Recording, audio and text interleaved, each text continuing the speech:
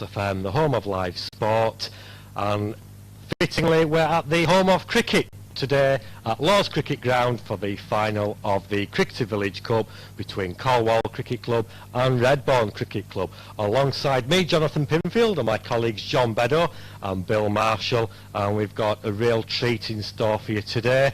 We've got live ball-by-ball coverage on Live Sports FM, and if you want to follow the video stream, we're also live on YouTube, thanks to our friends and colleagues at the Cricketer magazine and Frogbox Live. So plenty of ways that you can follow all the action. You can listen to live ball-by-ball radio commentary. You can also follow the live video feed as well. Just go to YouTube and type in the Cricketer Village Cup and you'll be able to follow all the action. Well, as I said, alongside me are our commentary team of John Beddoe and Bill Marshall. The bell has signalled to indicate that the umpires are about to take to the field, and Bill, we've got a perfect day for cricket. Absolutely, Jonathan. There's hardly a cloud in the sky. A bit breezy, but you expect that at Lord's. The 5-minute bells just sounded, did you say? So the outfield is just about deserted, apart from a couple of gentlemen off to our right. So we're looking forward to a cracking final. Yeah, if you'd like to get in touch with us throughout the day, we're really looking forward to your company here at Lord's. Just tweet us at Live Sports FM. Let us know where you're listening, who you're listening with, and which side you're cheering on. And don't forget to follow at Frogbox Live on Twitter as well. So at Live Sports FM for all your mentions. Don't forget to tag in at Frogbox Live as well. And without further ado, I'll hand you over to our commentary team of John Beddoe and first Bill Marshall. The Redbourn team just about to emerge onto the outfield, just in the corner of the ground here, just doing a few athletic exercises just to get themselves loosened up before they take the field. John, Colwall won the toss and opted to bat. Would have been an easy decision? Yeah, I think so. I think if we go back to the semi-final 2 weeks back, they won the toss that day at Carlton Towers and posted a good score of 235, 236 before the rain came in, ruined what would have been, I think, a close finish. But I think we've seen throughout the tournament that win the toss, bat first. It looks an absolute belter of a pitch. Must be amazing to go out and to open the batting here at Lord's at the home of cricket. Post a score, and they'll fancy being able to defend that. Of course, the semi-final at Carlton Towers didn't start until 1 o'clock, John. So that's where they lost over an hour to rain. So that's where the bad light came into play. But bad light not going to be an issue today. The umpires, Andy Anthony and Raj Patel, emerging from the pavilion beneath us here. We're commentating on the pavilion roof, and the Redbourn team have now made their way onto the pitch, as have the Colwall openers, who we expect to be Oliver Cox and Ben. Can't remember his surname. Cook. Cook, that's it. Yes, Cook, the stockier of the two. Oliver Cox, a 16-year-old Worcester Academy prospect. So they're both just about made their way onto the batting surface now. Cox at the end. Yeah, they both batted extremely well in the semi-final, as did all of the Colwall players. Cook was probably very unfortunate to miss out on the 50 that day. I think he getting about 44, 45. Yeah. Ben Cook got 37, Oliver Cox 47. Cook was the more aggressive of the two openers. Cox was happy to play second fiddle, and then in their 238 for 6 at Carlton Towers, Richard Howlett then scored 57 or 56 balls in the middle of the innings, and Fergus Cameron brisk 44 not out of 30 balls towards the end of the innings to put Carlton Towers under scoreboard pressure, and they looked good at the start with Henry Baston and Tom Collins. So it's Conor Yorriff opening the bowling for Redbourn, bowling what looks to be leg spin from the media centre end, the far end away from us as we look, and starts with a dot ball to young Cook. Interesting that they're starting with a spinner, John. Yeah, interesting. I mean, they've got as he comes into bowl, definitely bowling leg spin. Sort of a lofty drive outside off stump. Obviously, he's got the shorter boundary probably on the leg side, looking at the 30 yards. So it could be good if you can get through a few overs and try and get keep the score down to start off with. It's a bit of a nervy sort of delivery, really. It's difficult to bowl leg spin, the most difficult type of bowling to bowl, and that's been flashed through point for a boundary by young Oliver Cox. Got away with one a ball before. Yeah, he certainly escaped the previous deliveries, which again short and wide. That one, Cook probably just watched it onto the bat a bit more, didn't try and overhit it. The outfield's so fast that once it beats the field, it's going to race away to the boundary here. So a great start for the young opener. It's a slightly better length. He's pushing it through. He's not flighting the ball. Sometimes a bit difficult for a spinner, John, to actually grip the new ball. It's a bit too much lacquer on it, I think. I've had that problem myself a few times. That's another short ball. Gets away with that one as Cox plays a forcing shot off the back foot to. Yeah, he'll feel he's probably missed out there, but again, the ball's come off the middle of the bat. There's a boundary rider goes out now to the cover boundary just to give him some protection to that short ball. That's a better length delivery. Cox just propping onto front foot and pushing the ball back on the leg side. The bowler fielding it on his follow through. So not quite into his rhythm yet, the leg spinner, but nothing, no great turn off the pitch, John. Just gentle turn. Yeah, just gentle. I mean, he seems to almost be bowling more sort of leg cutters than leg spin. It's obviously a bit difficult to see from the height we're at here, and on the right hand side of the pavilion as you look from the middle of the square. Fantastic viewing point we have here. It looks like it's going to be spin from both ends. It looks like it's going to be left arm round the wicket spin, and it's going to be Dan Darville opening from the end closest to ourselves. So, of course, bowling spin to an opening batsman is not what they would probably expect to face. Probably expect to face seam or swing bowlers, but just give them something extra to think about. It's a full-length ball driven firmly back to the bowler, who falls to his knees and stops the ball.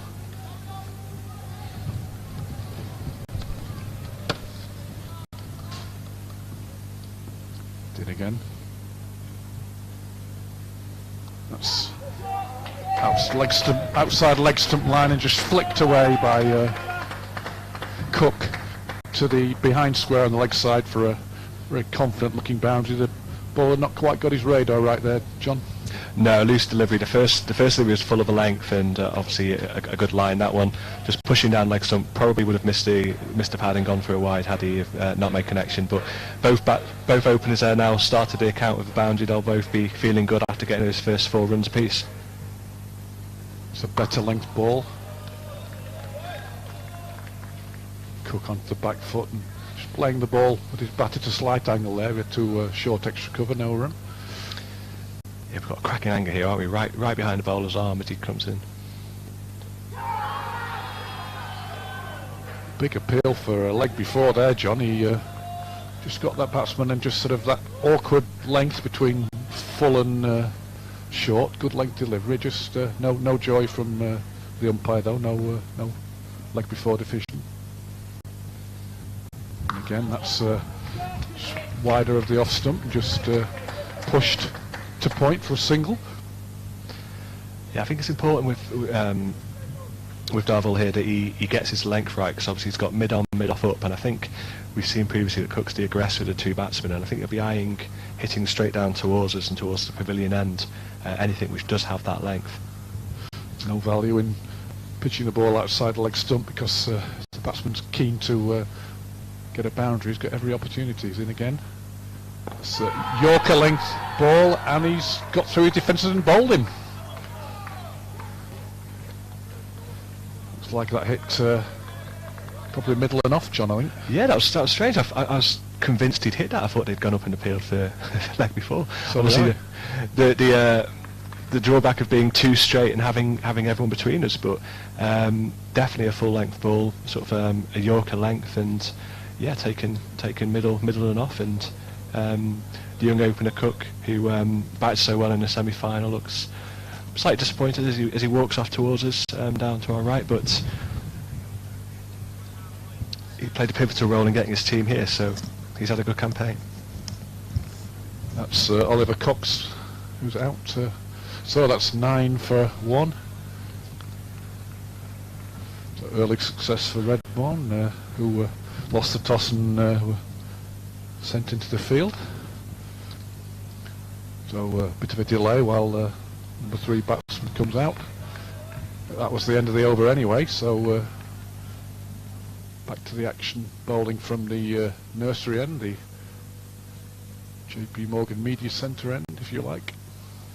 So it was Richard Howard who came in and batted at number 3 in the semi-final, looking down left-hand bat. So I'm pretty sure it's Richard Howard who, again, is keeping his position at 3. He batted very well in that semi-final at Carlton Towers a fortnight ago. Obviously, lots of experience. He's played second-team cricket for Nottinghamshire and Kent, as well as playing for the MCC. Represented Cambridge University. He's had 100s for Middlesex against Cambridge. And he's also the Master of Cricket at St Edward's, Oxford. So he's obviously an experienced player, and he'll be relishing the opportunity to bat again and to forge a good second wicket partnership here. Yeah, he didn't put his foot on the accelerator straight away at Carlton Towers in East Yorkshire, but he did pace his innings very well, John. Very much so. It was sensible. I think the whole pace of the innings at Carlton Towers was sensible. It's a benefit of keeping wickets in hand, means that you can, afford to put your foot on the gas and speed up the run rate if required towards the back end of the innings.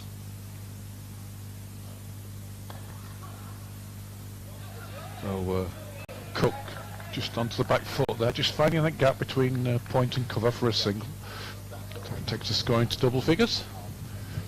Scoreboard off to our right, yellow numbers. So 10 for 1. And even better than that, we've got a big screen. We didn't know whether the big screen was going to be in operation, John, in terms of the scoreboard, but it is. So that's it's going to help us. A big ally, that. So Howler to started his innings off slowly at Carlton Towers, but ended up better than a runner ball with 57 or 56 deliveries. Just taking guard now. Just pushing that ball to mid-wicket, no run. Don't seem to be any demons in the wicket, John. Doesn't seem to be anything so far. Everything seems to be coming through nicely. Gentle leg spin from the nursery end as he comes into bowl towards us. That's short on leg stump line, and Howlett crouches and pulls the ball powerfully to the leg side boundary for 4. Showing that he's not going to miss out on a freebie at any stage of his innings. No, from the 2 games I've seen previously with Colwall, he's too good a batsman to miss out there. Especially, obviously, you've got the fielding restrictions at the start of the innings. So we've got 2 men out on the boundary, 1 at sort of deep cover, probably deep cover or extra cover, and a man very, very square on the leg side boundary. He's helped that. It's probably about 20, 30 yards behind square and put that away for a 4. Connor Yorathan again. That's flatter delivery, just on the back foot, Howlett, and just pushing it back to the bowler.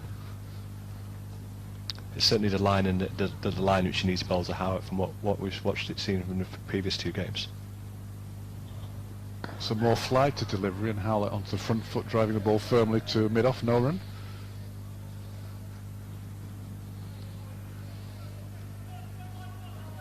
That was tending to ball quite flat, Yorat, which that's just pushed into that vacant area on the leg side, just into square leg, just for another single. So that's the end of the over, and the score's on to 15 for 1 with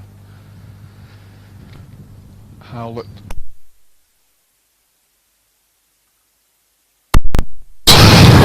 Both these 2 started well, both ticking over at a run of ball.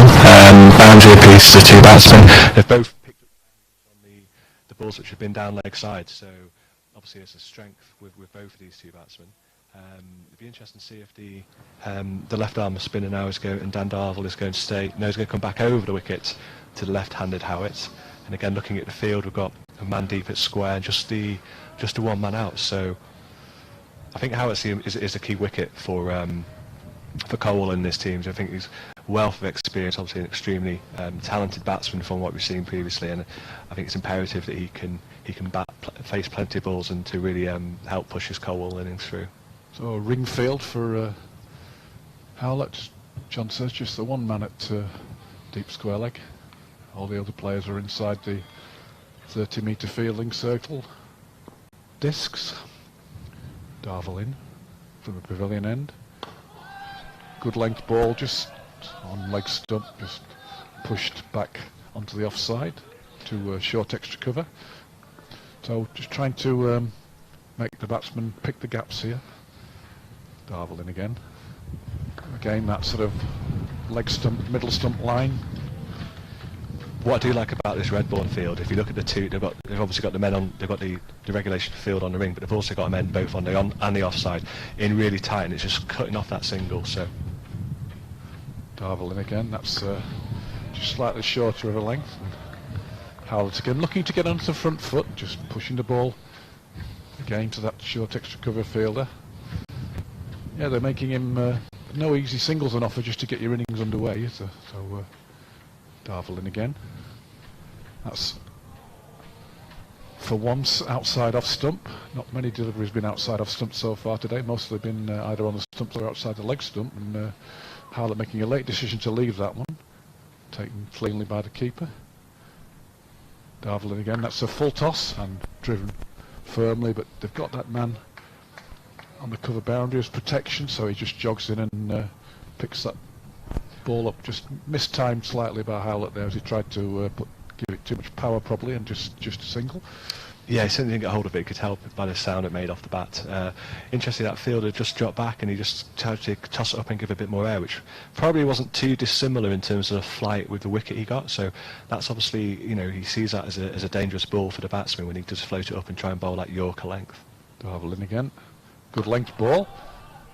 Cox flicking the ball into the leg side against the spin there, but he dealt with, then he turned comfortably there, just flicking the ball to that deepish wicket fielder for a single. So he pinches the strike there. The score at the end of the over is 17 for 1, with Howlett on 6 and Cook on 7.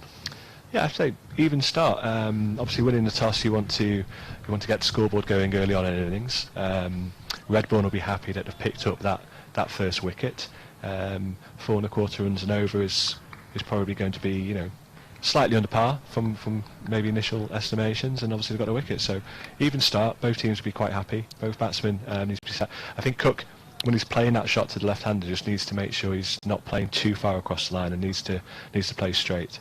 Also a chance of a leading edge, so Jonathan again from the nursery end. That ball left alone outside the off stump. Just still getting used to the pace of the wicket and any potential turn. So not many seconds between deliveries here, so Jonathan again just rocks onto the back foot, Cook, and punches the ball to short extra cover, no run. Don't get much thinking time between deliveries, John. It's Jonathan again. That's a fuller length ball. Jonathan diving to his left to try and stop the ball, but he had a cover of mid-off who was able to perform long barrier and stop any run. Jonathan again. That's a more flighted delivery, again a full length. Driven back at the bowler who just stops the ball and stares, gives the batsman a quick stare, John. Yeah, no, it's a good over so far. No runs coming from it. 2 balls left. Cook just needs to stay patient here. In again. That's Cook a bit disappointed there. He saw the chance to punch that ball off the back tuck to the offside and didn't time it and fielded by short extra recovery. He would have thought he should have found the gap there, but he didn't. Jonathan again. That's a good length ball. Again finds that man at short extra cover. And that's the end of a tidy over, John. Yeah, no, it is. I think, as we were saying, I didn't really get an opportunity to say between those deliveries. I think when you do have 2 spinners, especially when the runs aren't coming from the over, if you do push through the over, you can get through an over in a minute, and all of a sudden, if you can join 3 or 4 overs up like that, you can quickly get through, and the batting team will feel like they're behind the rate. I think how it's key here with Cook as well, because he's obviously got the experience. Cook's, I know we talked about Cox, who's over opener being 16. I think Cook's only 19 years old, so how it's got the experience just needs to talk him through and make sure he stays patient. Darvel again for the pavilion end. Full length ball driven firmly into covers, no run, so some positive shots, just not finding the gaps at the moment, John. Yeah, we saw this again in the semi-final, didn't we? I think we talked about you kept on hitting the fields, and then all of a sudden you break the shackles, find the gap, and the runs then carry on to go as he defends another ball out to backward point. So he's not going to be. I don't think Howard's going to be too disappointed about about the runs not coming at the moment. He knows that the runs will carry on and catch up if he's still at the middle.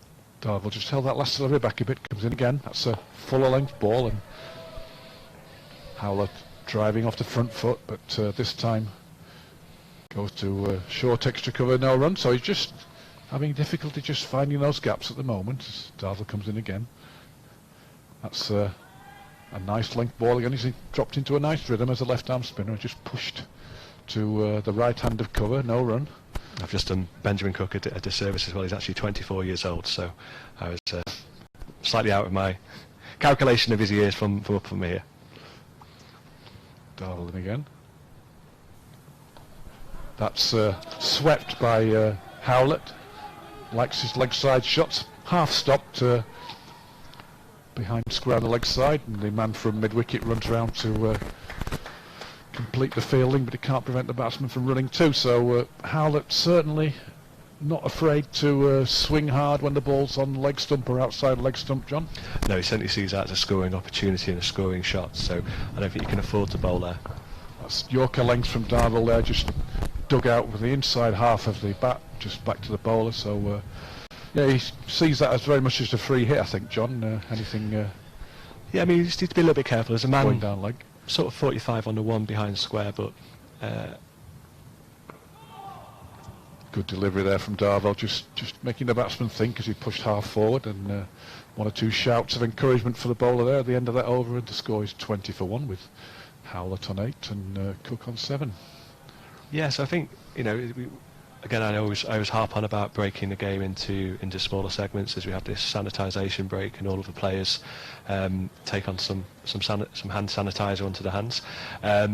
Having won the toss and batted first, chosen to bat first, Redbourn, I think, will be the happier of the two teams. 20 for 1 after 6 is a good start for the bowling team. They bowl tight, they look good in the field. I think the boundaries coming from 3 sort of poor leg side deliveries which have been dispatched by the 3 batsmen so far. But a good tight start from Redbourn, and it's going to be 3 over, no maiden, 1 for 10, and you're very similar from us, 3 over to 1 maiden, none for 10, so no extras so far. Score 20 for 1 after 6. Yoris in again.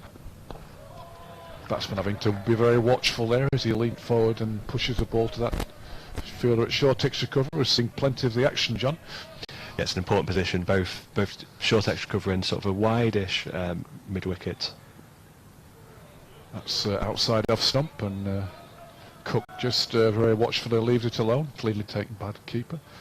But they really attack the ball in the field, and it just means there's no chance of a single now, which is great for the Redbourn team.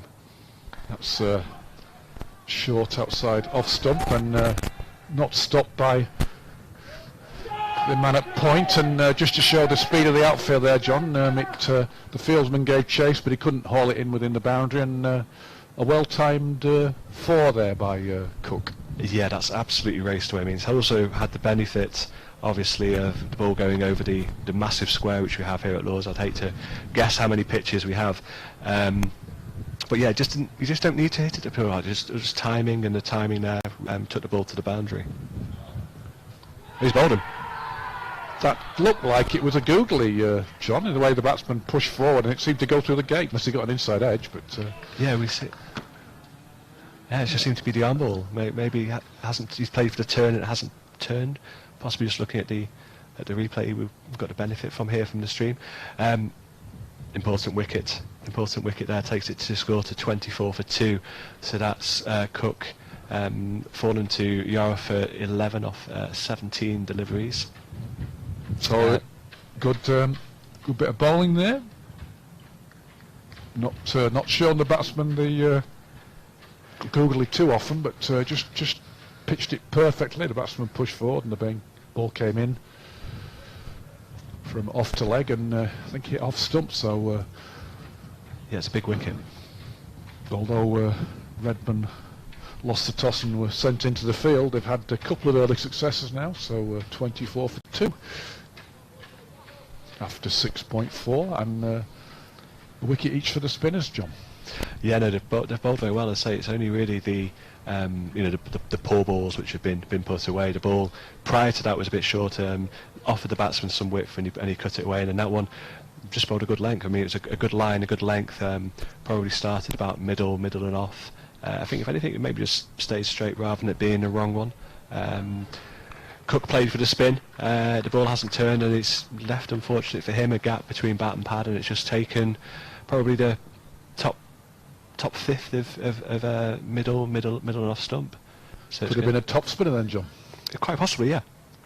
So good piece of bowling there, and show the benefit of having faith in the spinners. So the new batsman is Fergus Cameron, who's been playing at Colwall since the age of 7. He's 21 years young. He's played age group cricket for Herefordshire and Worcestershire. Now spends his time between Colwall and Bristol University. Everything. Ferguson very carefully forward defensive there. Ferguson gave the semi-final innings some impetus there with 44 not out of 30 balls, and hailed them to score 238 for 6. So everything again. Full length ball, 1 or 2 hands on heads there as the batsman just pushes forward again, with probably finding the outer edge of the bat, just ball dribbling out to point. No run, the end of the over, 24 for 2 with the key man Howlett on 8, and Cameron still yet to get off the mark, having faced 2 deliveries, and Yorath's figures now 4 overs, 1 maiden, 1 for 14, and Darvel to continue from the pavilion end with figures of 3 overs, no maiden, 1 for 10. Yeah, really great start for Redbourn. They'll be feeling really good out there. Those 2 early wickets, both openers back in the pavilion. It's a really important period for Colwall now. They need to regroup and not to lose any wickets for the next 5 or 6 overs. Very disciplined bowling as well. Hasn't been not a single extra off the bowling so far. So we've seen in previous games how important it is to have those tight lines and disciplined bowling. Darvel in again. Ball just drifting into the stumps, and then just going slightly away on pitching, and so batsmen have to be careful. So 2 deliveries, no runs. Darvel in again. That's a good length ball again. Howlett not being as forceful as he might want to be, just pushing the ball to that man at short extra cover. So like you say, a good field set to stop the singles, with just that man out on the square leg boundary for the poor delivery. That's shorter. Batsman able to rock onto the back foot and cut the ball powerfully behind point for a boundary. So not much margin for error for Darvel against batsman looking to be as aggressive as Howlett. No, we've seen with Howard that he's comfortable playing both on the leg side and the offside. It was the length there which is what sort of killed that delivery for Darvel. He was short, and again we saw Howard. He was happy, he waited for the ball to come onto him, played it late, didn't try and hit it too hard, and just timed it. And as soon as it goes through the field, it's 4 runs. That's another opportunity to play that cut. Just can't beat the man at in the covers. I'm sorry, I've been mispronouncing his surname. It's Howitt, not Howlett. Too many players with similar sounding surnames in the latter stages of this competition, John. That's my excuse. I'm sticking to it.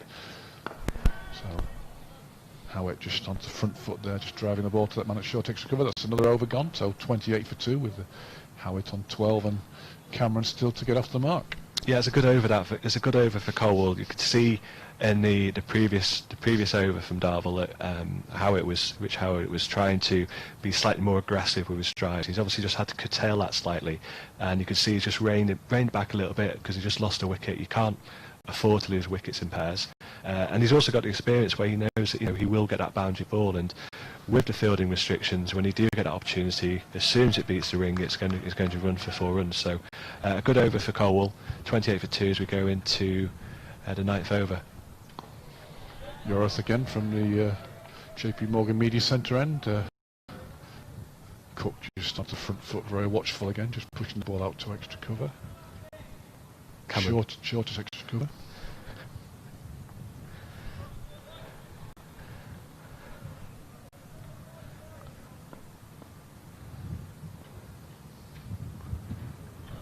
So more fly to delivery, good length there with Cook just on the front foot, just pushing the ball back to the bowler.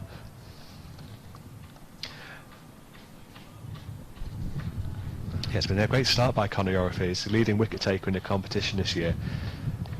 That ball left alone, just outside off stump. Just a message here from Ross and Y for Colwall. Good luck to our friends at Cricket Colwall. We're playing the final of National Village, the Cricket National Village Cup. Left alone there. Possibly a topspinner or a googly, judging by the noises from his teammates. Just say have a fantastic time, enjoy the experience, play well, have a great time, good luck. Message from Ross and Y there for support for Colwall. Yorath in again, good length ball again. Cameron very watchful, still to get off the mark, having faced 7 deliveries. Just pressure starting to just mount a little bit, but he won't be that worried so far. There's plenty of overs to come. Yorath in again. Appeal for LBW, but I suspect that hit him outside the line of a stump, John. We've got a great view from here. We have. We're certainly right behind that. That's definitely hit him outside the line, playing a shot, so it shouldn't be coming out. But another tidy over there by Yorath, who is very impressed. Very impressive. He's a left-handed batsman as well. They say leading wicket taker in the competition this year. Born and bred in Redbourn, and he's a 3rd generation of the Yoraths to play for the club. And not surprisingly, he represents Hertfordshire. So very, very tidy spell of bowling so far. 5 overs, 2 maidens, 1 for 14. Now it'd be interesting to see if he bowls through, or if the captain wants to maybe cold three back, as we have some restrictions on the fielding are lifted, and we've got a change of bowling. Yes, Yorath just showing signs of nerves in that initial over, just perhaps getting the ball stuck in his wrist a little bit. So Callum Moyle, whose grandfather played in the 1976 final for Troon from Cornwall. Oh, big day for him and his family. In again, good length ball. Keeper standing up, just making sure that Howitt doesn't have the luxury of going down the wicket. Yeah, brisk back to the bowler, no run. Brisk medium pace. So obviously with the allowed extra fielders out, we've got a fine leg, a man up back out just behind the square on the square leg boundary, and a wideish 3rd man. So that extra bit of protection now we're outside those initial fielding restrictions. That's short, and Howitt pulls the ball powerfully for a boundary. The man at square leg, fruitless scoop to his right there. There's a no ball as well. So double blow there for Redbourn. Howitt again showing his liking for just rocking onto the back foot, saying you're not going to bowl short at me and get away with it. Fieldsman having to jump over the advertising hoardings to go halfway up the lower tier of the stand to retrieve the ball. No ball boys and ball girls today, John. No. You've got to do it yourself. I think we've seen that in the recent one-dayers, haven't we? The fielders going to retrieve the ball from the stands. Moylan again.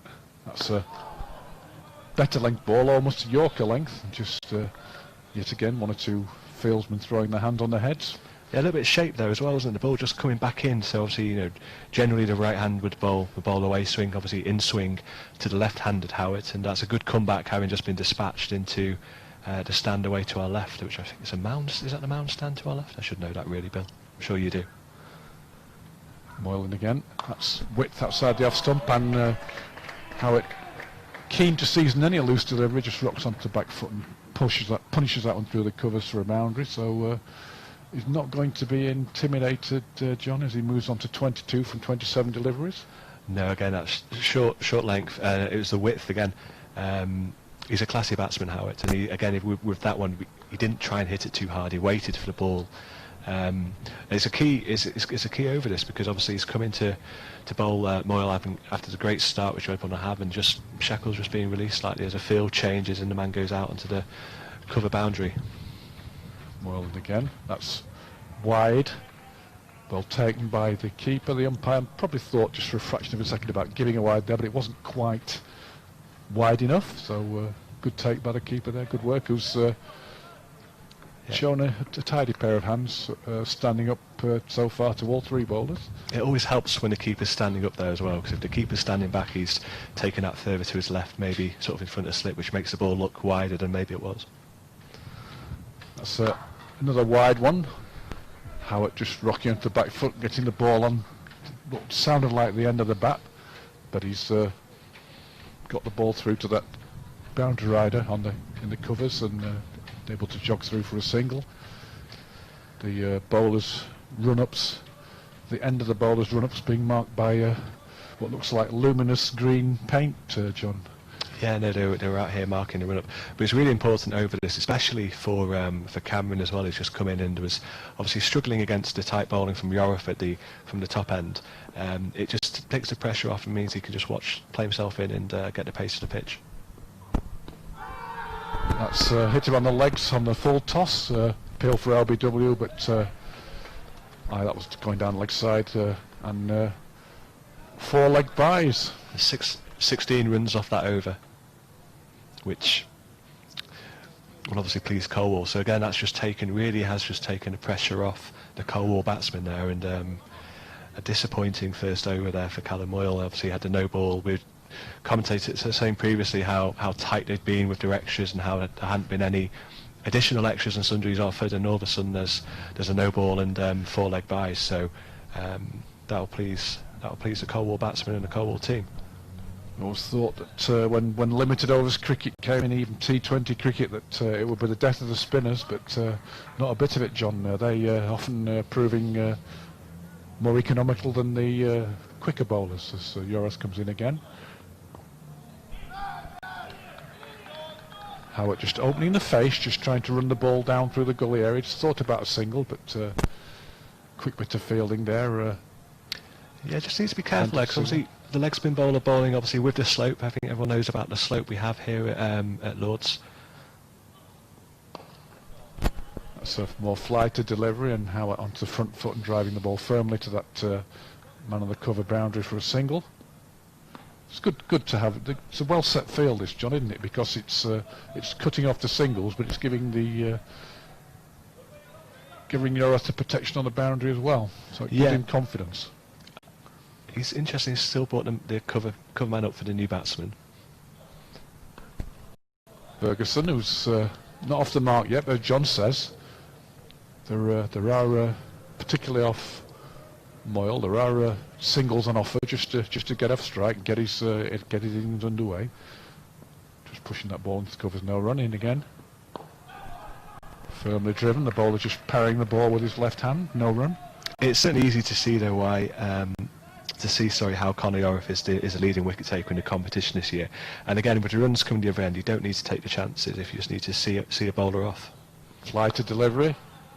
Ferguson onto front foot, driving the ball back to the bowler, just twiddling his bat in his hands there as he tries to find the middle, tries to find the gap. Yours in again.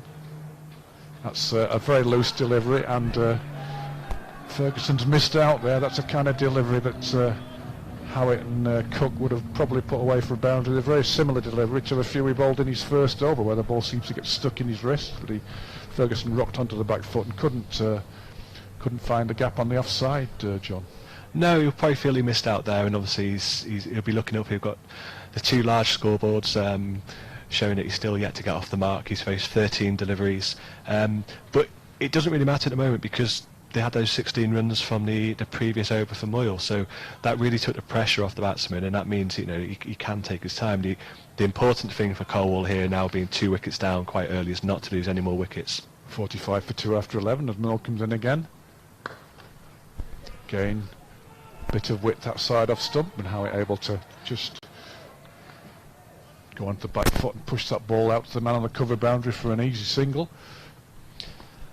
So now I think is Cameron's opportunity to get off the mark in, I think as John says, face 13 deliveries. Yeah, I think he'll be happy being at this end now. I think he'll see this as an opportunity to get off the mark and to get the scoreboard ticking along.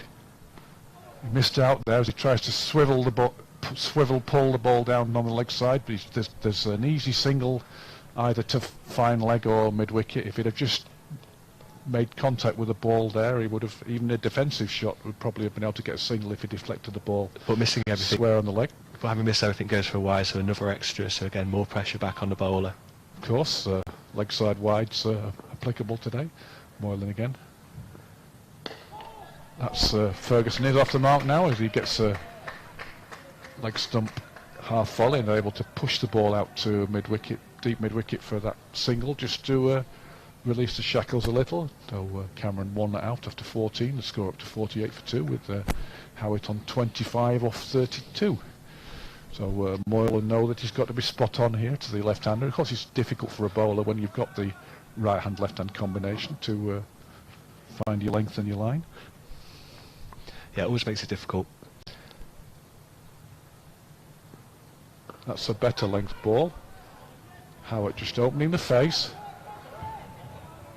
pushing the ball to gully. It shouldn't have been a single, but it was a misfield, and the batsman hesitated slightly, but then decided that the single was on. So 49 for 2, and Howard on to 26. Yeah, slight misfield. Obviously, he had to come round from quite square at point as he is, but I think that's, you don't want to run out at this stage of the innings at the moment, so sensible to an extent. Ball outside off stump, left alone by Ferguson, who's not going to give his wicket away, having worked so hard to get off the mark. It just seemed to nip back, probably down the slope as well there, helping the bowler Colwall. So better over this. First over going for 12 runs off the bat and 4, so the four runs from it so far. Moyle, sorry, looking to finish off. Well, that's width outside the off stump and another no ball. So that's the half century, thanks to Mr. Extras. So 50 for 2 off 70 balls for 11.4 overs, a run rate of 4.3. So again, sorry, John? No, I was just going to say, we were saying about how Redbourn would have been happy with the teams after 6 overs, and all of a sudden these runs are just starting to come quite freely as he gets away with a full toss there. Sharp piece of fielding, direct hit, but... Yeah, Ferguson hitting that ball firmly, but as he's so often done in his innings, found a fielder. So he'll be a bit frustrated with himself there that he just couldn't find the gap. Scoring opportunities off Moyle here quite plentiful so far as he comes to the end of his second over, already having conceded 17. And again, that's cut to backward point, no run. So Moyle still going at 8.5 runs, going at 8.5 runs and over. So he'll be looking to rein that one in. Yeah, well, it's a better second over, isn't it? The first over there was the 12 runs, off the bat, including the no ball and the wide. Obviously there were 4 leg byes as well, so that first over going for 16 runs, but obviously only 12. Proportion to Moyle. So to come back and bowl that second over and go for 5 runs, including the no ball and a wide, three runs coming off the bat will obviously make him feel more comfortable as he eases into it. It must be quite a daunting prospect, I'd imagine, running in from the pavilion end, following in the footsteps of many a great bowlers over the years, and to settle in and find that. A couple of balls I noticed there, Bill, especially to the right-handers, just seem to be nipping back in. So when we're bowling seam up, and obviously say we talk about the slope, I think it's about 9-foot slope, isn't it, from our left to right as we look across the pitch. So he'll be feeling happy there. So we've got another change of bowling. So coming on from the nursery end, Josh Arnold, one of many off-spin bowlers on view today.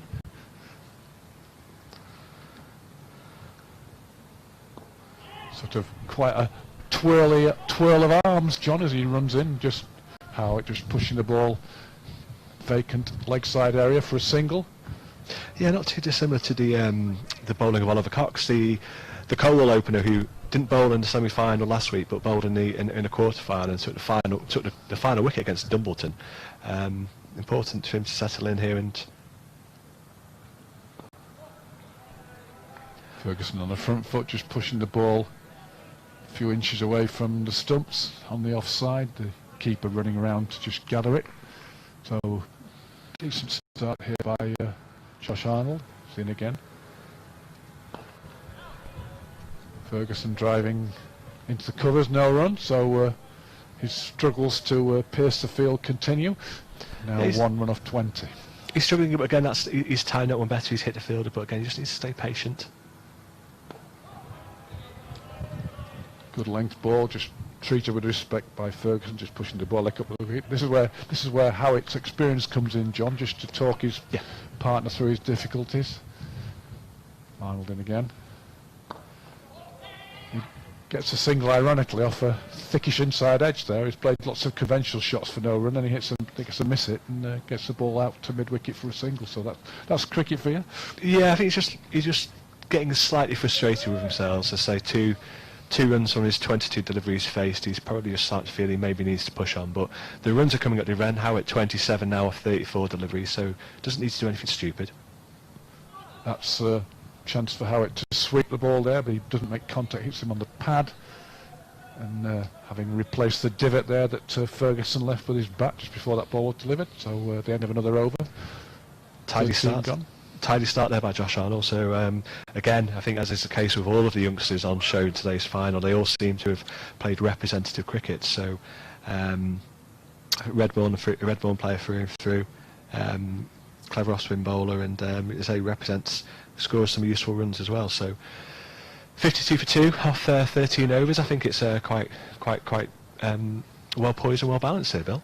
Yeah, both teams to be happy. Exactly 4 and over. So Moyle, who's just still trying to find his range. That's down the leg side, signalled as a wide. I'm not certain there wasn't. I think that Maxwell might have just helped that one round. Good bit of fielding at fine leg there, preventing the boundary. No, he's nowhere near that, Bill. My sunglasses are tricks on me. But 3 runs off that ball with the 2 runs taken, so again an expensive start to the over here for Moyle. Coming in from the pavilion end. That's a better directed delivery, just Ferguson half forward, just possibly getting the inside edge of the bat there, inside half of the bat should I say, and after that busy man at short takes recover no run, so Cameron 2 runs off 23 deliveries now, just got to, even if he doesn't score the boundaries, just be looking to rotate the strike now, but they've put pretty much a ring field, especially on the offside, as Moyle comes in again. That's outside off stump, and Ferguson tries to play a cute late cut, doesn't make contact, well gathered by the keeper.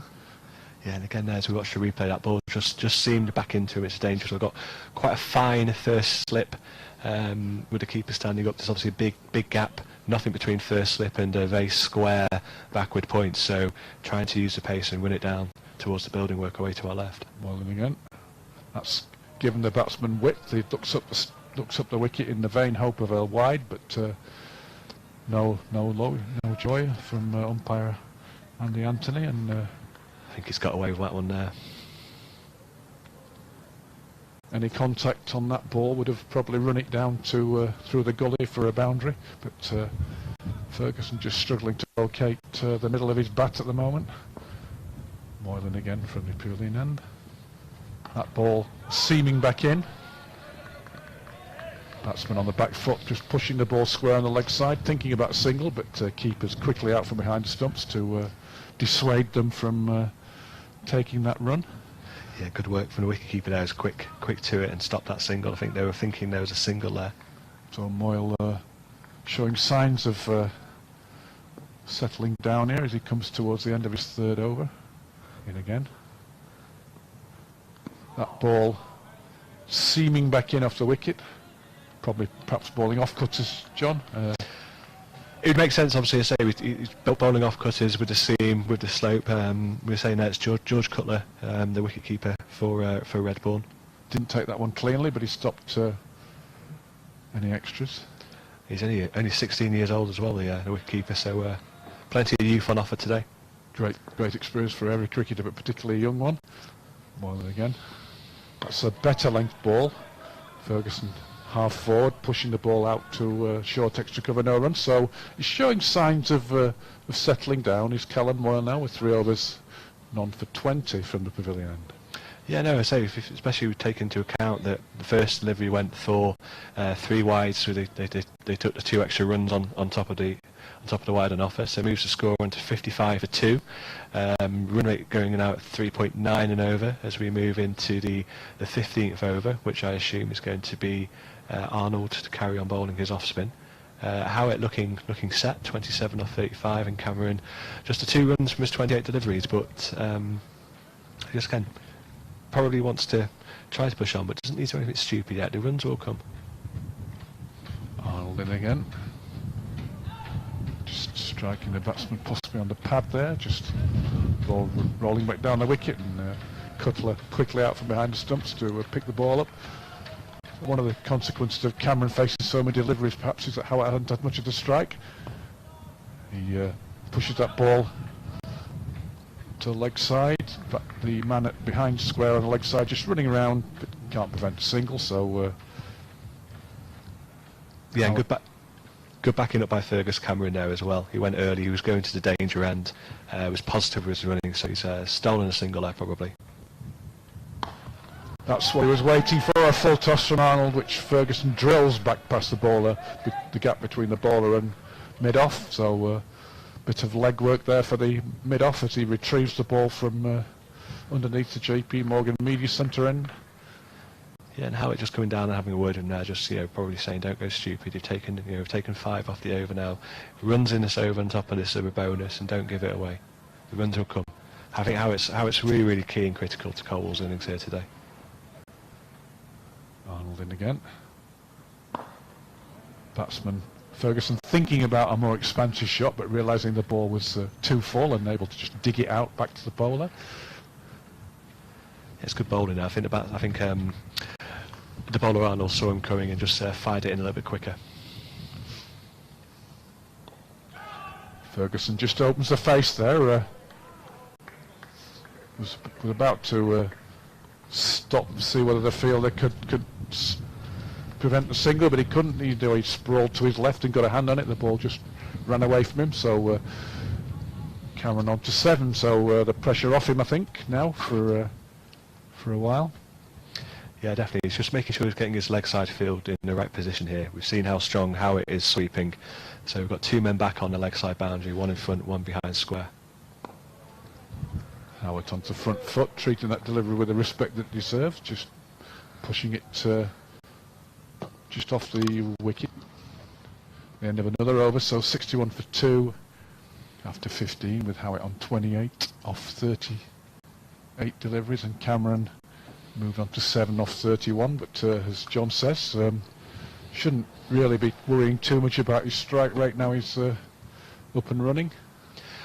No, I think as a batsman, I mean, obviously I'd class myself as a batsman, Bill, not in the same league as the players who are on offer today. But when you do found a boundary for the first time, it always does, give you that little bonus, and just makes you feel more comfortable that you found a boundary and got one away. So again, tight field over here for Moyle. Moyle in from the pavilion end. Ferguson does successfully play that leg cut this time, and able to jog through for an easy 2. That's the shot he was trying to play in the previous Moyle over, where he didn't make contact a couple of times, but he didn't try and overhit the ball, John. Just guided it. Yeah, no, I mean, obviously, it comes with risk. With that, we've still got a slip in here, Redbourn, so it can be a dangerous shot. But as we see, in terms of runs on the offside, that's really the only space where you can take a single. Obviously, they came back for 2. That's wide. Moyle in again, and that is width on offer, and Ferguson tries to play a almost crouching shot into the offside, but he didn't need to worry because signalled the wide by umpire Andy Anthony. who's operating at the pavilion end, umpire Raj Patel from the nursery end. Extras just starting to creep up. As say, the two openers who bowled 10 overs between them didn't go for any extras, and 12 extras now, and they can soon catch up those extras. It's a better ball. Ball just nipping back off the wicket, and Ferguson off the front foot, just pushing the ball into leg side, no run. Yes, there was a distinct difference between it was Colwall and Carlton Towers in the semi-final. One side conceded no extras, the other one conceded 18, so big difference. Moylan again. That's a full-length ball, and it's found the edge. Was it the edge of the bat, or did it go through to the keeper? We'll soon find out. It's definitely off the edge. Oh, no. By signal. And 4 of them. Keeper Cutler not being able to stop that ball, as Ferguson tried the flashing blade outside off stick there and missed the ball, but confused the stumper into the bargain, and confused me too. Moylan again, that's width again, and umpire Andy Anthony, again throws his arms out to signal the wide, so Moylan was showing signs of getting to grips with bowling from the pavilion end, has seemed to have lost the plot to a degree, John. Yeah, it's eight runs coming off the over so far, obviously 4 by his foot, 2 off the bat and 2 wide, so again it's a good over for Colwall, who move on to 69 for 2. That's a better ball. And that's treated with the utmost of respect by Ferguson, with a very watchful forward defensive. So Ferguson starting to mix it up well now, just with the defensive shots and the cashing in on the opportunity to score runs after a very quiet start to his innings. Fergus Cameron. 8 runs off the over, still 2 balls to come, so anything now really is a bonus for Colwall in this over. That's wide. Down leg side, Cutler can't grab it, and it's I'm afraid another wide, so I think they might be possibly considering a bowling change at the end of this over from this end, John. I certainly would. I mean, that's 10 off the over now. Still 2 deliveries to come. They jogged through, so they took the extra run and off from that wide delivery. I'd certainly be thinking about changing it myself if I was the Redbourn captain. So that brings Howitt back on strike. So the field spreads. Moyle got the problems of bowling to a left-hander and a right-hander, so he's got a certain excuse, but that's left alone by Howitt, who probably thought, well, so the ball swings away from him, thought, well, we've got plenty of runs off this over, I don't need to do anything too expensive, too risky. As listening to John Beddoe and Bill Marshall here on Live Sports FM, the Cricketer Village Cup final between Colwall from Herefordshire and Redbourn from Hertfordshire. It's been confusing having teams from Herefordshire and Hertfordshire, John. It's not the easiest. All the H's. Moylan again, that's a good length ball, just Howitt just having to wait for it and just driving the ball firmly to short extra cover, no runs. So Moyle now, four overs, no maidens, none for 26, and Arnold a tidy 2 overs, no maidens, none for 8. Yeah, but we were just saying before a few overs back, that run rate had just dropped back below 4 and dropped down to 3.9 as we finish now. What's that, the 16th over? It's showing it's back up to 4.4. So those last couple of overs from Moyle have been expensive and have helped Colwall. I'd say just ahead of the game here now at the moment. They had that important spell where they couldn't really afford to only lose any more wickets. With Rich Howitt and Fergus Cameron, they've both consolidated and managed to keep the scoreboard ticking. Arnold in again from the nursery end. Ferguson just angling the bat to the offside. Can't beat the man at extra cover. No run. Arnold again, that's a quicker delivery. Ferguson onto front foot, just pushing the ball out short, extra cover this time. Seems to be a twirl of arms, Josh Arnold, as he bowls at the start of his run and at the end. He's bowling very well. It's that's a good shot. Commentators curse there, John, as Ferguson rocks onto the back foot and pulls the ball powerfully to the left of mid-wicket, who tries to make a sprawling stop on the boundary, but he can't rein the ball in, so... I think that's just a good shot rather than being a bad ball, to be fair, Bill. I think he's pulled it on, he sort of swept it on length. That's Ferguson showing a liking for opening the face and running the ball through the gully, and he's going to get himself a couple there as he really gets into his stride now and moves on to 15. But it's sensible batting. They've just taken a boundary, swept hard in front of the square, probably through sort of wideish mid wicket, and then just using the pace and using the angle and letting that ball run down to third man for 2 more. And Ferguson onto front foot and driving the ball square for another boundary. So what was a tidy first couple of overs is turning out to be an expensive third one for off spinner Josh Arnold. So another boundary. That's a good shot of it.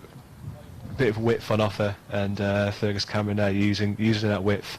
As we've seen before, the square pretty much goes all the way to the boundary on the offside, way to our right as we look at this wonderful ground, and the fielder never had a chance of catching that one. So field spreads again now, so lots of singles on offer here now.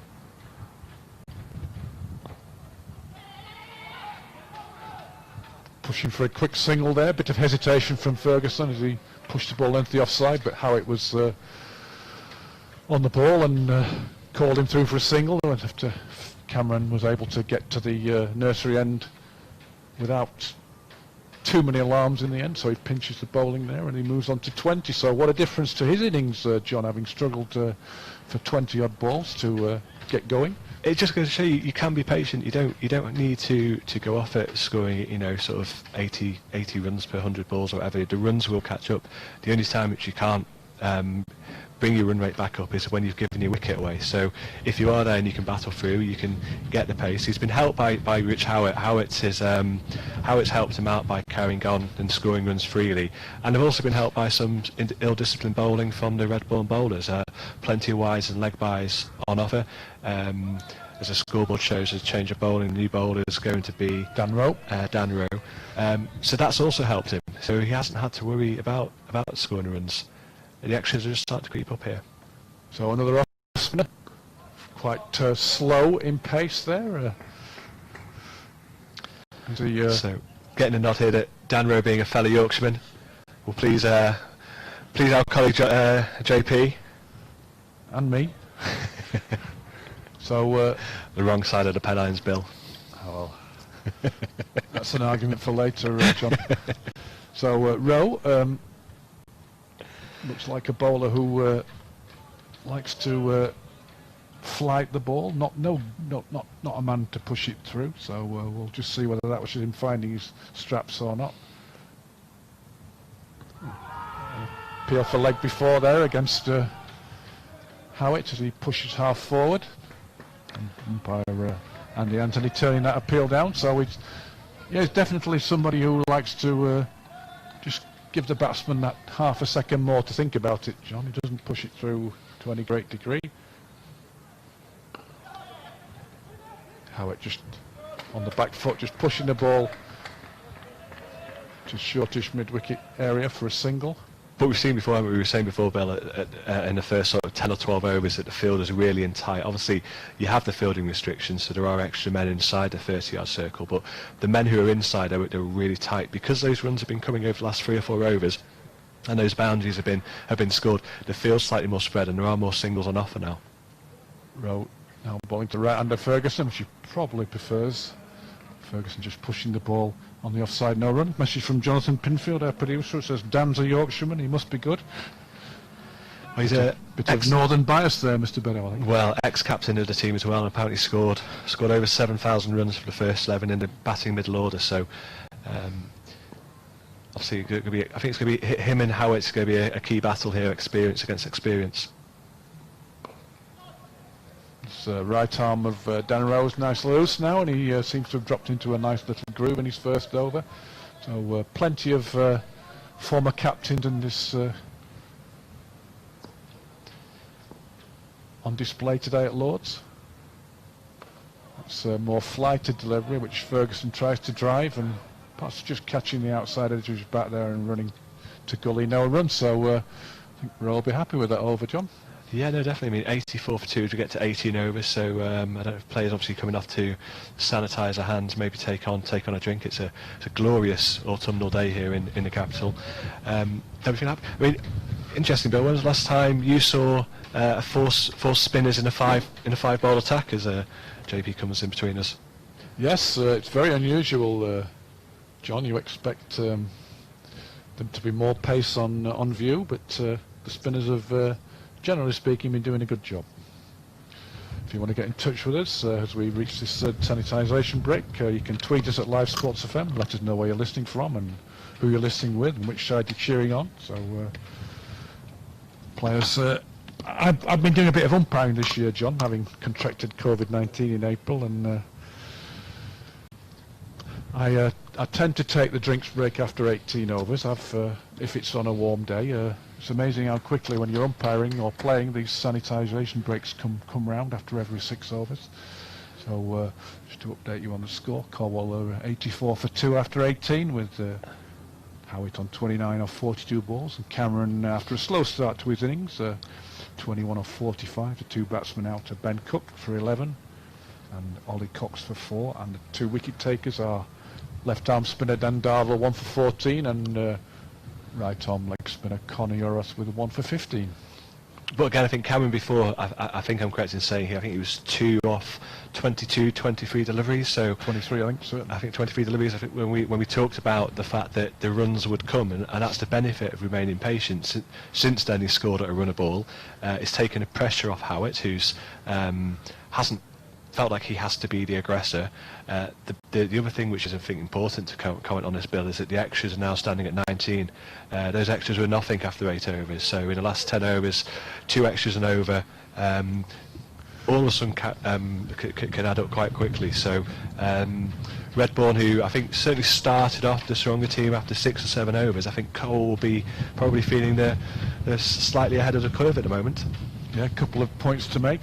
First thing is, I think the experience of Richard Howitt there was hopefully talked Fergus Cameron through his early innings difficulties and just said, you know, as you say, John, be patient, the bad deliveries will come, you'll find the gaps in the field, and that's exactly what's happened. He's gone from 2 runs off 23 to a 21 off 45, and the other thing is that Redbourn have taken a drinks break to take the opportunity to get round into a huddle and just it's a bit like the break in the Premier League football after 22, 23 minutes, where it becomes almost like a game of 4 quarters, and the coaches are able to come onto the pitch and give their valuable input. I think it's a really, really important 6 overs in the game now. I think Redbourn definitely needs to break this partnership. They'll be looking to try and pick up, I think, 2 wickets before the 24th and before we next come off and have the sanitisation breaks. If 6 more overs going at the sort of 4.75, and if we're saying that you're probably going to be looking to double your score at 22-23, then Colwall are going to be looking at probably posting a target at around 220, 230. Maybe even a little bit more if these two can continue with this excellent partnership, and we know they've got some big hitting to come low down the order.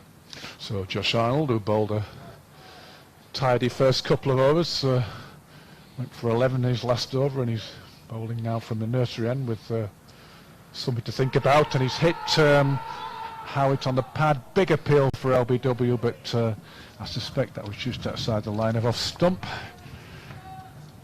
Yeah, that's fairly certain that's the case, having looked at the replay. So umpire Raj Patel turning that quite vociferous appeal down as Arnold comes in again from the nursery end. That's leg stump line, outside leg stump line, and Howitt able to sweep the ball fairly fine down the leg side for a boundary. He likes his leg side sweeps and pulls, John, doesn't he? Yeah, he's very strong. We've seen he's very strong. Well, he's strong 360 degrees around the wicket, to be fair. We saw in the semi-final some lovely exquisite cover drives, and he hasn't really missed anything which has been on his pads today. Again, using the pace, using the slope as the ball ran down towards us, and that's a good start for him after the drinks break. Next ball is fuller in length and better in line, and Howitt onto the front foot, driving the ball to short mid-wicket. Again, the ball wrapping on the pads that time. So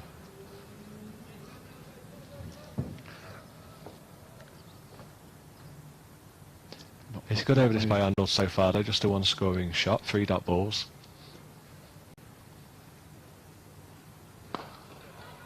Nice looking off drive there by Howitt, but can't find the gap at mid-off, no run. So Arnold in again, just making Howitt wait there, just pushed the ball back to bowler. Message from Jonathan Hunter, huge day for Cricket Colwall at Lords today. Go well to all my former teammates, enjoy the day. Took into the Lords lunch and today has a James Abel 100 written all over it. So thank you for that message. If you want to get in touch with us at Live Sports FM, feel free. At Colwall Cricket equals Colwall Cricket Club from Herefordshire. And they are 88 for 2 after 19 with Howitt 33 not out. And Cameron 21. Colwall Cricket Club at Colwall Cricket. So this could be Dan Rowe continuing to bowl from the pavilion end. Bonds Fergus Cameron. Flighted and worked through cover to picked up by the man on the cover boundary for a single. Takes Fergus Cameron through to 22 from his 46 deliveries. Howitt 33 from 48. Breeze just picking up, John. The flagpole to our left, rattling as it was doing yesterday when we came for our reconnaissance trip. It'll certainly be a good drying day, as my grandma would used to say. It's a full toss and single work to wide mid on. We have tried to silence said flagpole rope with gaffer tape, but unfortunately we can't. Allegedly, but we can't. Don't tell anybody at Lords. But we couldn't get any. We couldn't perform miracles and stunts and climb up the onto the balustrade and. Don't tell anyone as you broadcast it live on radio, Bill. Oh, rowing again. That's short. Ferguson able to just go onto the back foot and easily push the ball to deep cover for a single. But this is sensible batting from Colwall here. That's 3 balls, 3 singles. It's all they need to do. If they just keep the scoreboard ticking over at 5 or 6 runs and over for the next 10 overs, then keep the wickets in hand. We've seen the damage that they can do with the lower order batting. They'll be looking to post 220, 230.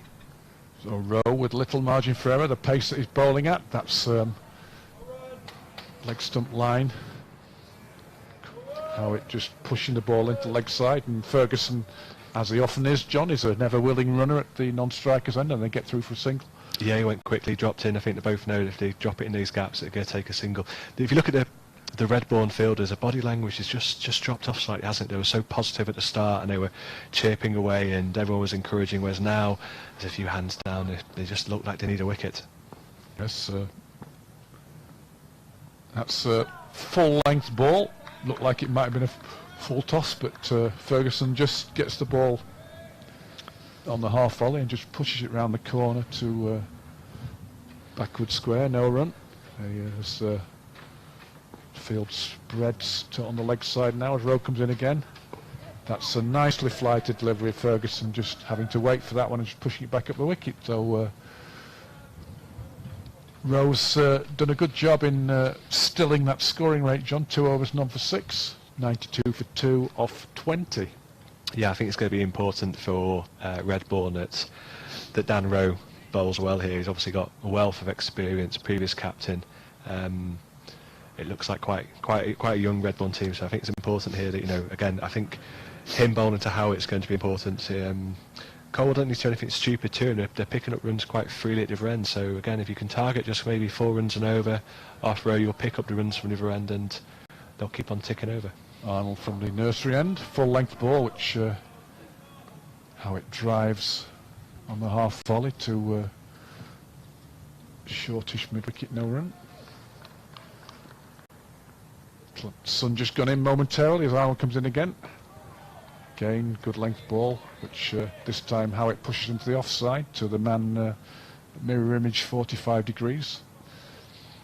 So men in similar positions on offside and leg side, no run. Appeal for LBW this time. Arnold throws his head back as the appeal's turned down.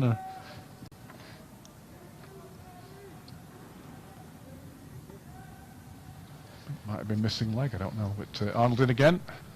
That's Well A fielded. great piece of fielding there at behind square on the leg side, saved a certain boundary, but having to throw himself to his right, stop the ball cleanly, but couldn't prevent Howitt getting through for a single. He was even able to throw the ball from a prone position to the keeper, and the stumps were disturbed, which are just now being put back into position by umpire Andy Anthony. So great piece of fielding there. Best piece of fielding of the day, John. I think Yeah, so no, far. certainly. Saved 3 runs and got the ball away. And I think Fergus Cameron was probably a little bit nervous for a second and wasn't expecting the ball to come in that quickly. This is a better over for Redbourn. This he's much better over from Arnold, just the single coming from it. Ferguson treating that delivery with respect, just pushing it back down his wicket and grabbed by short extra cover. That's a much more expansive shot, and he's holed out at long on, so that's the wicket that they were looking for. Ferguson just losing his discipline there, John, and perhaps attempting a shot that possibly wasn't on.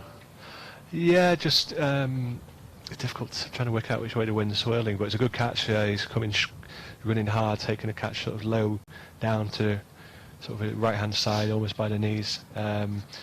Fergus Cameron makes his way back to pavilion in front of us, looking slightly disappointed. Caught by Craig, bowled off Arnold. So it's a wicket which I think Redbourn definitely needed. They needed that breakthrough, this partnership. Hugh Craig taking a catch there. His nickname is Craigie, which isn't the most imaginative nickname. If you can't think of a nickname to somebody, just Put a Y take on the the end. surname and put a Y on the end of it. It's basically all of the England team, I think that is, isn't it? So Brody, Cookie. that's the lift that Redbourn were looking for, having, as John says, just gone a bit flat in the field, and so Ferguson departs. Caught Craig bowled Arnold It's going to bring James Abel for into the 23. So this is the man who's been touted by John Hunter to score 100, so no pressure, young James. It's again longest serving first team player, and takes time in the showers as well apparently. He's played for Dorset under 13s, 15s, 17s, and he's been at Colwall now since his 10th year at Colwall, so we saw the destructive stroke play which he had an offer in the semi-final. So again now it's just important how it just needs to go back and regroup. The important thing in this game is that you don't lose wickets in clusters, and you certainly don't want to lose your 2 set batsmen back to back. So this will just give, if you look here out the field, all of a sudden the field is squeezed in. There's no singles on offer where there were singles before, for easy singles for Colwall, and all of a sudden that fielding team, as you said, Bill, have just got that little bit of a boost again. So James Abel, 10 years, will be due a testimonial, won't he, John? He will. So rowing again. Just slightly slower delivery, just waiting, making Abel wait, just pushes the ball off the front foot to the man at short extra cover as the sun just momentarily has dipped behind not many clouds, but Abel just flicking that one to square leg, able to get off the mark. So score moves on to 94 for 3, and Howitt facing on 36 not out. So according to the information I've got here, we talk about nicknames. James Abel's nickname is J-Bells. Yeah, I can understand that one. That's another variation. If you can't think of a nickname, just put somebody's Christian name initial and add the surname to it. So that ball just moving off the pitch there, off the behind square. The backward point fielder shoving his right hand out and pulling off a stop to prevent at least a single. It's a well-flighted delivery by Rowe, who's continuing to do good things for Redbourn here from the pavilion end. We've seen here that's the benefit of the wicket, isn't it? Previous overs, I think, how it would have been a bit more aggressive there and tried to score, whereas he's a bit more watchful now. That's a well-flighted delivery there from Rowe. Just had the batsman guessing a little bit. He was just looking perhaps to play a more expansive shot, but ended up just defending the ball off the inside half of his bat onto the leg side. So good work by the experienced Rowe here. That's driven firmly back down the wicket trim, and he pulls off a stop. So Rowe has certainly tightened the shackles here for Redbourn.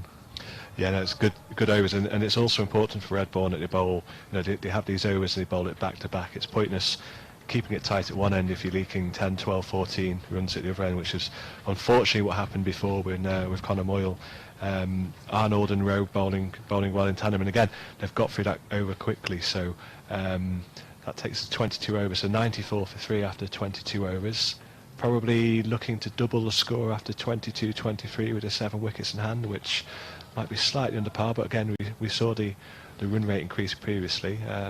Howard 36 off his 58 and Abel 1 off 2, so it's going to be James Abel facing the bowling of Daniel Rowe, or Rowie again, another to carry on with the nickname moniker. He's got 2 other nicknames, Kim and the manager. So Arnold in. Beats Abel outside the off stump there. Over 8, John. We've been playing an hour and a quarter and we're already into the 23rd over, so that's fantastic over 8. It certainly helps when you've got 4 spinners in your attack. Just a one medium pace bowler, so we've seen so far. I'd repeat some of my nicknames to you, Bill, which my friends call me, but some of them aren't suitable for radio, so I'll keep them to myself and tell you off air. Well, my nickname at school was Sheriff, because seeing his surname's Marshall, that's fairly understandable. Arnold, and again, that's short, and Abel onto the back foot and drills that ball wide of mid-wicket for a boundary, so that's a nice freebie for the new batsman. Yeah, poor length there, too short, just dragged his length back, and that's a good shot. Fifth ball of his innings, he waited for it again, didn't try and hit it too hard, and made sure he got a good connection, hit it in front of the square on the leg side, and put away for 4. It's well bowled. Just flighted up like one slightly more there, and yeah, so Abel rather losing his shape outside off stump and ending up throwing almost the bat at the ball almost after taking a hand off it. Arnold in again beats the batsman outside the off stump, so good reply by good comeback here by off spinner Josh Arnold after having been hit for that boundary. Yeah, I think Abel just playing for the spin there, but obviously again, everyone always goes on about the slope at Lords, and just holding his line rather than turning back into the right-hander, and that's going to be 4 more, slightly more agricultural, hit with the spin. That's the shot that Ferguson was probably hoping to play, just clearing the man at... And that brings up the 100 for Colwall, takes 102 for 3 after 138 balls after 23 overs, so run rate at 4.4. So Abel making a better connection with that delivery and just managing to get the ball over the infield and into the wide expanses of Lords for a boundary. So Sean says that brings up the 3 figures. So what are your thoughts on the score here, Bill? What do you think Colwall will be looking for? At least 200 with wickets in hand, John. I think my 220, 230 could be quite close here. Rowe in again, flighted delivery, inviting Howitt to drive, which he does, and makes good connection. Ball out to the boundary rider in the covers, so able to jog through for a single, taking him on to 37 off 59. It'd be interesting to see what they do to Abel here. The field's still up, just a 2-man out. Delivery there, better line. Maybe tempting Abel into trying to play the big shot here. Yeah, he's shown a liking for hitting the ball in aerial on the leg side, which of course that with the spin. Rowe in again. That one's more on an off stump line, fended by Abel out to the man at short extra cover, who probably fielded the ball more often than any other fielder today, John, I would imagine. Yeah, I can't see him blocking 3 more balls off this over. He hasn't. He's gone down the ground and he's not quite connected properly, but he's able to jog through, having hit the ball over mid-on, sorry, for picks up 2. Getting me... You were right the first time, Bill. The angle's wrong there, John. So, as you quite rightly said, Abel not a man to be shackled. And that's shorter by Rowe, disappointed with that delivery, and able to push the ball down to long off for a single. But again, sensible batting there. He's played a shot over the top, which has spread the field. We had 2 men out before that. All of a sudden, it became 5 men out. The field spreads. Ball just back of a length, and just work the single. So Abel off to 12 off 12. That's a full length ball outside off stump, and similar to the first ball of the over, how it drives that one to the cover boundary rider and goes on to 38 off 60 deliveries now. And the score at the end of the over is 107 for 3, with Abel, as I said, on 12. So that last wicket partnership just getting over the half century, John. Yeah, no, it was a good partnership. I think Cameron will probably be disappointed that he found a fielder there. You could see he was maybe trying to be the aggressor, and I mean, through the 20 overs, through the halfway, maybe between him and Howard, they said, right, okay, Howard said, I'm going to anchor, I'm going to bat through. You can be the aggressor and try and push on, which is what he was trying to do. He obviously started off quite slowly, but then was going at a runner ball for the last 20 or so deliveries he faced. Good partnership. And Howitt's still there. As I said earlier, and I said in the semi-final, Howitt's a key wicket for me. He's got all of the experience. He's obviously a very talented batsman. He looks comfortable scoring both on the off and the leg side. And I think Abel will probably look to be the aggressor again once he's faced a few more deliveries, and Howitt will try to make sure that he's there at the end. Probably targeting a century here with 16 overs to go. But I think if he go.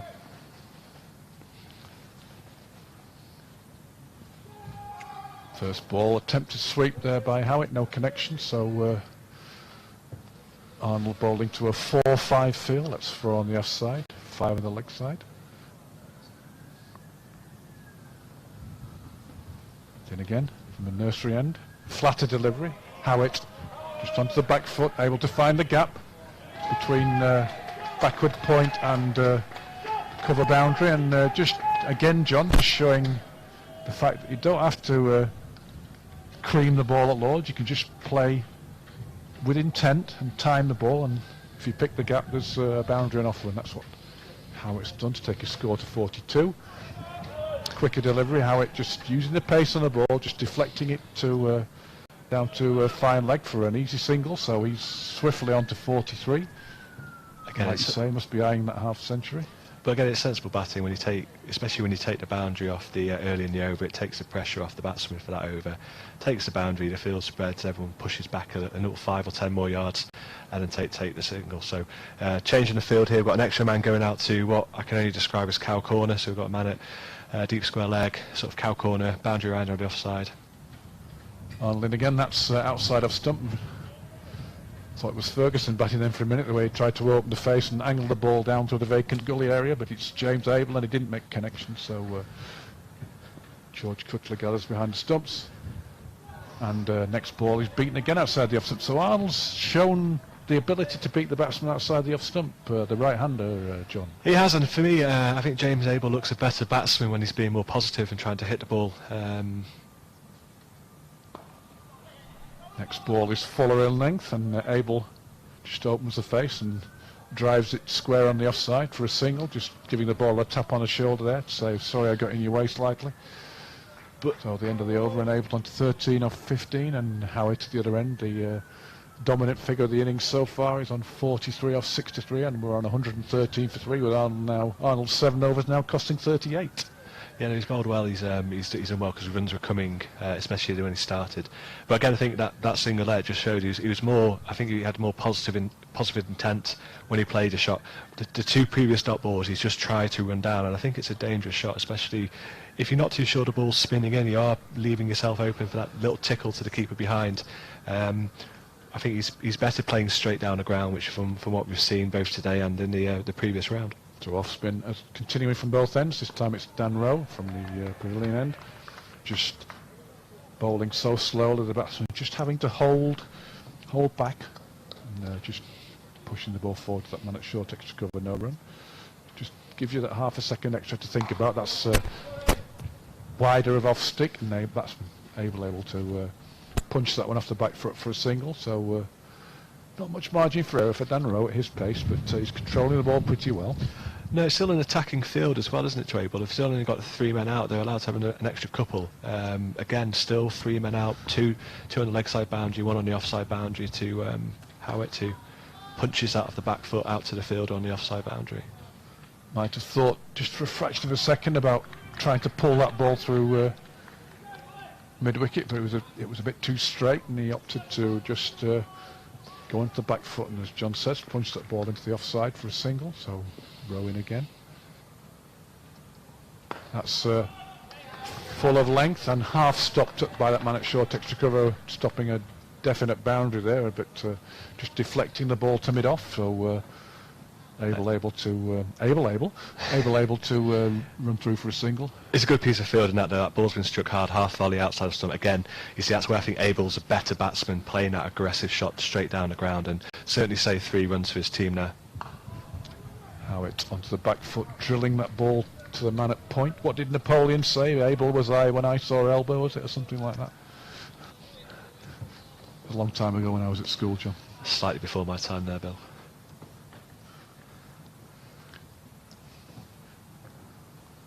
That's outside leg stump, and Howitt just plays paddles the ball around on the on his knees when he played that one, able to jog through for a couple of runs.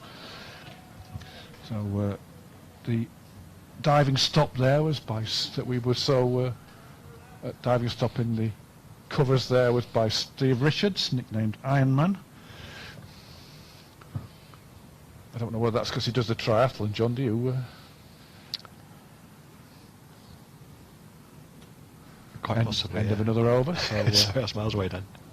Rowe now bowled 5 overs for 17, so tied his spell, and Josh Arnold to continue with what will be the last of his 8 overs, allotted 8 overs. Abel goes aerial. Hits the ball to a deepish mid-on, no run, just... Yeah, good piece of fielding there, because he thought for a second the ball might be getting to him, and when you have that ball, you don't know whether to take the catch or protect the boundary, and he's possibly taking it on his shin, but stopped it and stopped the single as he drops back to long on now. That's driven firmly, and a good decision by long on to the man at mid-on to drop back, because that might have gone past him had he been in his position from the ball before, but... able to time that ball. I keep saying able, I must stop it. Time that ball nicely for get through for a single. So now bowling to left-hander Howitt, who onto the back foot and hits the ball firmly onto the offside. There's that man on the cover boundary, so only another single. So he's picked up the pace of the wicket very well, hasn't he, Rich Howitt? Happy just to say rock onto that back foot and work the ball through that sort of backward point, so just in front of square. Well, then again, more fly to delivery. Oh! And it's been spilled by the man at short extra cover, who kicks the turf in frustration near the... there's some matting down to protect a wicket, which is probably going to be used in the near future. It was a sharp chance. Just diving to his left. I must admit, I thought he'd clinged onto it first. Abel... the aggressor, but not an innings without blemish. Yeah. Final ball of Arnold's spell as he comes in.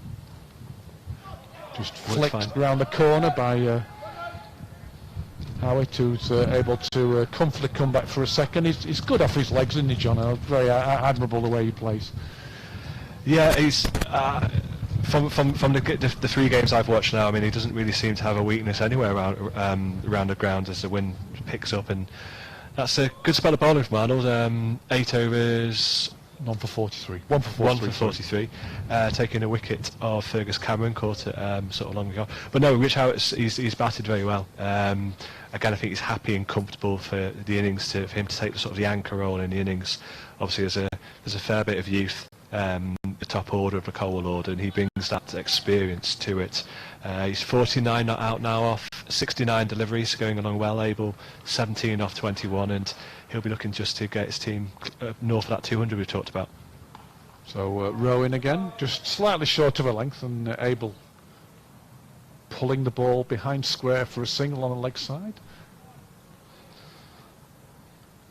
Do you think they'll bowl Dan Rowe through, John? From the pavilion end? I think I would do now. He's going to have 2 left after this. He's 5.1 overs, 0 for 18. He's bowled very tightly and tidily.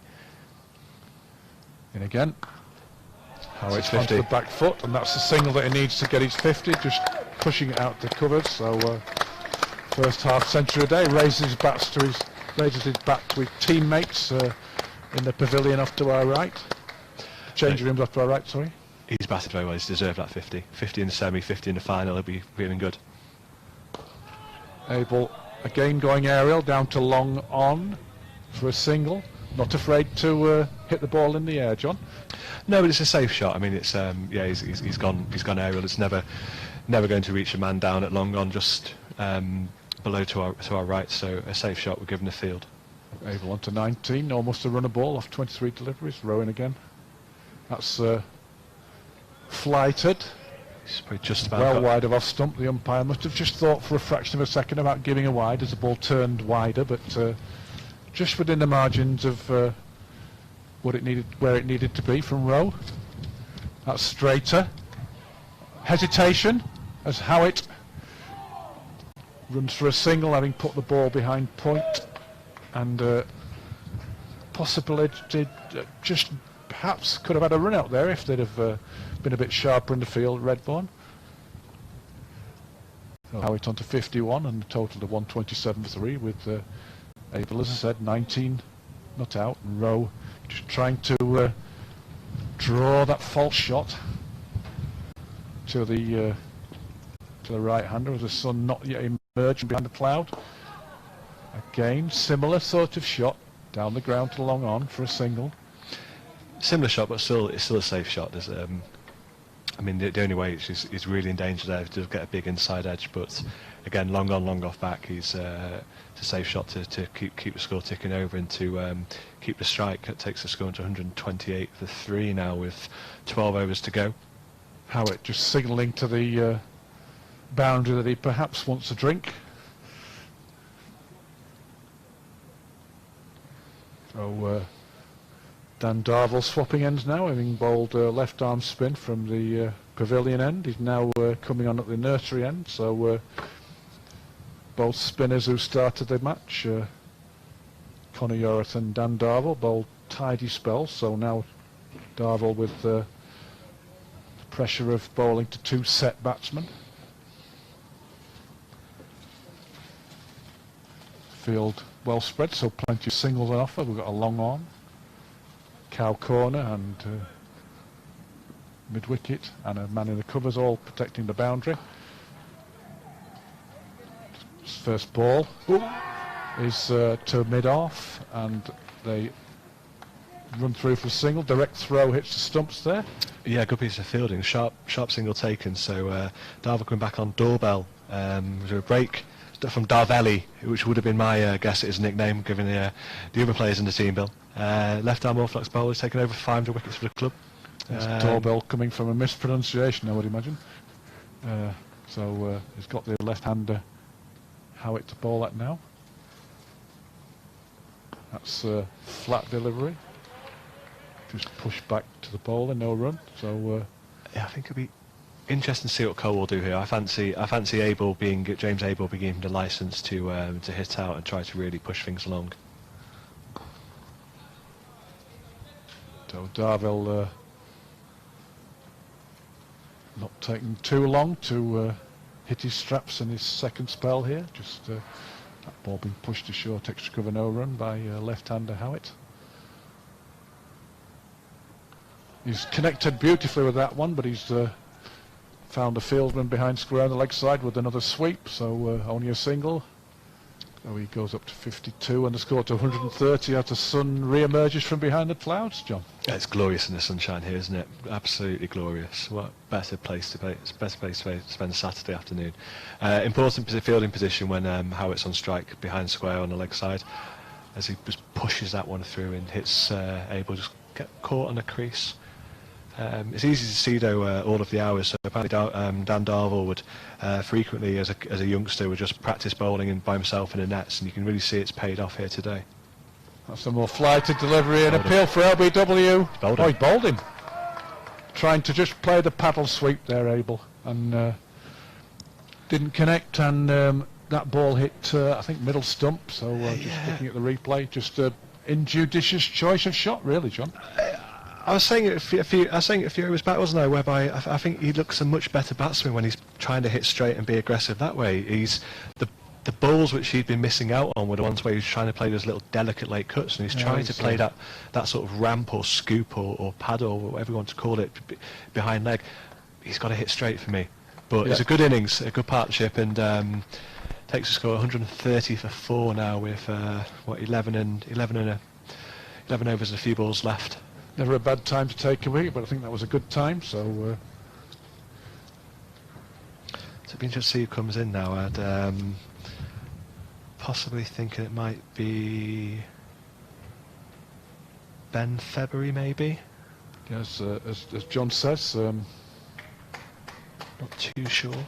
Abel's a better batsman when he plays in more conventional mode. That was turned out to be a very rash decision. So Dan Darvill's having a good match, having opened the bowling from the pavilion end, now from the nursery end, taking a wicket in his first over of his second spell. So just waiting for confirmation on who's coming in. It's Ben Wheeler. Right, that's the end of the over as well. So yeah, Ben Wheeler just confirmed coming out to the crease. Let's bring up his details. John just going to give me I'm getting there. So Ben's the essence of his biog. So apologies, I was scrolling down when I should have been scrolling up. So Ben Wheeler, of course, he's the wicketkeeper, the Colwall wicketkeeper. Again, another who's played Herefordshire representative cricket as a junior. Plays second 11 cricket for Herefordshire Seconds. 20 years at the club. Chris Wheeler is and Dwayne Leverett being his influences. Hits the ball long, usually caught on a rope. Unfortunately, he's a less talented cricketer than his girlfriend. So Howitt is on strike and pushes the ball into the offside and scampers through for a single. So Ben Wheeler, nickname? I'll give you a guess. Wheels. Yes. I didn't even look that up. Honest. So 2 left-handers to bowl at now, which makes things slightly easier for the fielding side.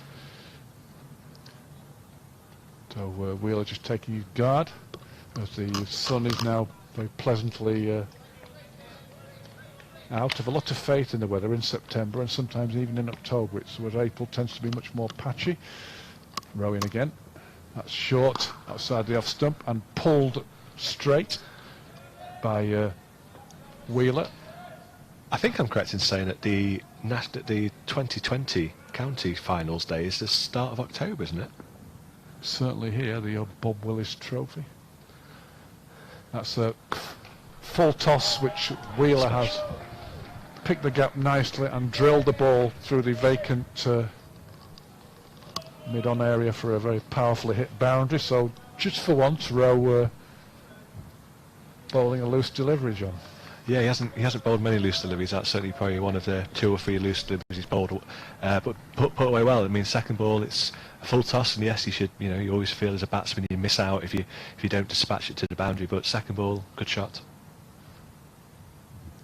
So, looked like it was going to be another full toss, but given a wide, which was possibly a little bit harsh on the bowler, but.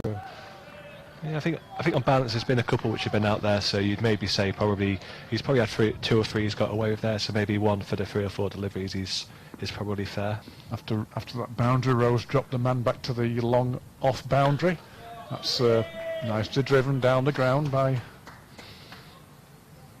Wheeler for a single. Sensible cricket there, John. The old boundary followed by the single. Sensible cricket, 6 runs off the over off the first 4 balls. It's important for Howitt as well, because it helps Rich Howitt if Wheeler can come in and start scoring runs freely. Takes a quick single and good backing up there from Wheeler. That was a good ball by Rowe. He'll be disappointed really, having got the batsman to have to dig that ball out on the offside. He'll be disappointed they actually got a single off it, I think.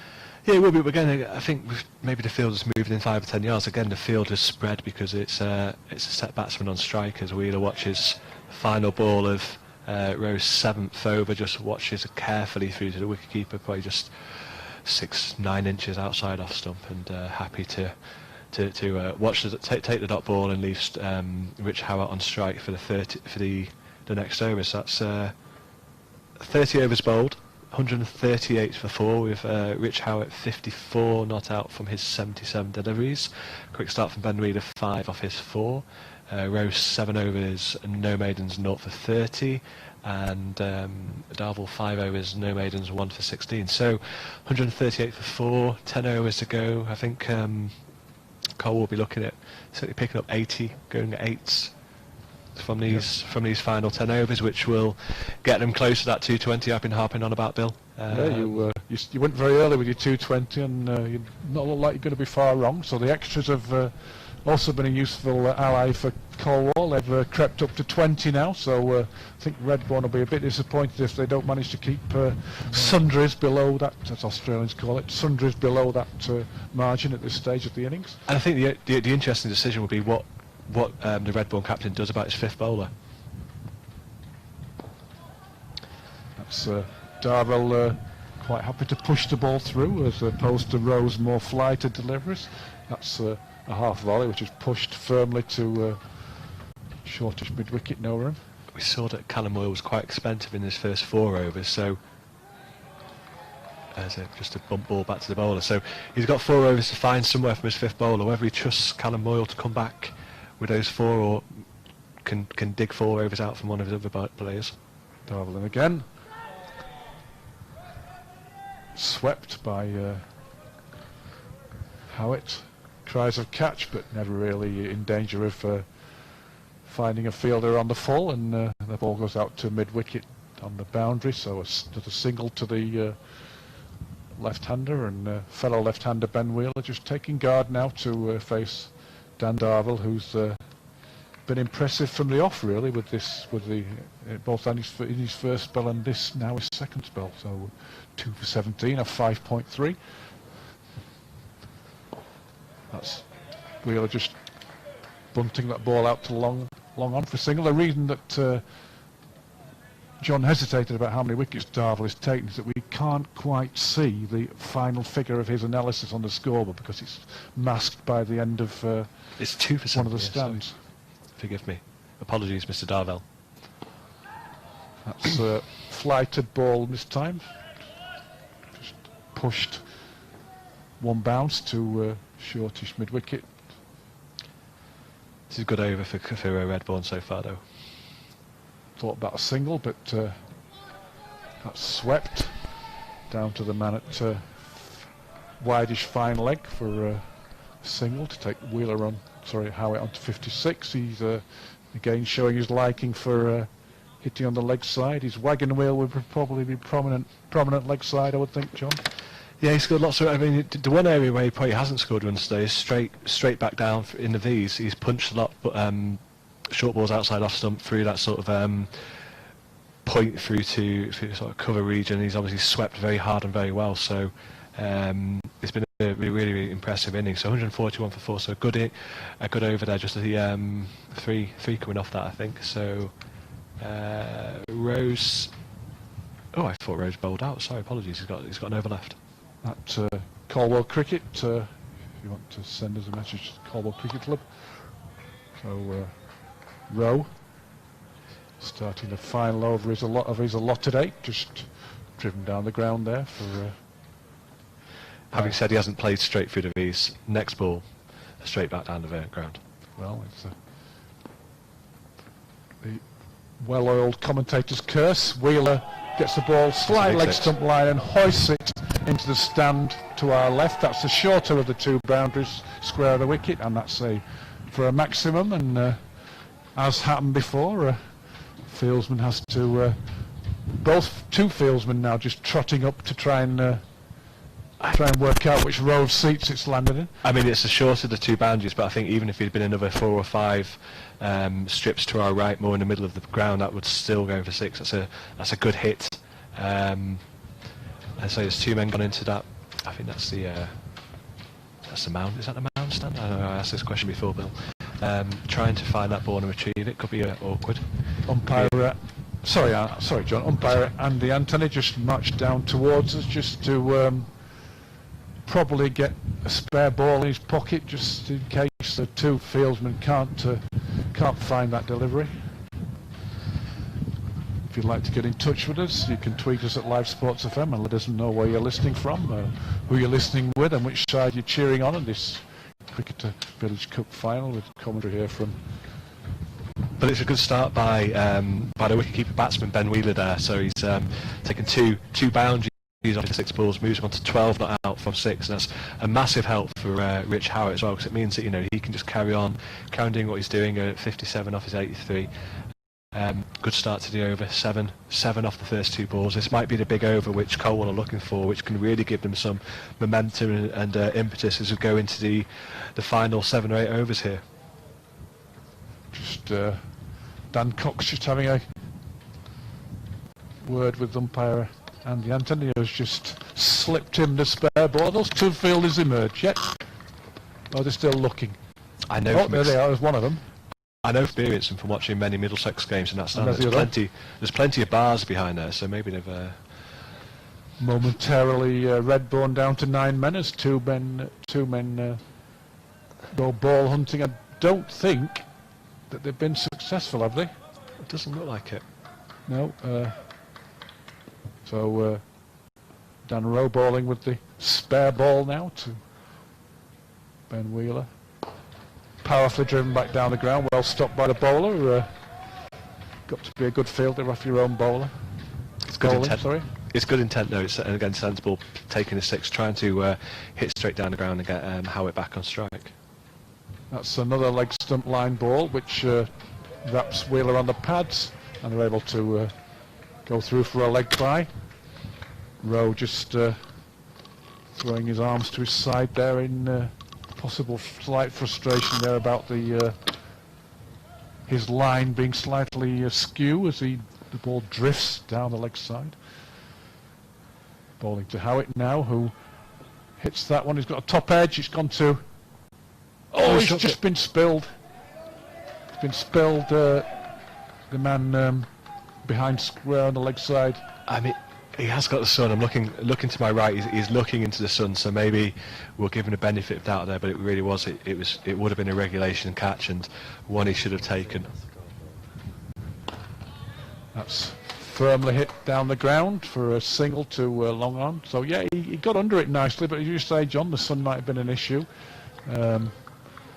And I think I'm being kind by giving the sun as an excuse. It was as easy as a catch comes on the boundary as a top edge. It was a straightforward chance, and one which he would have expected to take and probably catch 95, 96 times out of 100.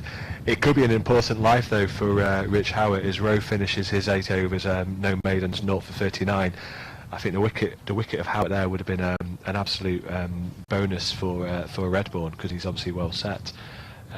But it also brings up to 150, so 151 for 4 now Colwall as we go into the 32nd over.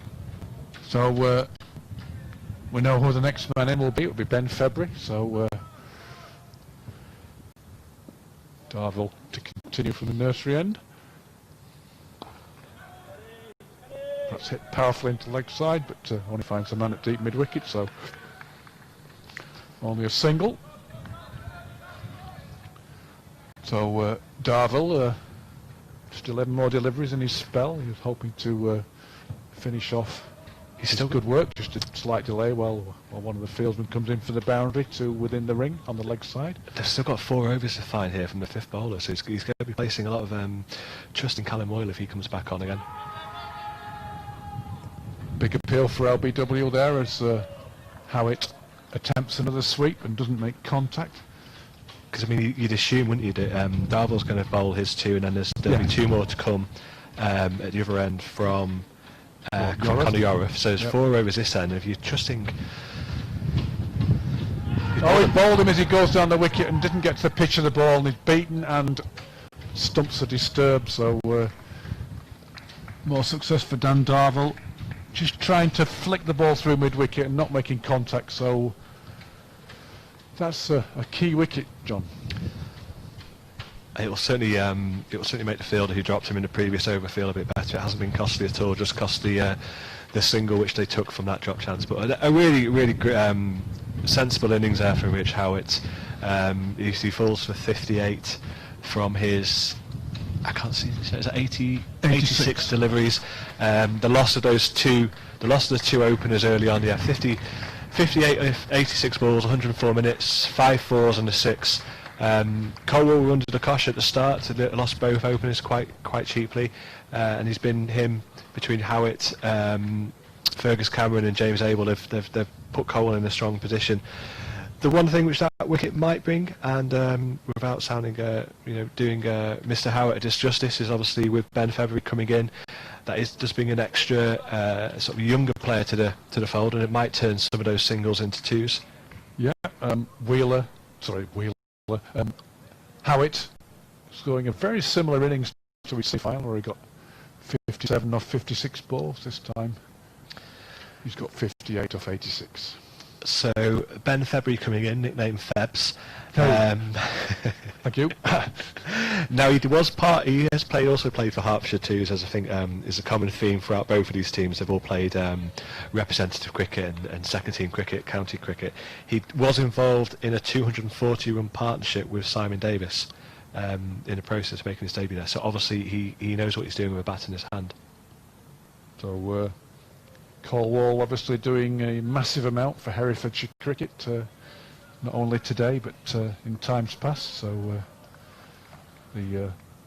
supposedly the longest village in England, John, at 2 miles.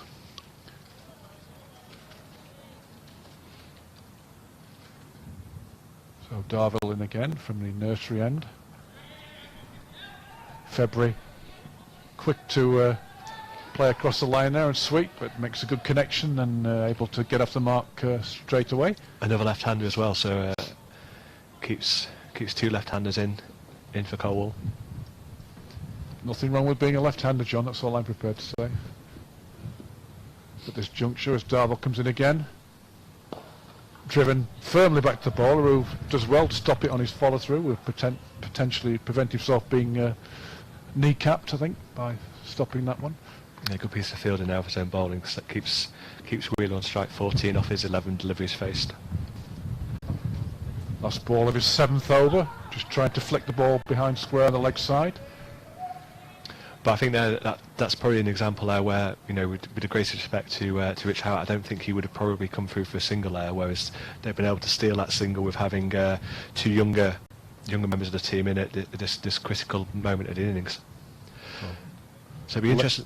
Sorry, John, carry on. No, I was going to say, it's going to be interesting to see who's coming on to bowl now. Will he go back and give the ball back to Callum Moyle, who was relatively expensive in his first 4 overs, or are we going to see someone else being introduced into the attack, which, with 7 overs to go, is an interesting time to come into the attack. I think it's a change of bowling. I don't think it's Connor Moyle. Just to correct what we were saying earlier, it's Stevie Richards bowling from the pavilion end. The wicketkeeper is actually Ed Hales. Now we do have the excuse that we've got 2 wicketkeepers in the side, so we could have been right, but we weren't. Okay. Well, I apologise there. So Steve Richards, Ironman, comes on to bowl. So he joined Redbourn in 2018, previously for Aston, and he played for Germany under-19s. So another former first-team skipper. There's plenty of leadership on offer from both sides, not necessarily wearing the captain's armband, so to speak. So this is the key period of the game, possibly, John, with the batsman looking to get on top of Richards. It's a big 4 overs, and they've got 2 left-handers. They've got the short leg side boundary away to our left, so that's he helps himself to 6. First ball for 6. Thought the fieldsman was signalling 4 there, but you're having to trot into the stand again to perform ball boy duties. Looks like he's managed to find that ball about 15 times more quicker than they didn't find the previous one that went up there. So it's an interesting move by the Redbourn captain here. I mean, I don't know if you'd want to have your 6th bowler bowling at the death when you have got 2 left-handers in and a short leg side boundary. He's going to switch his angle of attack and come round the wicket now to the left-hander Wheeler, who's moved on quickly to 21 from 13 deliveries. That's really military medium, and it's drilled through point for a boundary, so no great pace to the bowling of Stevie Richards, and afraid no end result from their point of view as Colwall take 10 runs off his first 2 deliveries. That's a poor start to the over, and pressure's really building here now on the new bowler. First 2 balls gone for 10. That's Wheeler just looking to push that ball on the leg side, didn't make contact, so hitting him on the pad, so no run. So plenty for Richards to think about here as he comes in to bowl his 4th delivery of his opening over. That's in the slot and safe. Drilled 1 bounce to long on for a single. So takes Wheeler on to 26. February 1 of his 1 delivery, so at least Richards has got. But it helps February here as well, because they've taken 11 runs from his first 4 deliverables, so he doesn't have to do anything stupid off these 2 balls. He's got a bit of time just to get used to the pace of the pitch and be watchful, and you get used to it as he just defends the ball back to the bowler there. So he's got half a dozen balls or so here which he can just be watchful and doesn't have to go off from ball 1. The last ball of a expensive Stevie Richards over coming up now.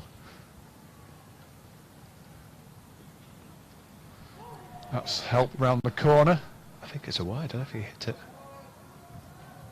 And it's gone for 4, and it must have got a bit of bat on that. But so what was 11 runs off the over becomes 15. So that hasn't helped Redbourn solve the puzzle of who's going to bowl the rest of the overs from this pavilion end. And they've still got 3. They've still got 3 overs there to find. So it'd be interesting to know what the first 4 overs went for from there. Obviously that's gone from Callum Oyle, I beg your pardon. 169 for 5, Wheeler 26 off 16, giving a real positive boost to this Colwall score as we've got 6 overs to go. So 10 and over gets them up to 230. I think they'll be targeting 10 and over now. Absolutely. So worries from the pavilion end for Redbourn, but no worries from the nursery end, because Dan Darville has performed superb with 7 overs for 22 in for his final over now. Wheeler onto the back foot and tries to cut the ball viciously into the offside, but doesn't make contact. Head hails behind the stumps, just not quite managing to pick the ball up cleanly, but his parry dropped the ball at his feet. Darville in again. Down the ground goes Wheeler for a single to go on to 27. It was a good positive run there by February. He ran that first one hard, he turned and obviously was looking to try to get back.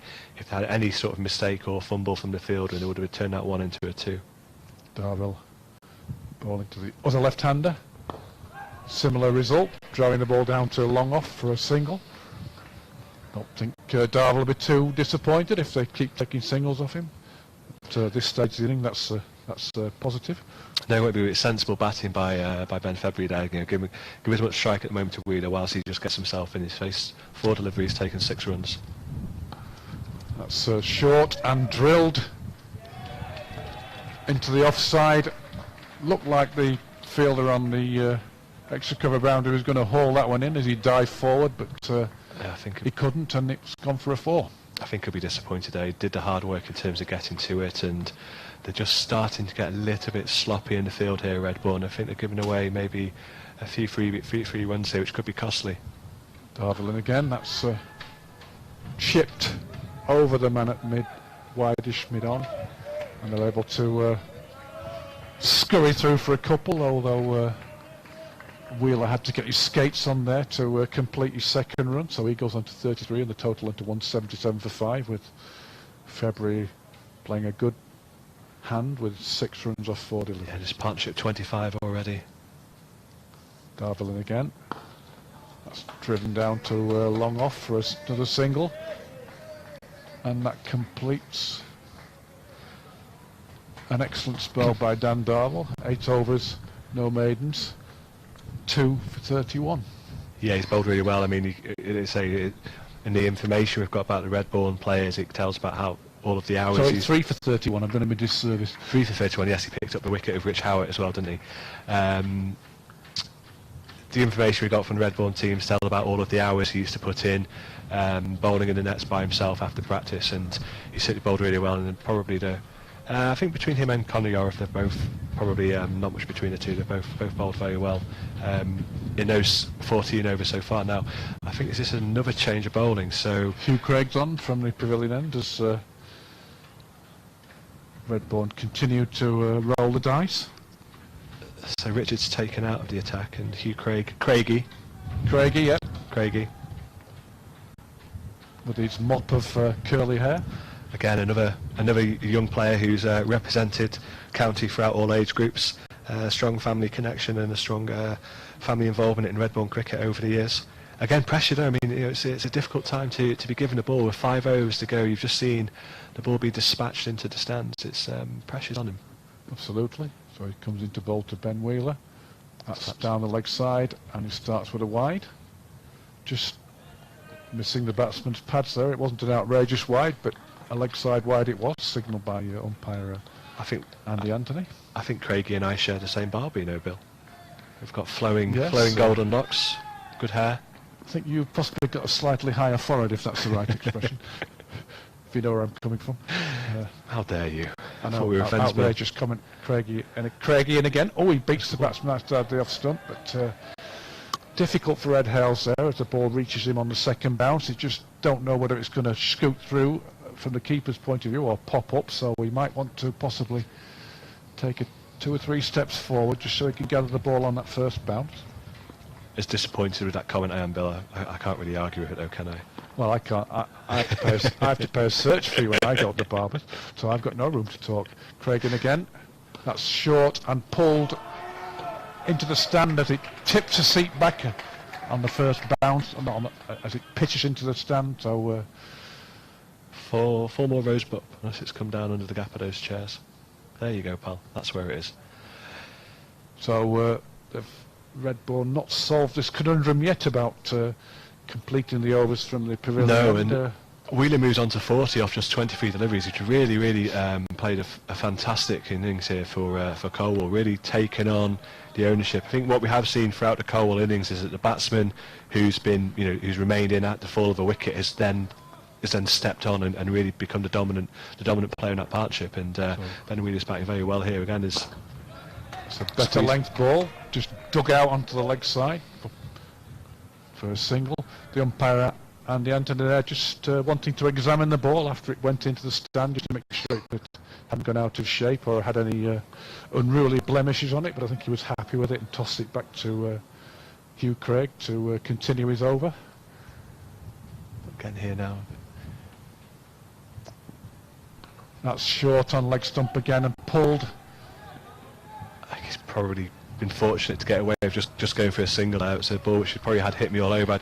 I'd hazard a guess that if that delivery had been bowled to Ben Wheeler, it would probably be looking for it in the stand again, where he's just rolled his wrist and worked it down. But that will suit Colwall, gets Wheeler back on the strike. There's 2 balls left in this, the 36th delivery, sorry. I think you're spot on there, John. That's given width outside the off stump and cut. Comes back for 2. For 2. Sort of spiralled off the bat to a degree, and sort of one of those where it spins on the second or the third bounce, but yet again a delivery that was capable of being hit for 4 because it had the width, but it only went for 2. But still an expensive over by Craig, 11 off it with 1 delivery to come, so Colwall cashing in on the bowling from this pavilion end. That's in the slot and it's hit down the ground maximum for 6, so like John said, a very difficult time for anybody to come on, and Hugh Craig's paid the penalty in the sense that his first over's gone for 17, so whether they'll be looking for whether they'll say, right, Callum Moyle, here's your second chance, who knows. So it's a final sanitisation break, which has probably come at a really important time for Redbourn. I think they do just need to regroup as they go into these final 4 overs. They look slightly dejected in the field here. Again, we talked before, when the wickets came, the body language improved and they look very positive, whereas now there's a few disappointing bits of body language out there. There's been a few fielding mistakes which have crept into the innings, but Colwall have paced this innings wonderfully. I mean, it's 195 for 5 after 36, so there's 4 balls left. I think my 220 is going to be quite conservative. Certainly if Wheeler faces half of these deliveries, they're going to be probably looking at get up to a runner ball at closer to 240 as that run rate goes to 5.4. Wheeler just one shy of his half century. It's 49 of 26. Ben February with a handy 7 runs off 5, and the problem for Redbourn, as I said a minute or two ago, and John's just alluded to, is finishing the overs off from the pavilion end, and that's been their weak link in this innings so far. As Colwall looking to push well beyond 200. I mean, I think if it had been me, I would have tried to get those fifth. If I'd have been captain here today for Redbourn, I think I'd have tried to get rid of those fifth bowler overs earlier on rather than leaving it to the end. And having the experience of of Rowe or someone to come as Yorith comes back onto bowl from the nursery end. Good first ball there as February tries to play a flashing shot outside of stump, as John suggested. Conor Yorith going to finish proceedings off from the nursery end with these last 2 overs. Just hurried onto the batsman slightly, just as he tried to push the ball into the leg side, but can't beat the man at short mid-wicket, so no run. So pushing the ball through Yorith, as you'd expect him to do. He's down the track, misses the ball, and he's stumped. So that's the end of Ben February. Nice tidy bit of work there by Ed Hales behind the stumps. So another important wicket as left-hander February tries to get on with it. I think leg spinners always prefer bowling to right-handers than left-handers, in my experience, having been a leg spinner myself. So good work by Conor Yorith, who's just backed up the good work from Dan Dardle from that nursery end. Yeah, no, he's bowled very well. It's easy to see why he's the leading wicket taker in this year's competition. A good innings there by February, good partnership. Obviously they lost a wicket of Rich Howard and he came in, and between him and Wheeler they've really pushed the score on. So we wait for confirmation of I think this is Andy Robertson, I think, looking from Yes, it certainly looks like him. Is that the experienced New Zealander? I had a chat with him after the semi-final. He bowled a very tidy spell of left arm bowling at a crucial stage of the Carlton Towers innings, so he's the right man for the job in terms of experience. I think he'll be just happy to presumably. He bowled very well in. He bowled very well in the game against Dumbleton as well, down at Colwall's ground, which I was down at with Mark and Luke. So again, another left-hander. Keep you happy, Bill. I've seen so many left-handers in the team. But I think the important thing here, and I think which Roberts will be looking to do, is just to try and get Ben Wheeler back on strike. You know, he's a set batsman. He's 49 not out from his 26 deliveries. Just try and make sure you're rotating and scoring at a minimum of a run a ball. So Robertson facing his first delivery, just very, very watchful on the back foot there, just pushing the ball out to short, extra cover, no run. He knows he's got a few balls just to get his eye in. Yorith, 2 balls of his 7th over remaining. That's swept by Robertson, beats the man at 45 degrees on the leg side and picks up a boundary. So very, very fine shot that. Yeah, good shot, and the second ball up, it's just going to say it was 4 dot balls, obviously one of those dot balls being a wicket.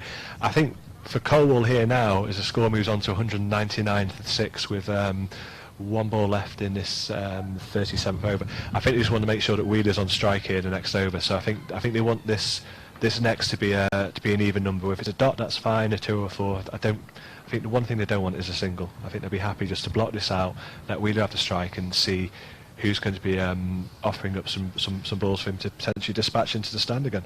Couple of men on the offside saving a single, couple of men on the leg side. Yorith in again, and Robertson just pushes the ball square of the wicket on the leg side, just trots through for a single. I'm surprised they took that single, Bill.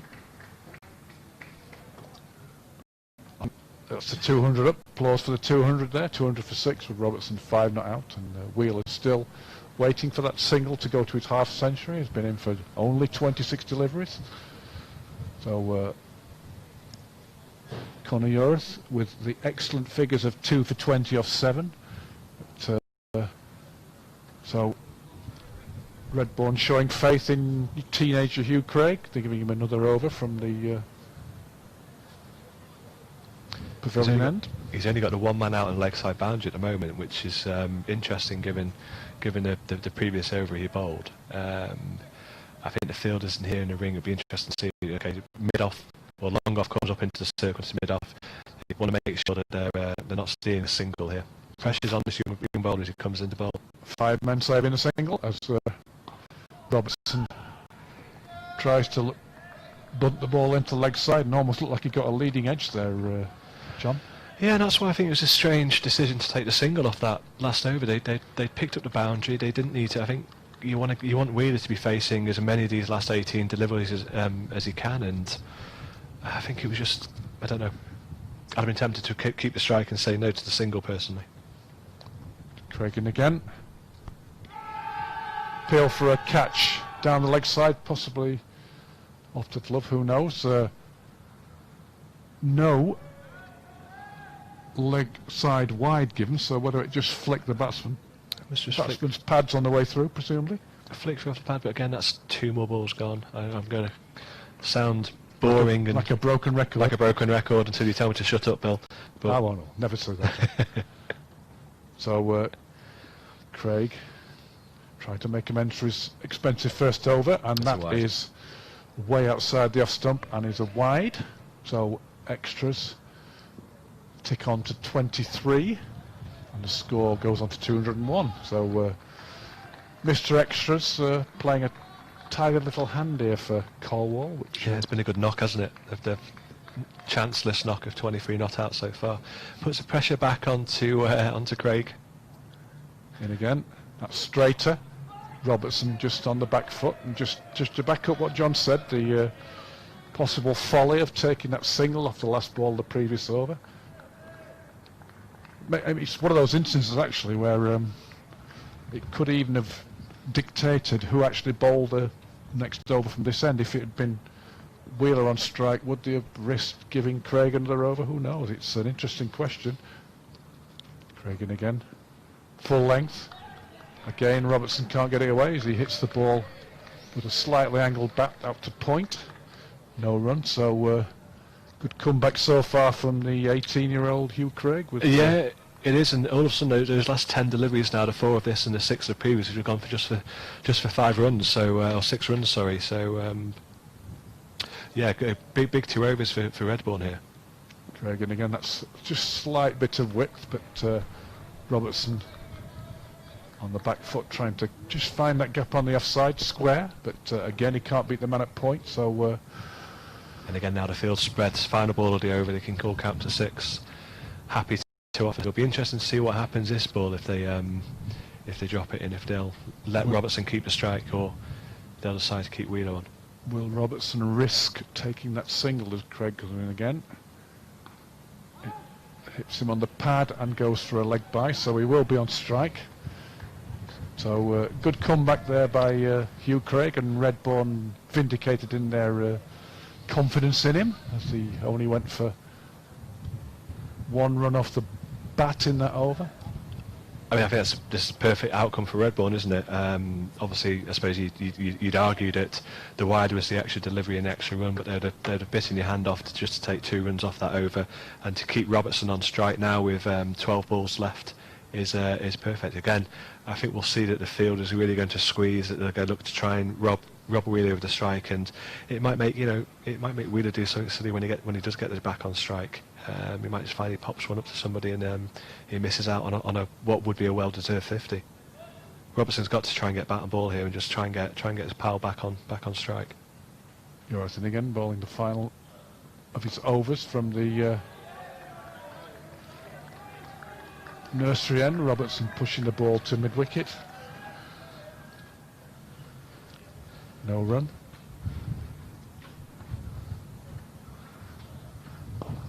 driven firmly back by Robertson. Good bit of fielding by Yoros off his own ball in there, just sprawling to his right to effect a clean stop.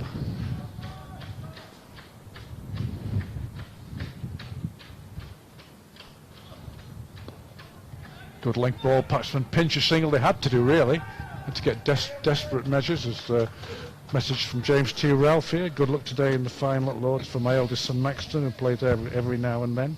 I hope Redbourn CC lift the cup. But for my old Worcestershire Kidderminster cricket comrade at J Wagstaff 06 and at Cricket Colwall, I hope they do. But let's hope it's a great game. Leave it all on the field. Right. Well, I think what's interesting, these last 2.5 overs, Bill, is that all of a sudden the 220, which we thought might be up to 240s, 220 seems a little bit away now. Is it 203 for 6? We've got 9 deliveries left.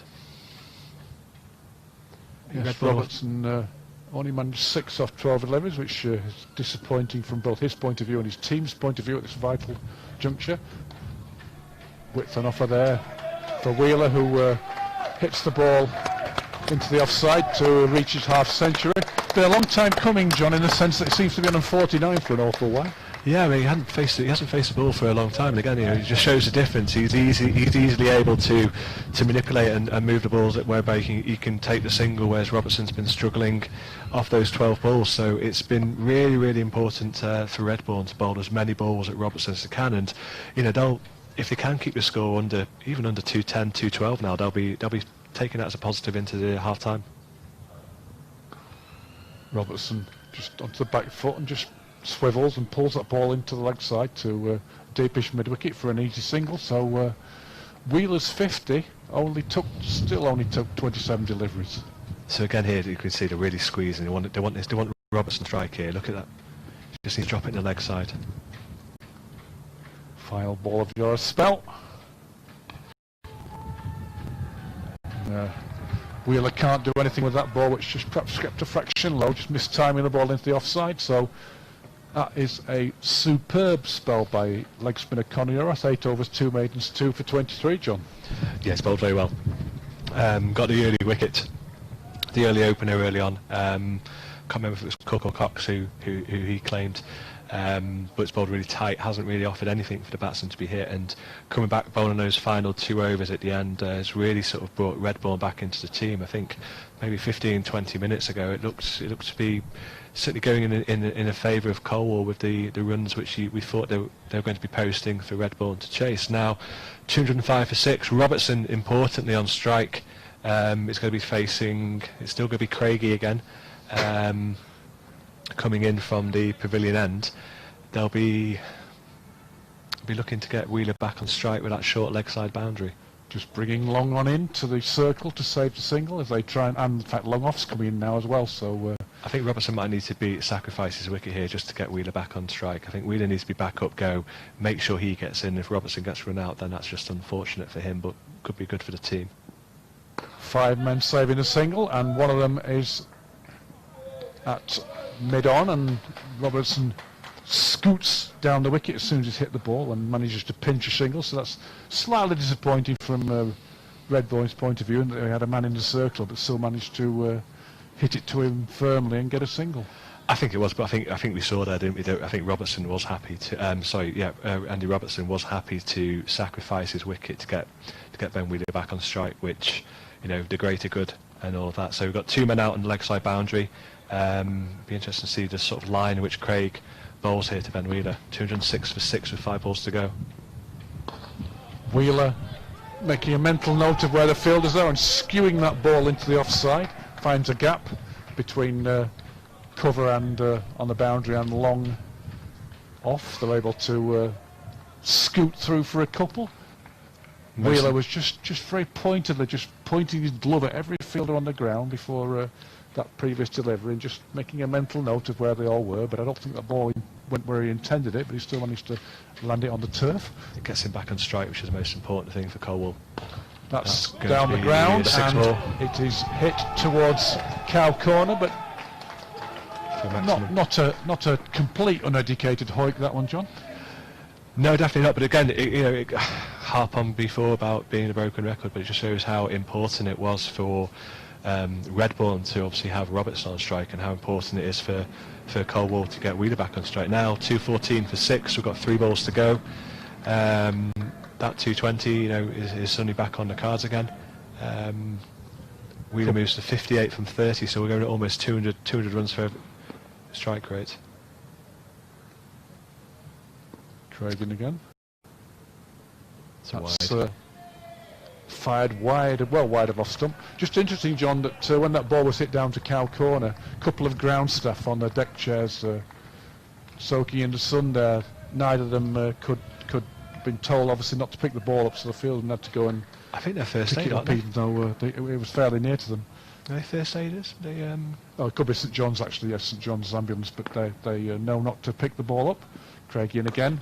That's be looking for 2 lost again. his shape a bit Really there, hard. but he's hit the ball pretty much in the same place that he hit it a few balls before, just finding that gap on the offside between long off and cover, just over the head of the man at a very either wide mid-on or shortish wide mid-on or shortish extra cover.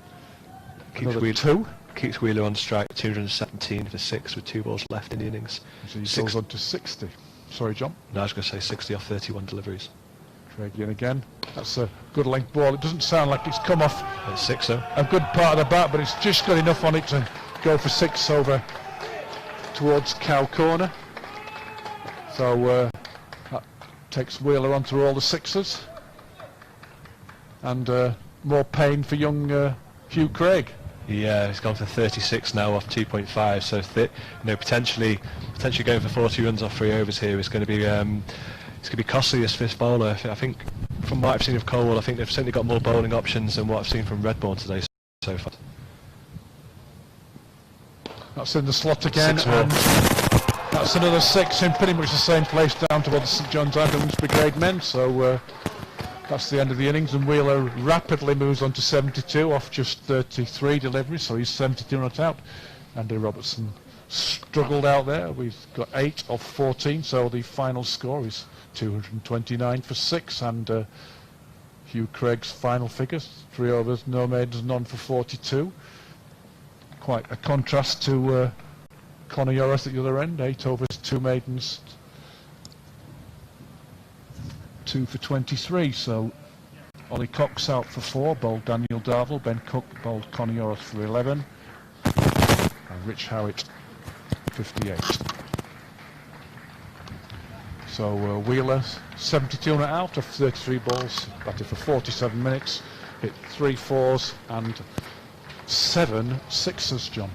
Yeah, no, really good important innings. Obviously him, Rich Howitt, the 2 standout innings of the Colwall total there. Really well paced as well, and again, 229 for 6, I think probably just slightly above par.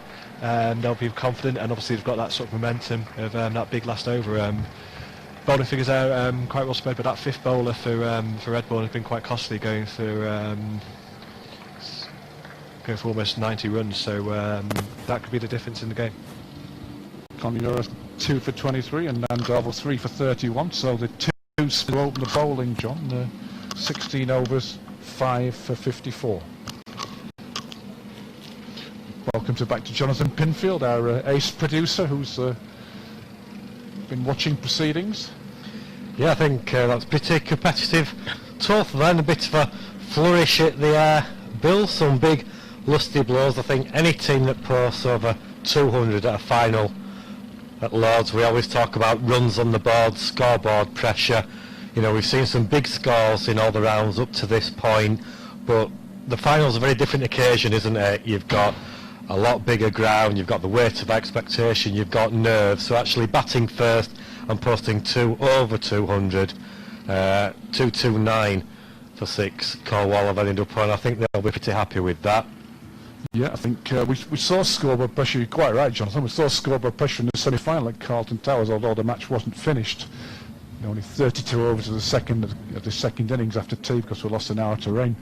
I think we saw that in the semi-final, where runs on the board, did prove a key factor. It's you know if you know you've got to score at 5 runs and over or over 5 runs and over, and you get a slow start, then that score of pressure really does apply. So Colwall have posted 2-2-9 for 6. They'll be very happy with that, thanks to our commentary team of John Beddoe and Bill Marshall. They'll be back with us in about 20 minutes time, but in the meantime I'm just going to keep you company for the next 20 minutes. Just before we hear from one of our favourites, Sir Geoffrey Boycott, just want to say a few thank yous. Firstly, thanks to the cricketer who've staged this competition and for inviting us along to the final here at Lord's alongside the MCC. Really appreciate your support. We would like to thank all the clubs who've hosted us this season. We've crammed in 8 rounds over 7 weeks. Might be the other way around. 7 rounds over 8 weeks. We have done 2 games in a day, Jonathan. We have, yeah. We did 2. So you might do right. We did 2 quarterfinals. So we just want to thank everyone who's hosted us this season. If you're hoping to take part in the Cricket Village Cup in 2021 and you'd like to invite Live Sports FM to come along and commentate on your match, then all you have to do is send us an email. Send it to info@livesportsfm.co.uk and we will do our best to pay you a visit. Also like to thank our community team. Obviously I'm joined by Bill Marshall and John Beddoe this afternoon. We've also had a whole host of commentators joining us throughout the season, including Mark Gill, Jeff Main, John Flintoff up at Sassay Cricket Club, David Daisy Watkis, Mark Simpson, Luke Edwards, a whole host of commentators, a few more besides who I'm sure we'll get to mention throughout the course of the afternoon. It really is a team effort, not just here on match days, but also back at Live Sports FM HQ. Special mention to Jeff Main, who's been our statistician throughout the season and kept us up to date with scores from around the country and also giving us insights into both clubs. As you know, our coverage today is being broadcast live on Live Sports FM, and you can also watch the video stream on YouTube, brought to you by our colleagues at Frogbox Live. And I'd just like to say a big thanks to Jamie and Will, the consummate professionals, working as hard as ever.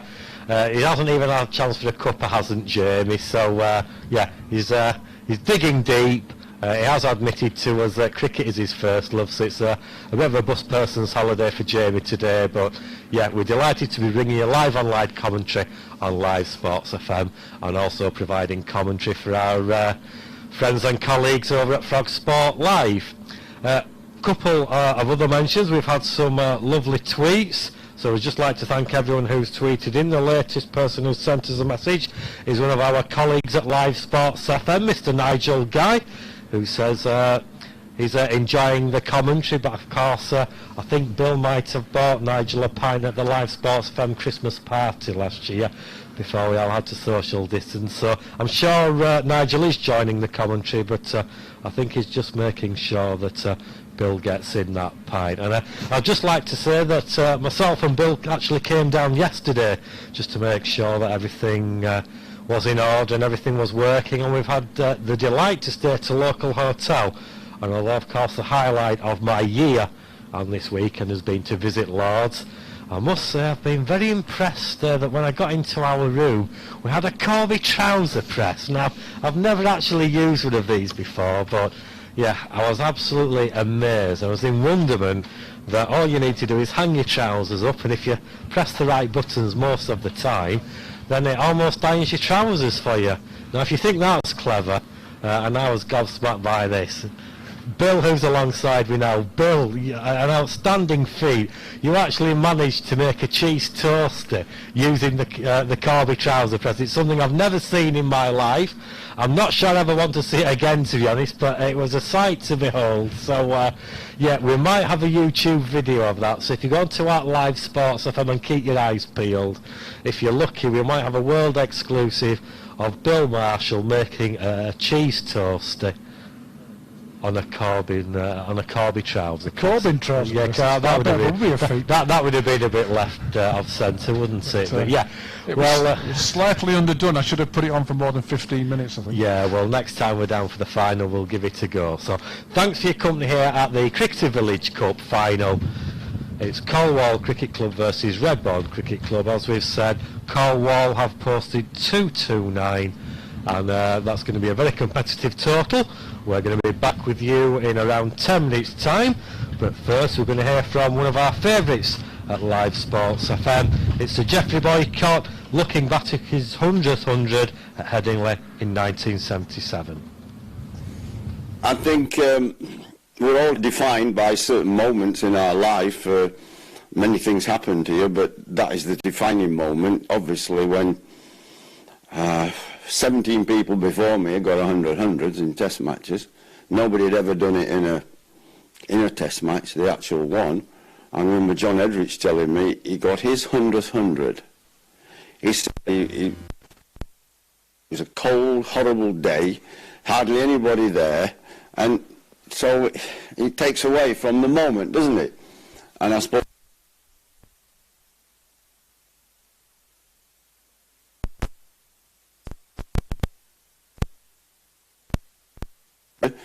but it happened, and don't ask me how or why. England have had Wally Hammond, Jacobs, W.G. Grace, go on, better than me. And they didn't do it, I did, but it's just one of those magical moments.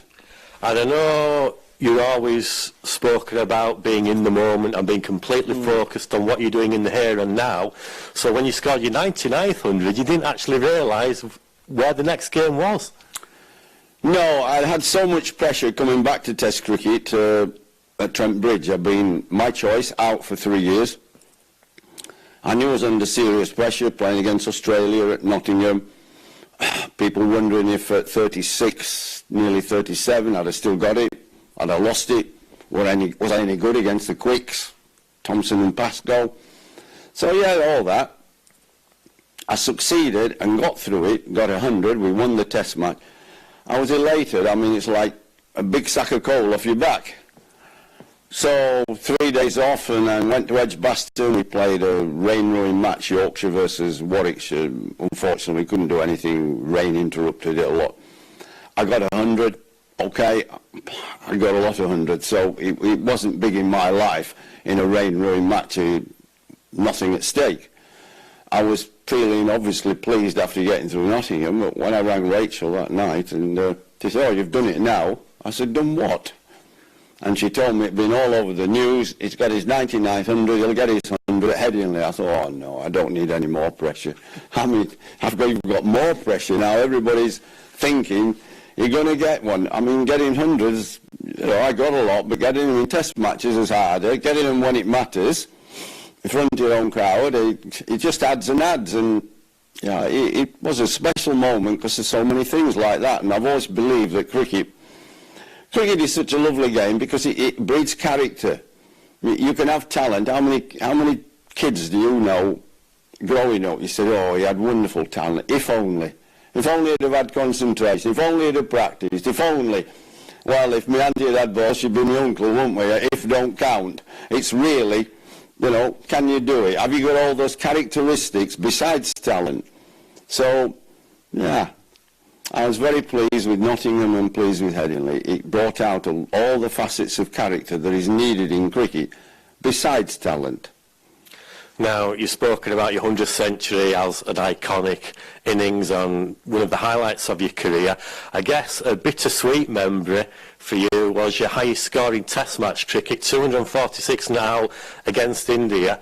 A tremendous achievement, but not fully recognised at the time. Well, the chairman of selectors, Doug Insole, they should have spelt his name with an A, he had this idea about brighter cricket. He'd already dropped Kenny Barrington 2 years before in 1965 against New Zealand at Edgbaston for supposed a slow 100. And he did it to me, and we won the match. That's the most important. If batting slowly affects the game, the York win, then you're entitled to be getting a slap on the wrist or a reprimand or something, because it's an individual game within a team framework. It is an individual, but it's still within a framework. That's what makes it unique. But we didn't. We won the game by 6 wickets. And on top of that, it took no notice of the fact that it was a very wet summer for the start of for Yorkshire season, which sometimes it is in the north. And we played on all these 8 pitches, club pitches, you know. And I think I got my first pair, I got another nought, I got so many low scores, I got 150, 100 and about 10 failures. And I was really struggling for form, and the only way I could get out of it was to stay in. And I grafted my way the first day for 100, and the second day I got 100 and nearly 140 in 3 hours, and made up for it. But he just had this bright idea and dropped me. That was probably the lowest moment of my career, because I think doing that, it stuck with some people, and it was a stick to beat me with. Whenever they wanted to be critical or bring that up, whenever they wanted to say, oh, well, he didn't score quickly, to forget the good innings, where I did, and won matches for Yorkshire and England. And so I find it hard to forget about that and forget him. Forgive him? I don't know. Now, you actually averaged 100 twice in your career. In those seasons, did you feel like what it must have been like to be like Don Bradman? Oh, yes. It's the only time in my life where I've had a glimmer of a sight of what it must have been like for Bradman, who was, look, some people are great, some were world-class, he was just a genius, a one-off. And I mean, it was just every time I went in, I almost got runs. And almost within a few overs of being in the middle batting, I'd think, oh, I get 100 here. I mean, the first year I did it, 71, I regard as the best, because we were still playing on uncovered pitches. So with the vagaries of the English weather, and particularly northern weather, half your matches at home, you got all sorts of pitches. And we still did have overseas players playing. I mean, Mike Proctor played and people. So to get it on uncovered pitches, that was pretty special, I thought. I think I got 1300s in 25 completed innings. And I'm, you know, playing like Bradman. Oh, wow. I mean, almost I talked to Bill Bowes, people, I talked to Maurice Leyland when they were alive, and Arthur Booth, and said, Bradman, what was he like? I talked to Aussies, Neil Harvey in Australia. I talked to a number of those. And the great fast bowler, Limwall. I talked to Miller. And asked them about Bradman, because he said, they told me all sorts of things. Whatever you bowled, he scored where there was a gap. I said, really? He said, yeah, you move a fielder and to the offside, so he did it on the leg side. And he didn't whack fours all the time. People think he played like 20-20 cricket. He didn't. He just scored off the bowling. If there were only singles, he just scored. And it was almost nearly impossible to stop him from scoring. And then the other factor is he had the concentration, the patience, the determination to keep batting for long periods. So he made doubles and trebles and put the game beyond the opposition. And that was why Douglas Jardine created Bodyline to cut him down to size, because he felt a guy who was averaging 100 and plus every innings means the opposition are going to score big. It's very difficult to beat them. So you have to cut him down to size, because if you can cut him down, you can cut the others. And it worked. Now, many observers say that Michael Holding bowled the fastest ever over in Test cricket against you in 1981. What people often forget is that in the very next Test innings, you scored an unbeaten century. Where does that rank? Is that one of the best centuries you've ever scored, 104 now at Antigua? Again, it's how do you define best? The guy's got you out for 0-1, front of full house, people jumping up and down and falling off the vantage points on top of stands and palm trees and loving it, because they're all West Indians nearly. So it's a pretty rock bottom moment. And you have to go and play against him and the other fast bowlers 3 days later. There's no escape. In the week off, go and play a practice match, you know, and play a couple of county matches. No. So, again, it's about character, isn't it? Determination, character, And yes, it ranks high from that point of view. Do you determine innings by how many fours you hit, how many sixes, how many caressed cover drives that are elegant and pleasing on the eye, or do you regard it as a challenge? And I regard it as a terrific performance for me because it was a challenge. It was a huge challenge of the mind. If you've been blown away for 0-1 and they've won the test as well, they've blown away most of the team of the West Indies, so then you've got to play them again. It's a big challenge of the mind more than anything. Your courage, your mind, are you strong enough? And I succeeded, so I'm pretty pleased about that. And finally, Jeffrey, how much do you enjoy commentary and being in the commentary box? I know nothing beats being out in the middle, but is it as close as you can get? Well, I've loved cricket all my life. 25 years playing, I've done 25 in my 26-year commentating, and I love it. If I didn't, I wouldn't turn up. I'd just say, fine, thank you. I did television most of the time, so I went on TalkSport radio a bit and then BBC, and it was Rachel who said, go on radio. I said, really? I mean, it was always treated as the second best. Television, such a big medium, we all watch it. But the great thing about radio, she said, it'll give you time to express your views, stories, anecdotes, because I'm lucky, I can remember lots of things. I remember nearly every innings I played, who got me out, where they got me out, was it a good ball, was it a daft shot? So it does allow you to explore and to explain and to get some humour in, where television, I really was schooled a little bit by Jim Laker and Richie Benno when I first started, who said Richie's view was always, look, people can see what's happening on television. Don't state the obvious too often. Try and give them something that enhances their viewing. So Richie, why he was loved, he used words sparingly, put it that way, didn't he? He made them count, he didn't waffle on. And that made him a unique and special person commentator. So try to do that on television. But on radio, you need to talk. Because you're talking, nobody can see anything. And if you don't say anything, there's nothing. There's a blank space. And what the hell's happened, everybody says. So you have to speak, you have to be able to. And I think the biggest test is when there's rain. Because you've no cricket going on then. You better be able to remember some important anecdotes, some moments, some special things that happened in life, and seeing other people play as well as yourself. So I really, really enjoy it. Thanks a lot there to Geoffrey Boycott. So Geoffrey Boycott there chatting to us about his 100th 100 and also listening to the commentator as well. I've got Bill Marshall alongside me. What's your sandwich of choice this lunchtime, Bill? But a ham, cheese and coleslaw sandwich for the Princess of 63p from Tesco Express. An absolute bargain. And apologies for finishing off as well. So, yeah. So, yeah, thanks for your company here on Live Sports FM. It's the Cricketer Village Cup final between Colwall and Redbourn. Really enjoying your company this afternoon. Colwall have posted 229. There you go. Helps if you plug everything in correctly. Colwall have posted 229 for 7. That's going to be a really competitive total. Just want to remind you, if you're listening and you'd like to get in touch, just tweet us at Live Sports FM.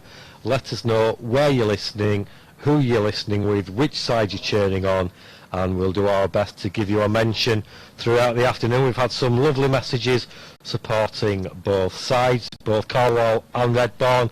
Delighted to say that the game has been played in a tremendous spirit.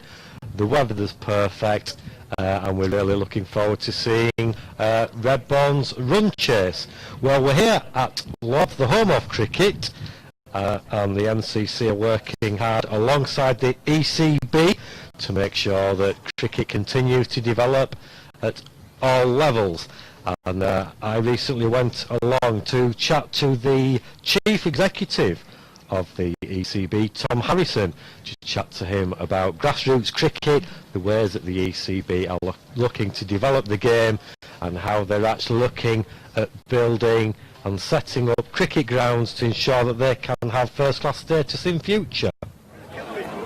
Well, we are here today to celebrate the opening of a brand new pavilion at Bradford Park Avenue, but it's a great deal more than that. It's the coming together of a community project which is reinvigorating a historic ground for both Yorkshire cricket and cricket in the entire country, and making sure that we put Bradford Park Avenue's ground right at the heart of Yorkshire cricket for the future. Now we're here for the official launch of the practice facilities. Yep. We've got first class status here, Matt. Yep. Why is it important that Bradford has a facility like this? Look, I think Bradford plays such an important part in Yorkshire's cricket history and its changing cricket future. I think, as we've heard today from some of the community leaders locally, this part of the country is such an important place for cricket to be the thing that really knits the community together, that really demonstrates how cohesive cricket can be to unite communities from all different sides and come to celebrate what we have here as a first-class cricket facility, that hopefully in the future we get to recapture some of those memories that this ground has given cricket fans all over the country for so many years. I think over 330 odd first-class games have been played here, so the history is so rich. I think we see a very bright future, a fantastic multicultural future that really gives us something to inspire cricket's future in this part of the world.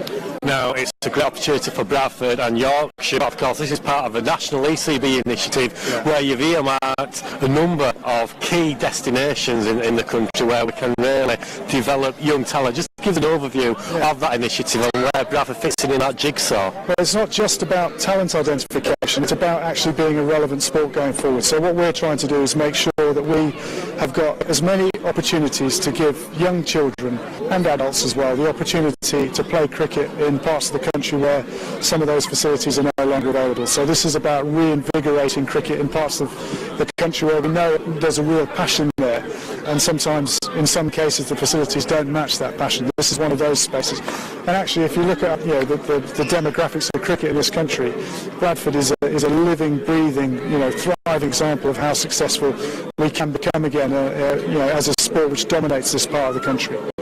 Now, I know that there's been some research recently commissioned launch which has got sort of concerning figures about the lack of awareness of cricket, particularly amongst young people. And off the back of that, you've launched the All-Stars initiative. Tell us a bit about that. Yeah, well, the All-Stars cricket is launched actually as a programme, and it's rolled out in about 750 clubs. There's about 2,000 more coming online.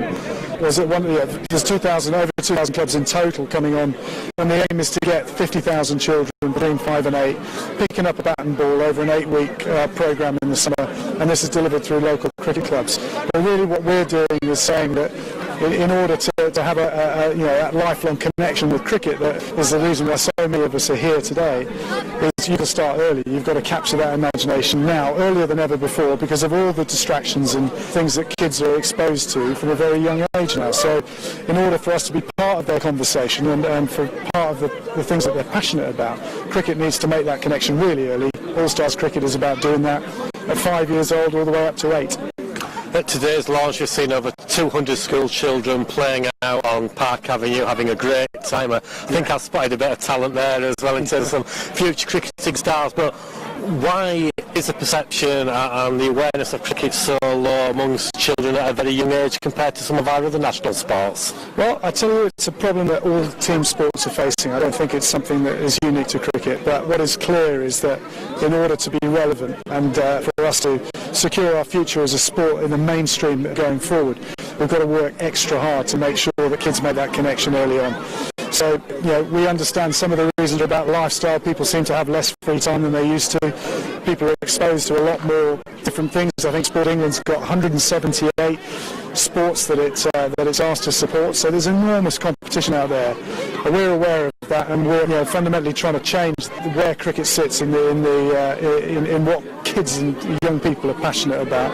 And we're well on that road to make sure that cricket maintains its status and grows its status as the number one summer sport and the number one challenger sport to football. And finally, we're celebrating a great day here at Bradford Park Avenue. What are your hopes for Bradford and similar initiatives like this over the coming years? Well, I look forward to this project being completed and for us seeing some cricket being played at a very high level. But most of all, actually, what excites me is the way that community have responded to this facility. So I look forward to girls and boys of all ages and all backgrounds, faiths and cultures coming down and enjoying cricket in this fantastic facility. Thanks a lot there to the Chief Executive of the ECB, Tom Harrison, chatting to me at the relaunch of Bradford Park Avenue Cricket Club in Bradford, West Yorkshire. Hopefully Bradford Park Avenue will have a return to first class status in the next couple of years for Yorkshire County Cricket Club. Well, thanks for joining us here at the Cricketer Village Cup final at the home of Cricket Lords. I'm Jonathan Pinfield, alongside me our community team, Bill Marshall, John Beddoe. We're live on Live Sports FM, and you can also follow the live video stream on YouTube with our colleagues at Frogbox Live. John Beddoe's alongside me. John, just before we chat a bit about Colwall's innings, you've been to Lords many a time, but it's your first opportunity to commentate up here. We're in the gantry position above the members' pavilion, and yeah, I think this is what's known as the traders' position there. It's absolutely fantastic, isn't it? I mean, I've been lucky enough to watch both England and Middlesex here a number of times. Maybe in a bit more rowdy section when there were fans in on an evening 2020 game, some of the Middlesex Surrey derbies. But the position we've got here, we're as I say, right behind the wicket, next to where the members would normally be. It's absolutely fantastic viewpoint, and no, it's stunning. It's a stunning ground, and a day out I'll remember for a long time. And I think any time we get the opportunity to come to Lords, particularly for a final, it's always a pleasure and a privilege, and under difficult circumstances the cricketer and all the clubs have done an amazing feat in getting the competition on and giving two teams the opportunity to reach the final. And I suppose we're in an extra privilege. We're extra privileged today to be able to commentate as well. And Redbourn will be pleased to have got 229 on the board, I think, John. Colwall will, yeah. Colwall, sorry. Yeah, no. Well done. Yeah, I mean, obviously Captain James Wagstaff won the toss, decided to bat first, which I think was an easy decision to make, looking at the pitch, which is from here. Obviously, the outfield we know is going to be lightning fast. Redbourn started off well. They picked up those early 2 wickets, but that brought Rich Howitt to the crease, who played an extremely sensible and important innings for Colwall, which they sort of maybe managed to anchor the innings around and build a total which they've got of 229 around his 56 off the 86 deliveries. And obviously the benefit, as we saw towards the end of the innings, is when you've got wickets in hand, you can then afford to take a few more chances and try and get those late runs in the innings. And if we think about the Colwall skipper and the Redbourn skipper, what will they be said to their charges at the lunch interval? So I think, obviously, if we start off with Colwall, they had that bit of impetus at the end, and the last couple of overs obviously went for probably maybe 10-15 runs more than the Redbourn captain would have been looking for. So they'll be looking to start off strong, tightly. They'll be looking to keep Redbourn quiet, try and get them behind a run rate, and obviously the best way of doing that is to pick up early wickets. We've certainly seen in the last 2 games, which I've been involved with at Colwall, they've got plenty of experience with the bowling, and they won't panic.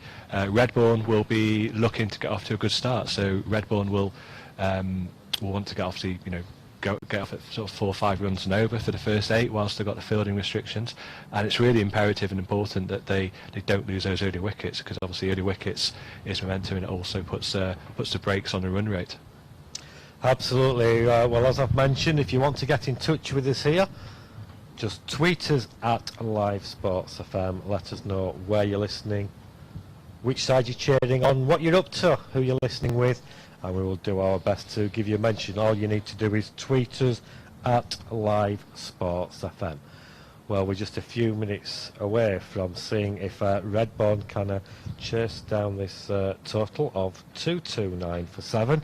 In the meantime, we're going to hear from Yorkshire and England skipper Joe Root about his love for the game. A lot of my memories were coming down to facilities not quite as good as this, but at Aberdale Park, and sort of learn my trade in the net areas there with my brother, with my family, with the guys down at the club, and it just sort of all stemmed from that, really. And you're here for the official launch of the practice facilities. How important is it for the county game and the English game to have facilities like this? No, it's really important. You know, the whole aim, I suppose, for us as cricketers is to try and keep developing good young players, and the best way of doing that is to provide facilities where they're able to do that, and this is a fantastic starting point. To see that in Bradford and to see a lot of attention paid to this area is brilliant, and it's going to be great for Yorkshire cricket. And for people living in and around Bradford, what would you do to encourage them to come down to Park Avenue, perhaps pad up, glove up, hit a few in the nets and start playing? Come and try it out, and you've got a great opportunity to use some fantastic facilities, and it'd be silly to waste that chance. As much as possible, encourage as many young kids to come and have a really good chance to play in some first-class facilities. And finally, how important is it for, again, Yorkshire and England to have young players coming up through the ranks to make sure the game's as strong as possible? Yeah, it's massive, and I think it's a real big incentive for the England Cricket Board at the minute is to try and get as many youngsters playing the game, and as I said, you need good facilities for guys to have opportunities, and this is a great opportunity for Bradford and for the people around the area. Well, you always play with a smile on your face, you inspire thousands to take up the game, so let's hope that cricket at Bradford Park Avenue is just another step on the way. Yeah, let's hope so. Thank you, mate. Thanks to Joe Root there, the England skipper, chatting to me at the relaunch of Bradford Park Avenue Cricket Ground about his love for the game and how he's looking to encourage more youngsters to take up the game. Well, someone who's been in great nick, certainly in the white ball game right now, is Johnny Bairstow, and of course he's a Bradford lad as well. Yeah, obviously born in Bradford, it's great to see it back up and running. I mean, being from here and being part and parcel of, coming and seeing the facilities and everything that's happened, it's great to be around it.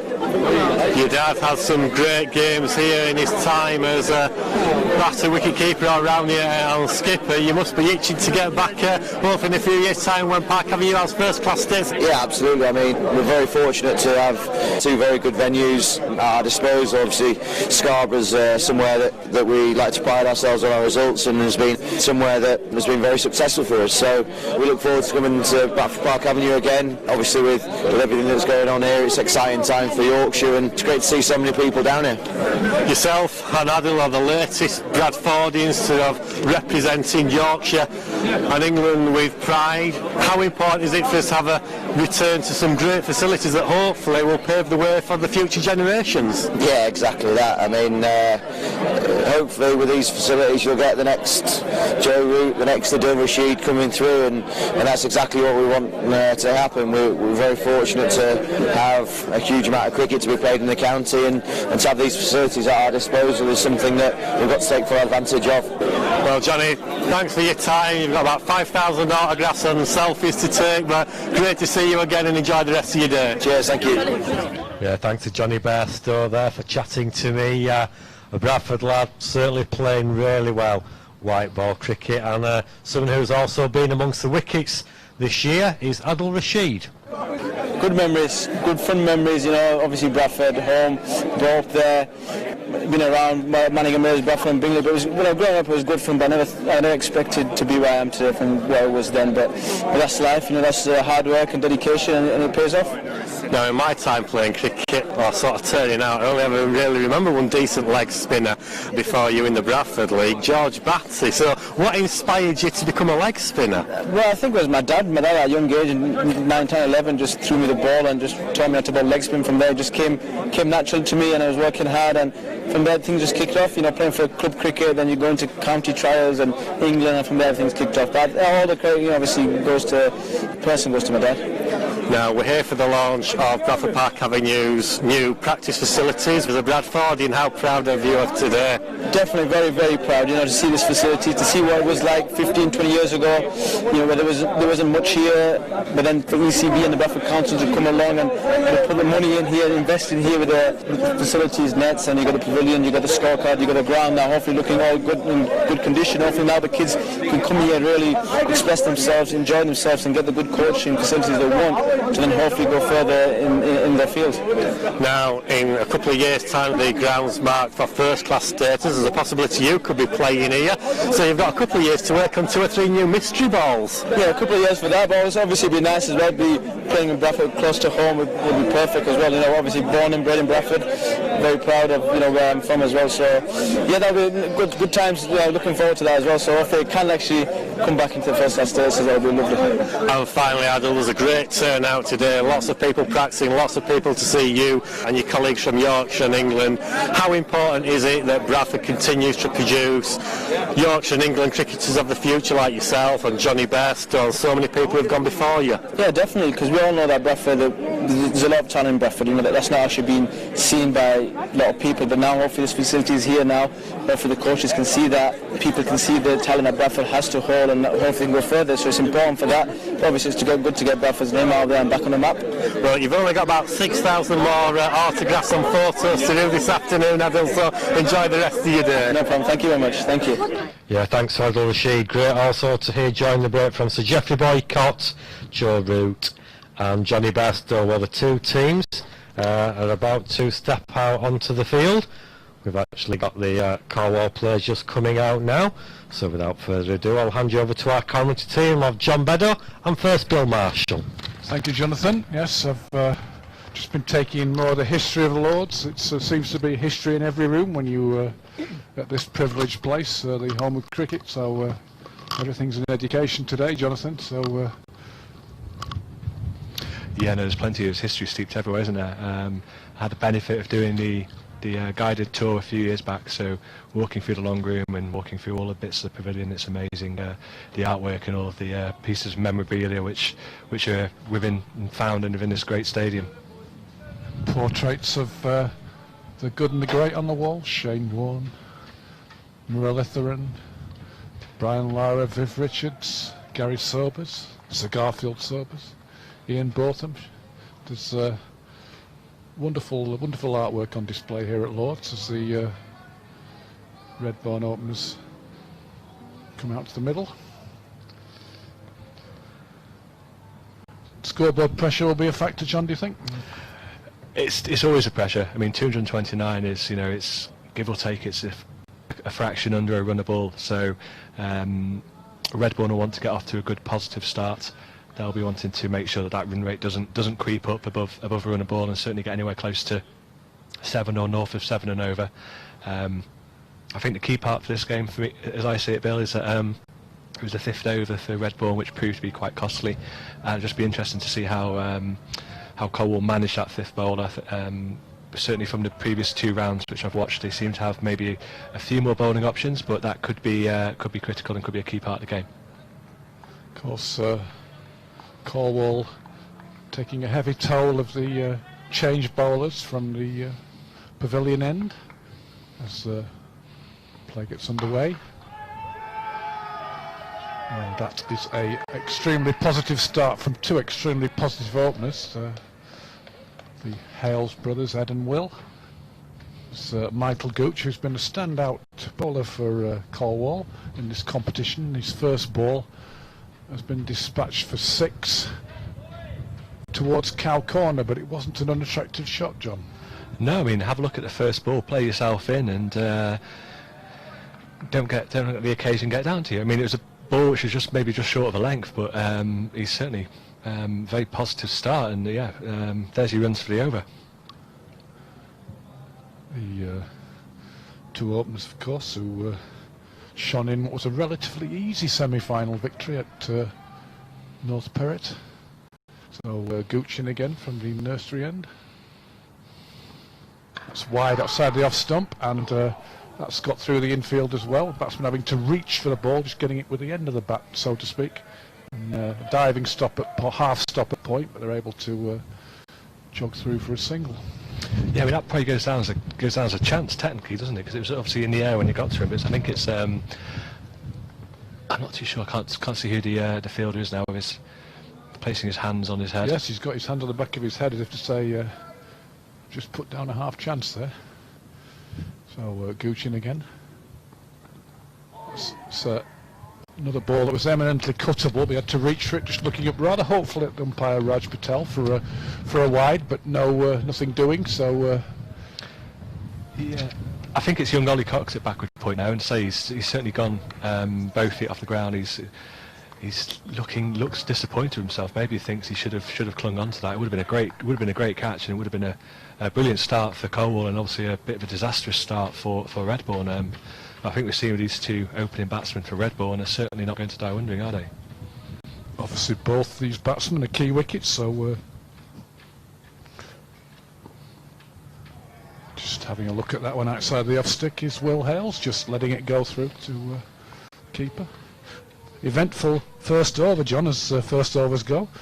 Yeah, certainly. I would say when the first ball of the innings goes for 6, it's always going to get you on the edge of your seats, and a good start and then a half chance second ball, and now back to some sort of normality with a couple of dot balls.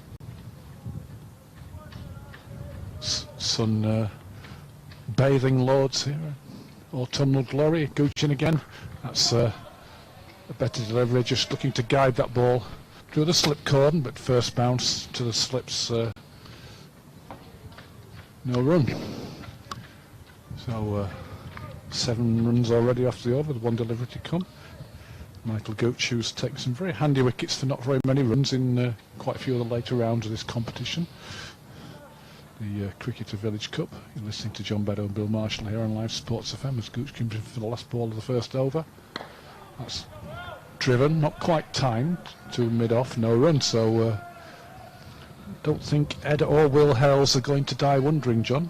No, I think they're both going to be positive from the offset, and I suppose, that's the start which Redbourn will be looking at. Redbourn will be looking, thinking, let's try and bite a big chunk out of this 239 runs.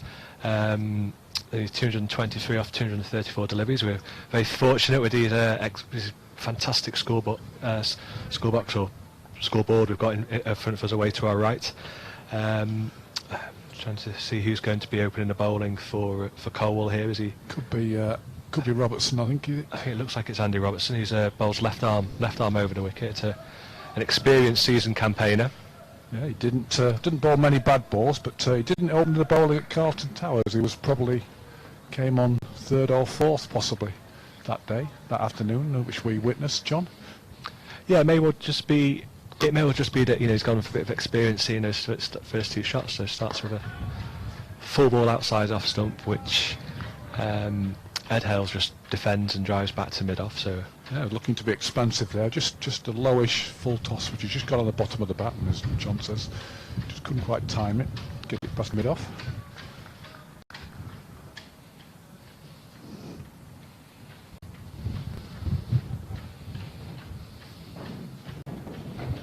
That's short of it, but slightly shorter, and pulled confidently by Hales to mid-wicket for another boundary. So he's looking to season anything that's even fractionally off the line or length.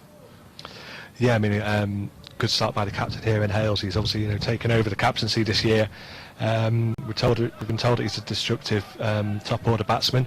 He's another one who's represented. He's also captained Hertfordshire under 25s. He's been at Redbourn from a young age, and it's easy to see that he's a destructive batsman, which we've been told he was.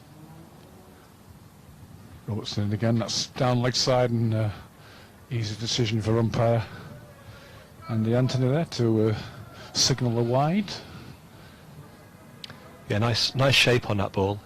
Just going with the slope, and obviously a slight bit of a way swing for the left hand. So Robertson will be looking to start that ball probably about 6-9 inches outside off stump and bring it back into the batsman, and bring obviously the LBW and maybe a chance of bowling as well into play.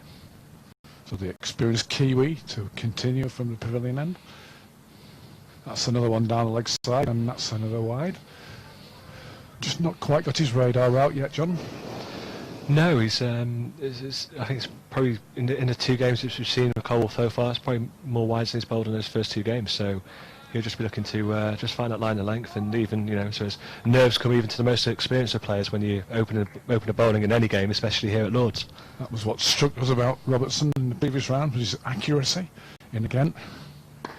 That's nicely in the slot, and he's driven through the offside for a very pleasant looking shot between cover and extra cover. So early pressure on Colwall bowlers here. Yeah, he's just slightly overcompensated, hasn't he, with the previous 2 balls going for wides down the leg side. He just slid that one across a bit too much and offered width to the batsman. He's not going to miss out there. No in swing there apparent. That's pulled again. Just slightly short of a length, and pulled square for another boundary. So the Redbourn team cheering their side on from the pavilion balcony off to our right. So the score already on to 21, and we're only in the second over. So a treat here coming in from the Cricketer Village Cup. Congratulations Ben Wheeler, 72 off his 33 balls, 3 4 7 6s, with a strike rate of 218.18. But an equally impressive start here by Redbourn captain Ed Hales, 19 off 6. Robertson in again. Bit of shape there, but still just on the leg stump, and the batsman able to flick the ball behind square for a single. They thought about a second, but wisely decided against it. So no time at all. Scores on to 22 with Hales, the dominant. Sorry, they're both called Hales. Ed Hales, the dominant partner, on 20, and Will Hales, who's already faced 4 deliveries, still to get off the mark. I think brother Will's was happy to watch his brother Ed just scored the runs here. He started off very positively. Got the long sleeve, short sleeve combination to help us, Bill, in terms of identifying who's who. A bit of shape there, a bit of in swing, and the batsman pinches signal there by just hitting the ball onto the leg side. That'll slightly disappoint Colwall, that they're able to just get a single off a slightly false shot where there was a bit more of the edge than the middle. So that enables Will Hales to pinch the bowling and get off the mark. So he's 1 out of 5 deliveries, and Brother Ed, a very rapid 20 off just 7. Yeah, Colwall probably aren't too disheartened by that single just to keep Ed Hales off strike. So a great start for Redbourn. I mean, I think when you're chasing anything, you want to get off to a good start, but 23 off the first 2 overs is off to an absolute flyer, and pressure's now back on Colwall. Will Hales, the smaller of the 2 brothers, about to face Michael Gooch from the nursery end. Nice looking shot there. He just guides it to gully, no run. Of course, no pressure on Will to up the run rate because his brother's doing it all for him. No, it takes all the pressure off, doesn't it, for the first 3 or 4 overs there of those runs. Quite a conventional field, which Colwall have started with here. We've got 6-3 field, a mid-on, man at square leg by the umpire, and a fine leg, and then a slip, a gully, a backward point, cover, extra cover in mid-off, all in the ring, saving 1. That's I'm surprised he got away with that one. But Will Hales just throwing his head in the air because he thought that might have been given a wide, but umpire Raj Patel perhaps just thinking that was just inside the tram lines, just got away with that one. But I, personally speaking, if I'd have been umpiring, I might have given that one as a wide, John. Yeah, I don't think he'll get away with too many there. It's probably maybe bowlers union from the umpire here. Gooching again. He's got the ball through the gully this time, off the just guiding that ball. They're able to come back for 2, and they think about a 3rd but decide against it. So nice looking shot by Will Hales there. He's obviously shown a liking for just opening the face and guiding that ball through the gully. Yeah, again, it's a dangerous shot, isn't it? With Gooch bowling from the nursery end. Obviously, he's got the slope to help him taking the ball away from the right-hander. You just need to make sure he doesn't get a little tickle there with quite a wideish first slip in place. Just 1 slip and a gully as Gooch comes in again, and there he possibly tries to manufacture another shot through the slip cordon, but this time misses the ball and just backs up what John was saying there, that it's a dangerous shot, just playing with horizon, with the bat angled at 45 degrees. It's an important over this over Colwall. I mean, obviously, Redbourn have got off to a flying start, and just getting little bit of control back, just try and just stem the run rate and keep Will on strike rather than Ed, and starve him for the strike. Gooch in again. That ball gets a bit of bounce. We haven't seen a lot of bounce today, but gets over the horizontal bat there, and 2 moral victories there for Michael Gooch. So a better over for Colwall as they bid to rein in this flying start. I think it's a bit more of an effort ball, that one, wasn't it? Certainly bent his back a bit more and forced it through, and I think the bounce, as you say, Bill, just took Will Hales by surprise, who's 3 not out now from his 10 deliveries. No pressure on him because the runs are coming at the other end.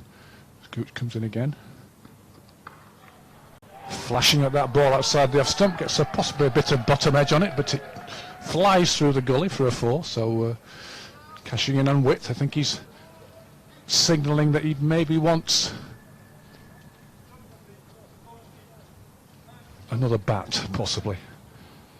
Yeah, I think certainly looking at the way Will Hales is looking to score, he's obviously staying leg side of the ball. I think I'd be looking to protect this third man boundary. It seems to be a position which has gone out of fashion in cricket nowadays, and you see so many runs scored for your third man.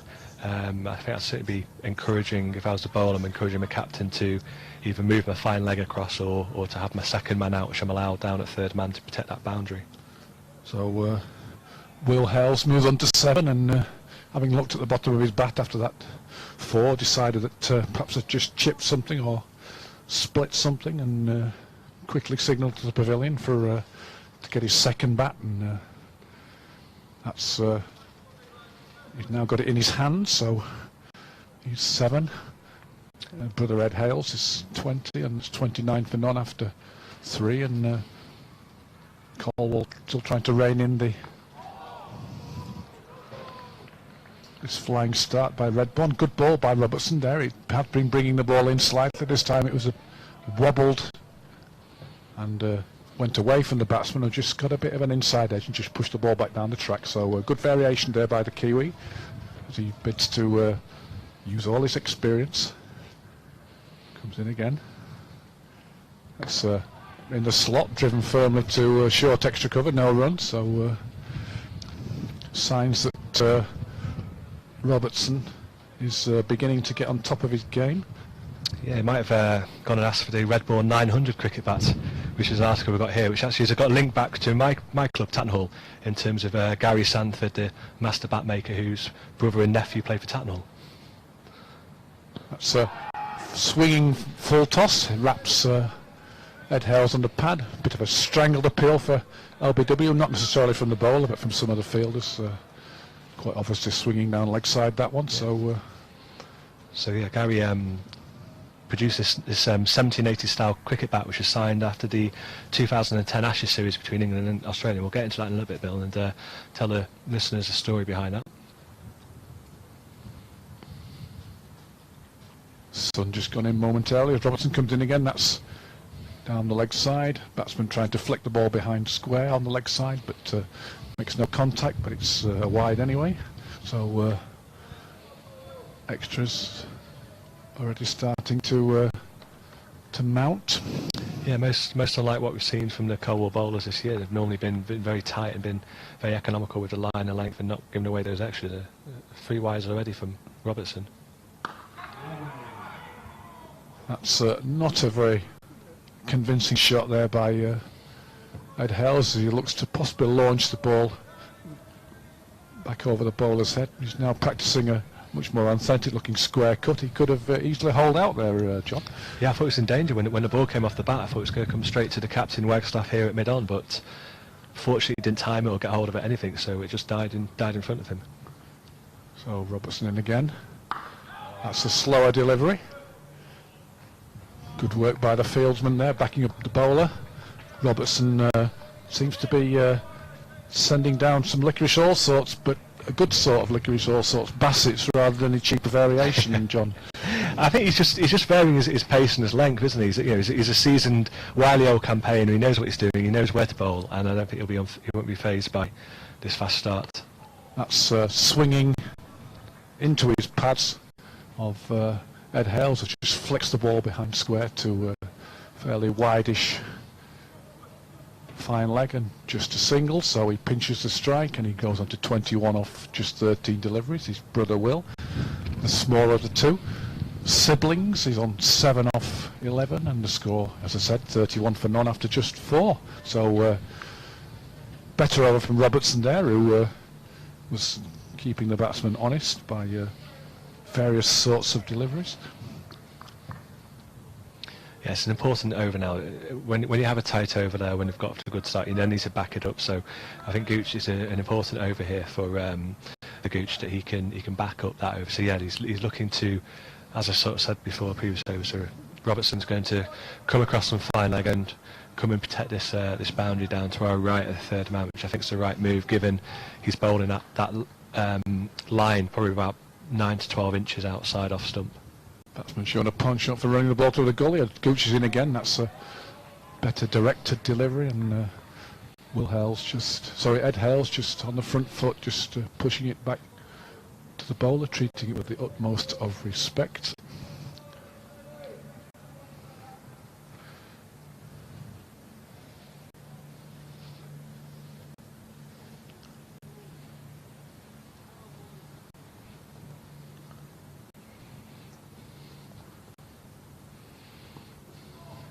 Just a bit of a diffident shot outside off stump there, just hanging his bat out, and the ball going through to keep. A bit of a ineffectual shot there, John. Yeah, I think it's a no ball signal by the umpire though, so Gooch just overstepping the front foot. But again, he's bowling. He's settled into a good line there. He's taken out the man at fine leg. So he's bowling with a 7-2 field, just taking his mark back about a good 6 or 9 inches to make sure he doesn't overstep again. Yeah, just had a word with umpire Raj Patel after that delivery, just to see how far he was over. That's squirted through the gully and threatening the boundary, and it just makes it. Slithering attempt to stop there as Robertson ran round to support the fielder, but cap goes flying from the Robertson's teammate, but dive was to no avail, and that's another boundary for Ed Hales to take him on to 25. Yeah, it just seems that the ball gathers pace, doesn't it? It must be amazing to know that once you break the field, the ball's pretty much going to run to the boundary. Sort of squeezed out through backward point, and valiant effort, but in vain, unfortunately. Gooch in again. It's a straighter delivery. Back foot on drive there from Ed Hales. Straight to mid-on, no run. Ed Hales wearing a blue helmet, and Brother Will favouring the green variety. 36 for no wicket now, with Ed Hales on 25 and Will Hales on 7 as Redbourn get off to a flyer. Gooch in again. Ed Hales just opening the bat, just running the ball down to gully, no run. Yeah, they're both favouring, aren't they, trying to just use the pace off the bowling of Gooch and just to run the ball down into the gap. But it comes with dangers. Actually, Will Hales obviously being the elder brother as well. He's the Redbourn leading run scorer this year. As John says, I think they've made the right decision to move the man from fine leg to third man. Gooch in again. That's a very pleasant looking shot, but good piece of fielding there, preventing the boundary. Just at point, just batsman get through for a single, so Ed Hales on to 26. Will Hales on 7 and 37 for no wicket, so the fieldsmen have got to back up the bowlers, John, which they are doing at the moment. Gooch in again. So in good length ball, but driven past the matting, the wicket that had the matting on it, and through extra cover for a boundary, so difficult for Colwall to stop the flow of runs at the moment as yeah, it's exactly the start which Redbourn wanted. 41 for none now after 5 overs. So ticking along at 8.2 runs and over, which will get them home in with plenty of overs to spare if they carried on that throughout their innings. Younger brother Ed Hales and captain, 26 off his 19, and Will Hales now 11 off 12. So really good start, really positive start from the two Redbourn batsmen. Happy to take a few risks, a couple of shots which have been obviously been on the aggressive side.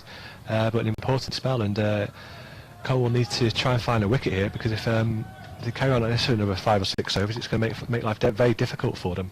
Colwall skipper Wagstaff just having a word with Robertson there. Wagstaff feeling at mid-on so he can get in the bowler's ear if he needs to pass on any information. So Robertson in again. That's flicked through wide of mid-on, which I think is probably going to have the legs to get for 4. Wagstaff isn't the quickest these days, in the reaching veteran status, and ball easily beats him to the boundary for another 4 for skipper Ed Hales, who advances to 30 off just 20 deliveries. Yeah, I mean, slightly up his stroke. I mean, it's obviously there's a big gap there. He's only bowling. He's bringing a man across now from the offside to make it turn into a 5-4 field, coming into a more of a sort of shortish mid-wick mid-wicket, which is pretty much where the ball's just gone. So it was a safe shot, but it was uppish. You won't be able to get away with that same shot again now with the change in the field. Robertson swinging the ball into the batsman's pads. The batsman just helping the ball onto the leg side. So that gap, as John says, has hopefully been plugged from a Colwall perspective. Robertson again, that's the one that just runs across the batsman, and Ed Hales just opens the face and just guides the ball through gully, and another valiant attempt trying to field and diving, trying to scoop the ball back, but to no good effect, and that's another boundary for Ed Hales and takes him on to 34 off just 21. It's really sensible cricket as well, isn't it? 'Cause he's pretty much guided that through the vacant area of the field where the man's just been moved across from. So Robertson then, having brought the man across, goes a little bit wider of off stump and just guides it down, which brings a change in the field and sees a third man go into place for Robertson to give him that protection on the third man boundary as well. Just trying to run the ball across the batsman and hope of getting a nick to the keeper off first slip, widest first slip. Robertson again swinging the ball back into the batsman's pads, and they pinch a single there. Excitement there as there's a shy at the keeper's end, and that's the 50 partnership for the brothers. Yeah, in coming just 23 minutes off 37 balls. Sorry, John. No, just going to steal your thunder there in terms of the timing. It's a brilliant start. 50 off 37 balls is just a start which Redbourn would have wanted to make, and so Colwall may be thinking about a bowling change, possibly at either end, with both bowlers being on the expensive side. Robertson 2.5 overs for 27 comes in again. It's driven to extra cover, no run.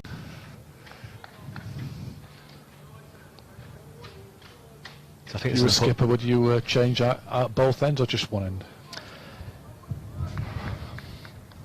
I mean, it's a strange one because I don't really think that either of the bowlers are bowling that badly. To be fair, it's just been some aggressive shots and some good shots by the two Redbourn openers. As he's watchful. One of Robertson's variations, just sort of like a wobbly ball outside off stump, just hoping to induce either the false shot aerially or the edge to keeper or slip. I think batsman leaving it alone. We've got a single delivery left in this final delivery of the 6th over, which is going to bring a sanitization break. So it's going to be an important chance just for the Colwall players to regroup. That's another one where the ball doesn't swing in and the batsman playing a rather lazy waft and ball through to the keeper. Message from Simon Ashbury, one of my former colleagues at the Telegraph and Argus, saying good luck Bill Marshall and playing together against your old team Bobby Peel. Bobby Peel were an offshoot of the Telegraph and Argus cricket team. We played many a T20 game and even went as far afield as Boston, John, to play matches. Massachusetts or Lincolnshire? Lincolnshire. I drove by car that day, but they took a coach and it ran out of petrol at the top of a hill. So the players had to all get out and push it and then jump back into the coach when the engines, when they managed to get it rolling downhill again. And one player, unfortunately, wasn't quick enough and ended up being left about half a mile behind. Classic. Unfortunately, I heard about it. I wasn't able to witness it because I was already in Boston by that time, even though I set off later. Oh dear. Happy days. Happy days, and just to win. Simon Ashbury from Boston. I think he probably arranged that match, actually.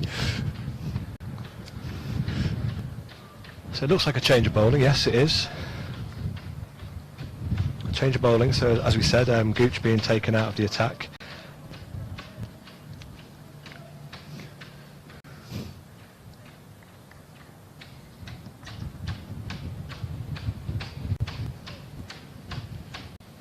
The flagpole flapping noisily to our left as Daly comes in from the nursery end.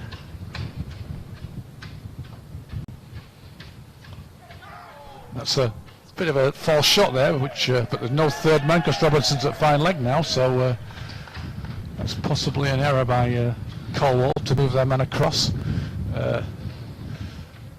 Aerial shot there by Ed Hales, gets away with it. Yes, on to 39. Luke Daly opened the bowling in the semi-final at Carlton Towers, and apparently he's been a player who's taken 4 hat-tricks, so what they'd give for hat-trick number 5 at the moment. Colwall not dilly-dallying with their bowling changes, Mr. Beddoe. Dallying again. Slightly slinging action. Beaten outside the off stump there, so moral victory for the new bowler as Hales tries to be expansive again and doesn't make contact this time. I think if you're the captain here, I think and as a bowler you've got to back yourself and say I'm going to bowl that line outside off stump and I need to have a third man. I think you know, if you bowl a bad ball and it gets put away to leg side boundary, then you can live with that. But when you do, if you do find the edge and it runs away for 4, it's such a blow. See, that's gone exactly where third man would have just run round to field the ball, and because there's nobody there, it's gone away along before for another boundary. So John's exactly right. Wondering why on earth they didn't leave the man at third man where Robertson was from when Gooch was bowling, but he's now at fine leg, and that's cost them 6 runs. Yeah, the score really has raced along here, isn't it? 58 for none now in the 7th over, and it takes Ed Hales on to 43 from just 25 deliveries. Now they're moving him across. Case of shutting the stable door after the horse has bolted, I may be so bold. Indeed. But no, it's a really good start by Redbourn here. They'll be feeling very confident and good of themselves at the moment. That's a fuller length ball, which is driven to cover, no run. So score is now 58 for no wicket, with Ed Hales on 43 from just 26 deliveries, and Brother Will playing a support role with 11 off 15. So great start here for Redbourn. As Daly comes in again. Slightly slinging action, beaten outside the off stump as he looks in vain up at the umpire Raj Patel for a wide, who can be quite generous sometimes, but he's ruling on wides, John. Yeah, there's been. I think it was the same in Colwall's things. I think there was a few outside off stump where they were probably just maybe slightly lenient. They're very strict. Anything down leg side is a wide, but I think they've been consistent with the outside off stump. That's driven firmly again to extra cover. Fieldsman stops the ball, just rolls through his legs, and they think about a single, but decide against it. So that's the end of over number 7, and the score is already on 58 for no wicket. So it looks like wicketkeeper's taken on a helmet here, so we might be seeing this double change of bowling which we were talking about. We'll wait and see who it's going to be. I think if I was captain Wagstaff, I think given from what I've seen with the bat and also with the bowl in the semi-final, I'd be looking at Richard Howitt as maybe my go-to man here. Of course, spinners were very effective in the first innings when Colwall batted. The Dan Darville and Conor Yorath taking 5 for 54 between them off their 16 overs to really put Colwall under the pump, but they managed to break the shackles and post a effective first innings score. The sun comes out again, and as John says, Howitt coming on to bowl from the pavilion end. That's a hit me ball, and he's hit it straight to shortish mid wicket. It had 4 written all over it, that one, and Howitt has got away with what can only be described, John, as a loosener. Yeah, I mean it's a loosener. It's probably one of the worst deliveries we've seen today. It's a rank long hop. It should have been hit probably anywhere, and all he's done is mistime it and cue the most simple of the catches to mid wicket, and that's a really important wicket which Colwall really needed. And you can see as Will Hales walks off down towards our right, he looks despondent and really disappointed, and gives Captain Wagstaff the opportunity to bring the players in and into a fairly well-distanced huddle, and to, I suppose, work out a plan in terms of how they're going to stem these runs and get themselves back into this game, because at the moment it's all Redbourn. To say that Will Hales is trudging off is probably an understatement. He's still only 2/3 the way to the boundary. He basically just cannot believe what he's just done. Catch there by Gooch, and new batsman is Conor Yorath, who's trying to back up his fine display of leg spin bowling with a telling innings. But the good thing is, after Ed Hales' lightning start, he's got plenty of time to play himself in. So he's a left batsman, which will make our lives slightly easier in terms of trying to determine which of the Hales brothers it was. So yeah, obviously bowled extremely well. One of the standout bowlers for Redbourn in the Colwall innings.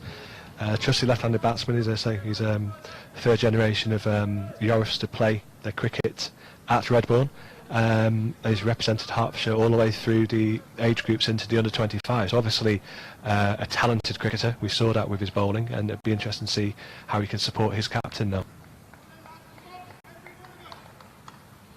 You can see the boost which that's given the Colwall players, can't you? All of a sudden now the fielders are 5-10 yards closer in again, trying to cut off the singles in the same way which Redbourn were when they picked up the wickets before. So how it's going to be bowling round wicket, I think it's coming between the umpire and the wickets. 6 players in the ring saving the single. That's down the leg side, just to show that Howitt, as witnessed by his first delivery, has not loosened up yet. So score goes up to 59.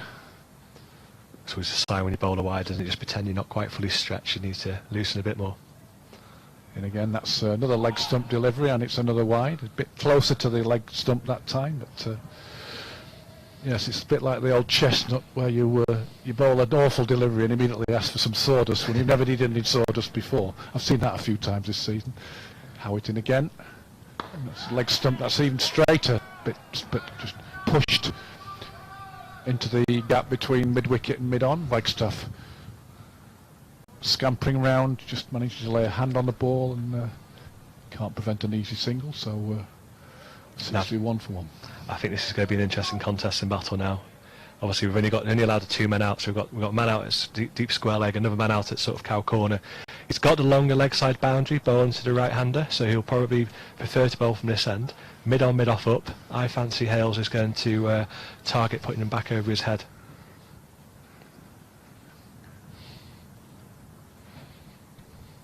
It's a better looking delivery from Howitt. Hales treating it with respect and just pushing it out on the offside. Jonathan Pinfield just tweeting that he hasn't been right since last night when he used the Corby trouser press for the first time.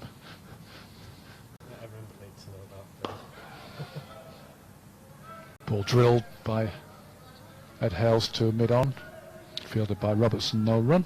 There's a story going around that you're making toasted sandwiches in there, Bill. I don't know if that's an element of truth in there or not.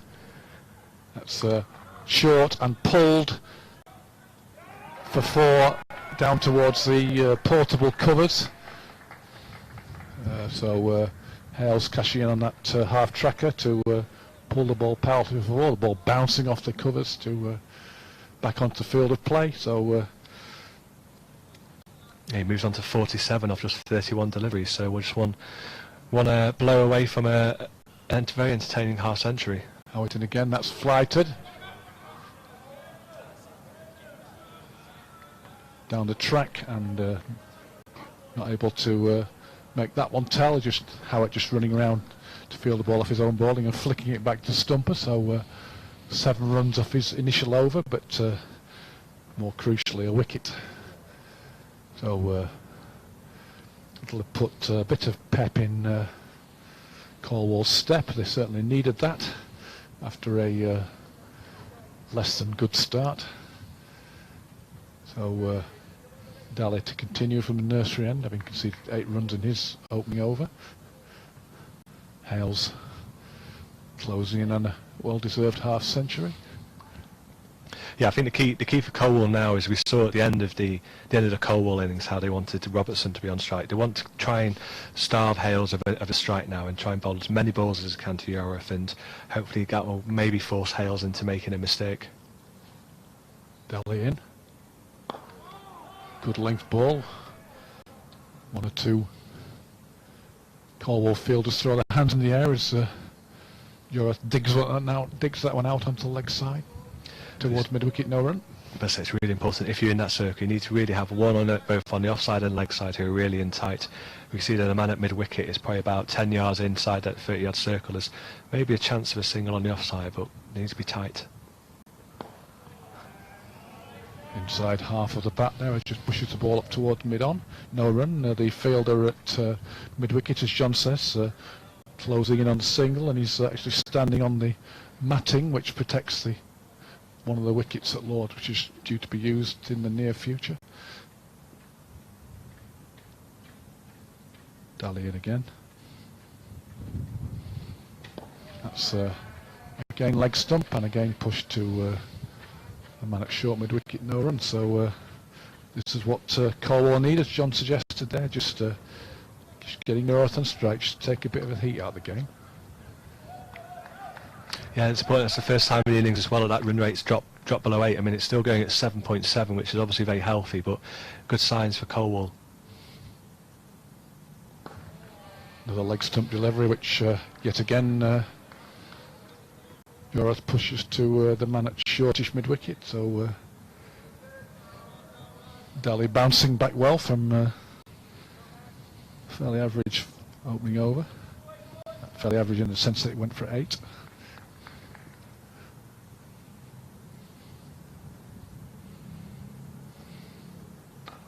That's more of an off-stump line, and Jorath half forward, just opening the face, just pushing the ball towards wide of gully and point, but fieldsman scampering around to prevent the single. Yeah, it's a good over from Daly here, backing up. Obviously, Harrop went for 7 in his previous over, but picked up that wicket, so it's important you can get these overs back to back and build some pressure onto the Redbourn batsman. Daly in again, yet again leg stump, and yet again pushed to short mid-wicket. Yet again no run, so that's the end of a successful Daly over. Just went for, was it a maiden? It was a maiden, yes. Must be the first one of the innings, that one, John, I think? Definitely.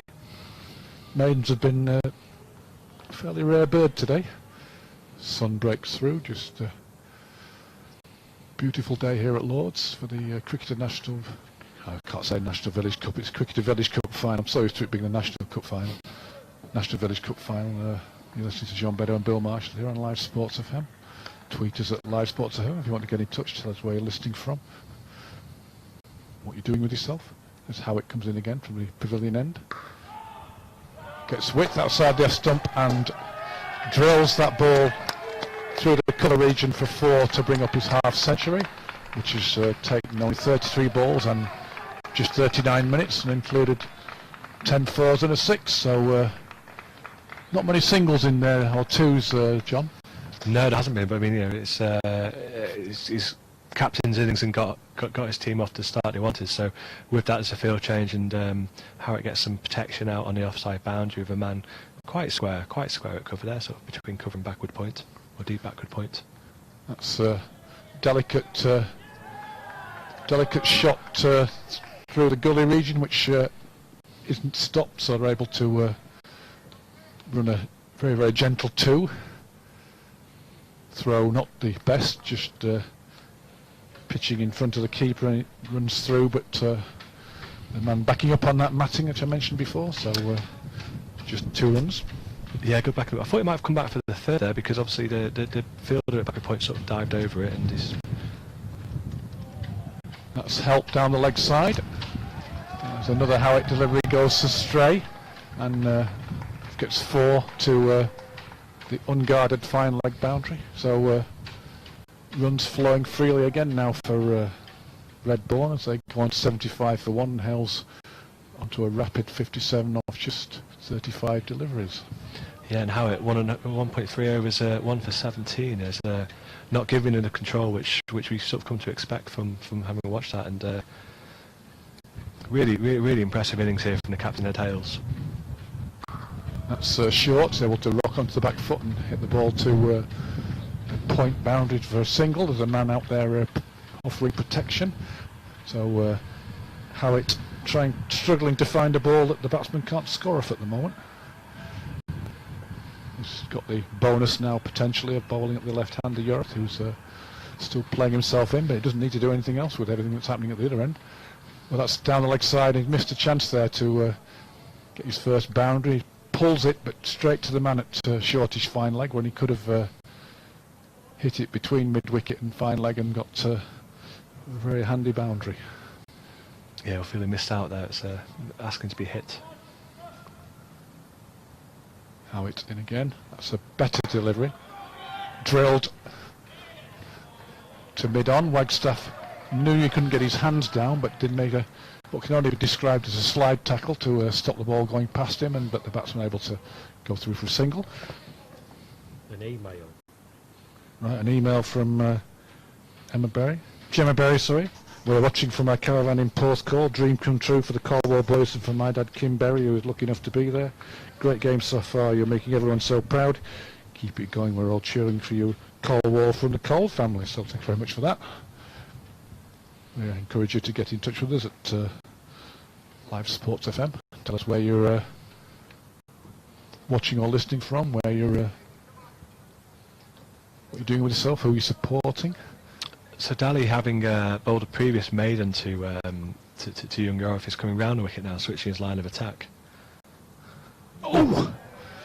And Yorif leaving the ball, which was angling in towards off stump, but didn't miss it by much, John. No, I mean, there's, as they say, don't they, Bill, there's two leaves. There's a good leave and a bad leave, and that was just a good leave. It came back down with the angle, and obviously bowling quite wide, bowling round the wicket, with the slope bringing the ball back into the left-hander.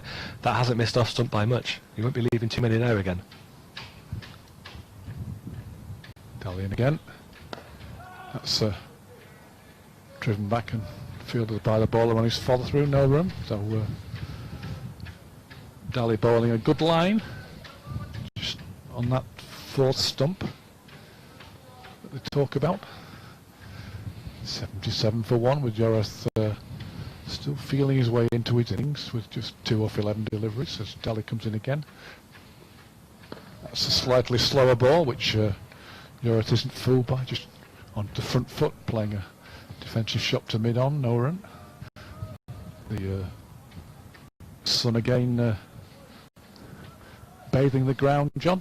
Yeah, we're just unfortunate we're in the shadow today, aren't we? The sun's behind us on our right shadow, so not quite feeling the benefit of the warmth of the sun. A few wispy crowds overhead as Daly comes in again. And that's skied towards square leg, a difficult chance because it's over his shoulder, and it's a very, very good catch there. So Yorth's little knock is over. He's dismissed for 2 off 12 deliveries. Good catch that one, John, because he had a bit of ground to make there to judge the ball over his shoulder. Yeah, no, really, really good catch, really good pair of hands, and that's what Colwall are going to need to do. They're going to need to field and catch very well.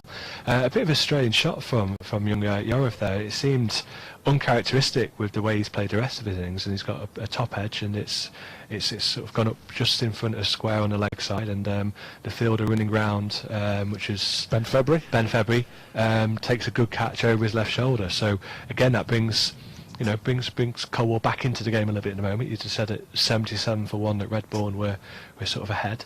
The players come together and they get a chance to, you can see their captain Wagstaff speaking to his players and trying to make sure a plan of what they're going to do. I guess that Colwall probably think if they can pick up this prize wicket of Ed Hales, then it's game definitely back on with still a lot of runs to get. So two important wickets there, but it's been a good over by Daly, and again that's 10 dots on the bounce, bowling to young Yorif, and you can see that it's just that pressure is just getting to him, and that's what scoreboard pressure can do.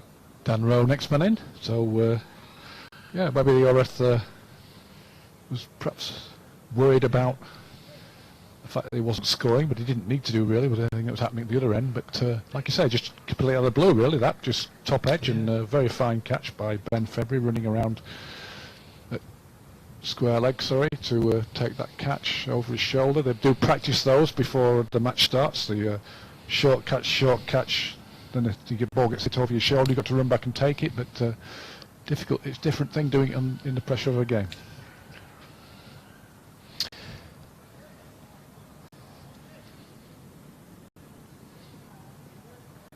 But they're the chances which I think if Colwall are going to win this game today, they're the chances which they need to take, especially with runs coming so freely at the end. Now, it's going to be interesting to see if Captain Ed Hales is going to changes the way which he's batted. He's obviously been extremely positive and looked to go after the Colwall bowlers, but having now lost 2 wickets, I mean, we're only in the 11th over and 2 wickets down. is he going to continue playing his strokes? I think he probably will do, but he'll be cautious and won't want to give away his wicket cheaply now.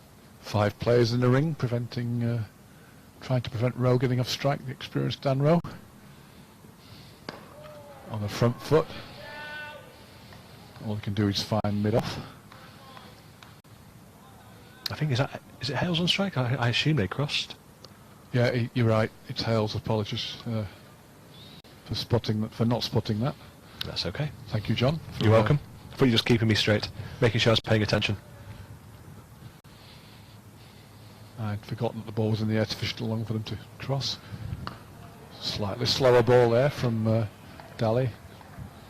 Hales having to wait for it and just pushing the ball into the offside again. No run, so the end of a successful over. Daly's now bowled a second successive maiden, having conceded 8 runs in his first over, and now got figures of 3 overs, 2 maidens, 1 for 8. And the 8 runs he conceded were both. I mean, one was a genuine edge, and the other was probably guided through third man. So again, that's given the start which Redbourn got off to. That's what the Colwall captain would have been looking to Daly to do, to try and break some pressure. Now, we talked about this battle, didn't we, between these two early on in the innings when Howard was batting and Rowe came on to bowl. So I think again it's going to be a key battle, this. Of course, Daly could argue that the 8 runs he conceded should only probably been 2. That should have had the line he was bowling. He should have had a third man rather than a fine leg. But first ball from Howard's on spot there, and Rowe left-hander Rowe just pushing the ball into the offside. It was 3 on the offside, saving a single, no run. That's slightly shorter. Rowe on the back foot. Just seemed to skid through that one, didn't it? Didn't seem to maybe get up quite as much, and it's again a dangerous shot. Second ball to be, you don't want to get caught on your back foot. Yes, just skidding the ball on. Chance of getting an under edge onto his stumps there as Howitt bowls more of a leg side delivery, but did straighten a fraction, and the arms went in the air for an LB. No, they get anybody actually appealed, but moral victory for the bowler there. As yeah, we're right behind that one. That's probably missing about another two leg stumps there. That's off stump, outside the off stump, and Rowe tried to play a rather expansive attacking shot into the square on the offside. Doesn't make contact, so Howard's got him thinking here. Yeah, he's just getting a bit more control in his over, isn't he? Sort of found his line in length and seems to be happy to bowl into the left-hander. So he'll be looking just to finish this off and try and get a maiden in the column for him as well. That's a good length ball, and Rowe able to just guide that one to the man at deep cover to get off the mark and foil Howard's attempt to bowl a maiden. So Rowe off the mark with his 5th delivery and brings Hales onto strike. Ed Hales, 58 off just 38. Still mid-on and mid-off up though, which is an interesting one. She's obviously not going to give it too much flight. Good length ball there by Howard. Hales just opening the face and trying to run the ball past Scully, but you can't beat him, so that's another dot ball. So good comeback there from Howard. Yeah, good comeback from Howard, and as I say, we talked about how it's important you back up overs and join those overs together. That's a maiden followed by a single from that over is important for Colwall in order for them to get back into this game. End of the 12th over, so it's a chance for the players to sanitise their hands, and I assume it's going to be Daly who's going to carry on bowling. He'll be bowling to the new batsman Rowe, who's 1 not out from his 5 deliveries. Captain Ed Hales is 58 from his 39 deliveries faced, so obviously the dominant batsman in this Redbourn innings so far, and the score's 78 for 2 off 12, so they're ticking along at 6.5 and over with all of these information available to us on the scoreboards. We've got required rate of 5.4 runs and over, which is 152 off 168 deliveries, so still lots of runs to get, Bill. It's still you'd put Redbourn probably ahead of the game at the moment now. Absolutely. A Daly to continue from a nursery end. That's on the mark, and just appealing for an LBW decision there, as they think that possibly the ball hit Dan Rowe's pad before hitting his bat, but umpire Raj Patel doesn't agree, so no joy there. If you want to get in touch with us, you can tweet us at Live Sports FM. Let us know where you're listening from, who you're listening with, and which side you're supporting. As Dally comes in again. That's wider of off stump, just drifting back in, but Rowe having nothing to do with that one. Goes safely into the keeper's gloves. So I can see Dan Rowe batting. I can see that he's using a choice willow cricket bat, which is made by the master batsmaker Gary Sanford, who we talked about before, who I say has links to my clubs in Tattenhall. So it's always good to see a choice cricket bat. Got a bit local information. Dallian again. That's just Rowe having just to wait for that one, just pushing the ball on the offside. That fielder at short extra cover has been one of the busiest men of the day in both innings, John. Yeah, definitely. Important position. And just to add to Gary's things, his shop in indoor nets, a wonderful place called Flamsteadbury. Dallian again. That's another good length ball, which Rowe tries to advance down the track to him, but doesn't make proper contact with the middle of the bat, and the ball back to the bowler. Yeah, he's just bringing the ball in, isn't he, with the angle and with the slope, bowling around the wicket to the left-hander. He's giving his captain some good control here. It's 3.4 overs now, 2 maidens, 1 for 8, so he'll be looking to join these dots again. Dallian again, that's a full-length ball, confidently driven by Rowe, and good diving stop by the veteran skipper Wagstaff there, prevents anything more than a single. So Rowe moves on to 2 off his 10 deliveries, and Hale's still doing much better than a runner ball at 58 off 39. And again, they probably won't be too disappointed. They're managed at the moment of being able to starve Hale strike. So if they can, keep Hale's off strike this end, then that'll be a successful over for Colwall. That's width on offer to Hale, so just runs the ball down to Robertson at third man for a easy single. So you say, John, it's amazing how many runs go through third man and how often it's unprotected, but it was protected this time. Yeah, it just seems to be. I remember, as long as I've been playing cricket and growing up, there's always been, you generally always have to a quicker bowler, a third man and a fine leg, and it just seems to be a position which has gone out of fashion. You don't see, and you see so many runs go through there. And I always think as a bowler, if you bowl a ball on, leg stump or outside leg stump, and it goes with forward, it probably gets what it deserves. But if you do find the edge, and the batsman gets rewarded with 4 runs, then it just feels like you don't have the correct balance. So I'm a big advocate of a third man and trusting a bowler to bowl that off stump or just outside off stump line. End of the over, so Howitt in again. Just that ball arrowing into Hales' pads. He possibly just drove the ball onto his foot there. He's just flexing his left foot. It was fired in sort of a Yorker length, wasn't it? A bit flatter. He's not going to toss it up with the field he's got here. That's leg stump line and pulled away behind square on the leg side for a single. So Hales swiftly on to 6-0, blind 60 I think is the bingo call. Well, they're changing all the bingo calls nowadays to something more modern. 2 fat ladies is no longer 88 because that's seen as politically incorrect, John. Would blind 60 be visually impaired 60? Very probably, yes. It's important to spell a cricket here now.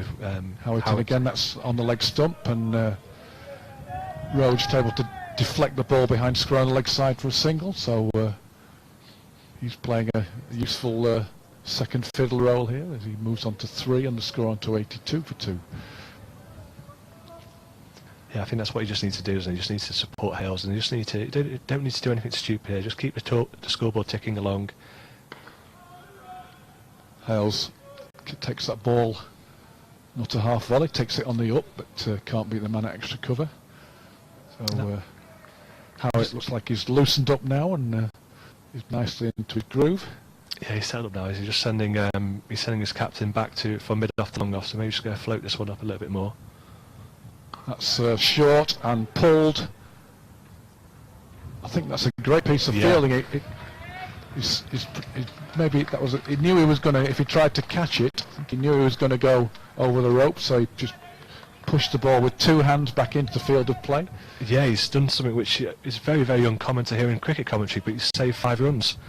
Really, really sensible, really alert piece. I mean, we see so many of these catches now, don't we? Especially, I think that's what the 2020 competitions brought, these brilliant flick backs and the hunting in pairs, and someone takes a second catch, but great piece of work there. So, Rowe on strike, drills the ball into the offside, which just beats the man at short extra cover. But Robertson's on the cover at mid-off, so ends up on his knees, which stops a single. So, at the end of the over, the score moves on to 83 for 2 after 14 overs, with 26 overs left and 147 runs required off 156 deliveries. I've just been keeping my eye on the run rates, both the actual run rate of the innings and the required rate, and the run rate's now down to 5.9 with the required rate at 5.7. So I think that just goes to show the sort of the control which Colwall have got back into this game, and especially which Daly from the nursery end has given Colwall and captain James Wagstaff. So a good guide there that Colwall have just had a good period of last 4 or 5 overs here. Daly into Hales, who's hit that one not very convincingly and not out of the middle of the bat either, over mid-off just for a single. So sign there that perhaps he's just becoming slightly frustrated, Ed Hales, with no reason to be really, but he just wants to keep on being the aggressor, and the bowlers are bowling well. I thought the fielder was in a chance then. It's all a matter of how quickly you size up where the ball is going to land. It's difficult when the ball isn't timed properly like that. It sometimes doesn't land where you expect it to. Daly in again. That's a good shot, good looking shot there by Rowe. Ball hitting the non-striker batsman Ed Hales, and just rolling up toward mid-wicket. They thought about a single, but decided against it. Yeah, good piece of fielding. That just remind the batsman that if you want to be brave enough and try and steal a single, that I'm good enough to throw the stumps down. No, it didn't hit the batsman. It hit the stumps. You're quite right, John. It's as Umpire Raj Patel replaces the bails. Daly in again. Slightly slower ball there, just keeping Rowe waiting for it. He's just pushing the ball onto the offside, no run.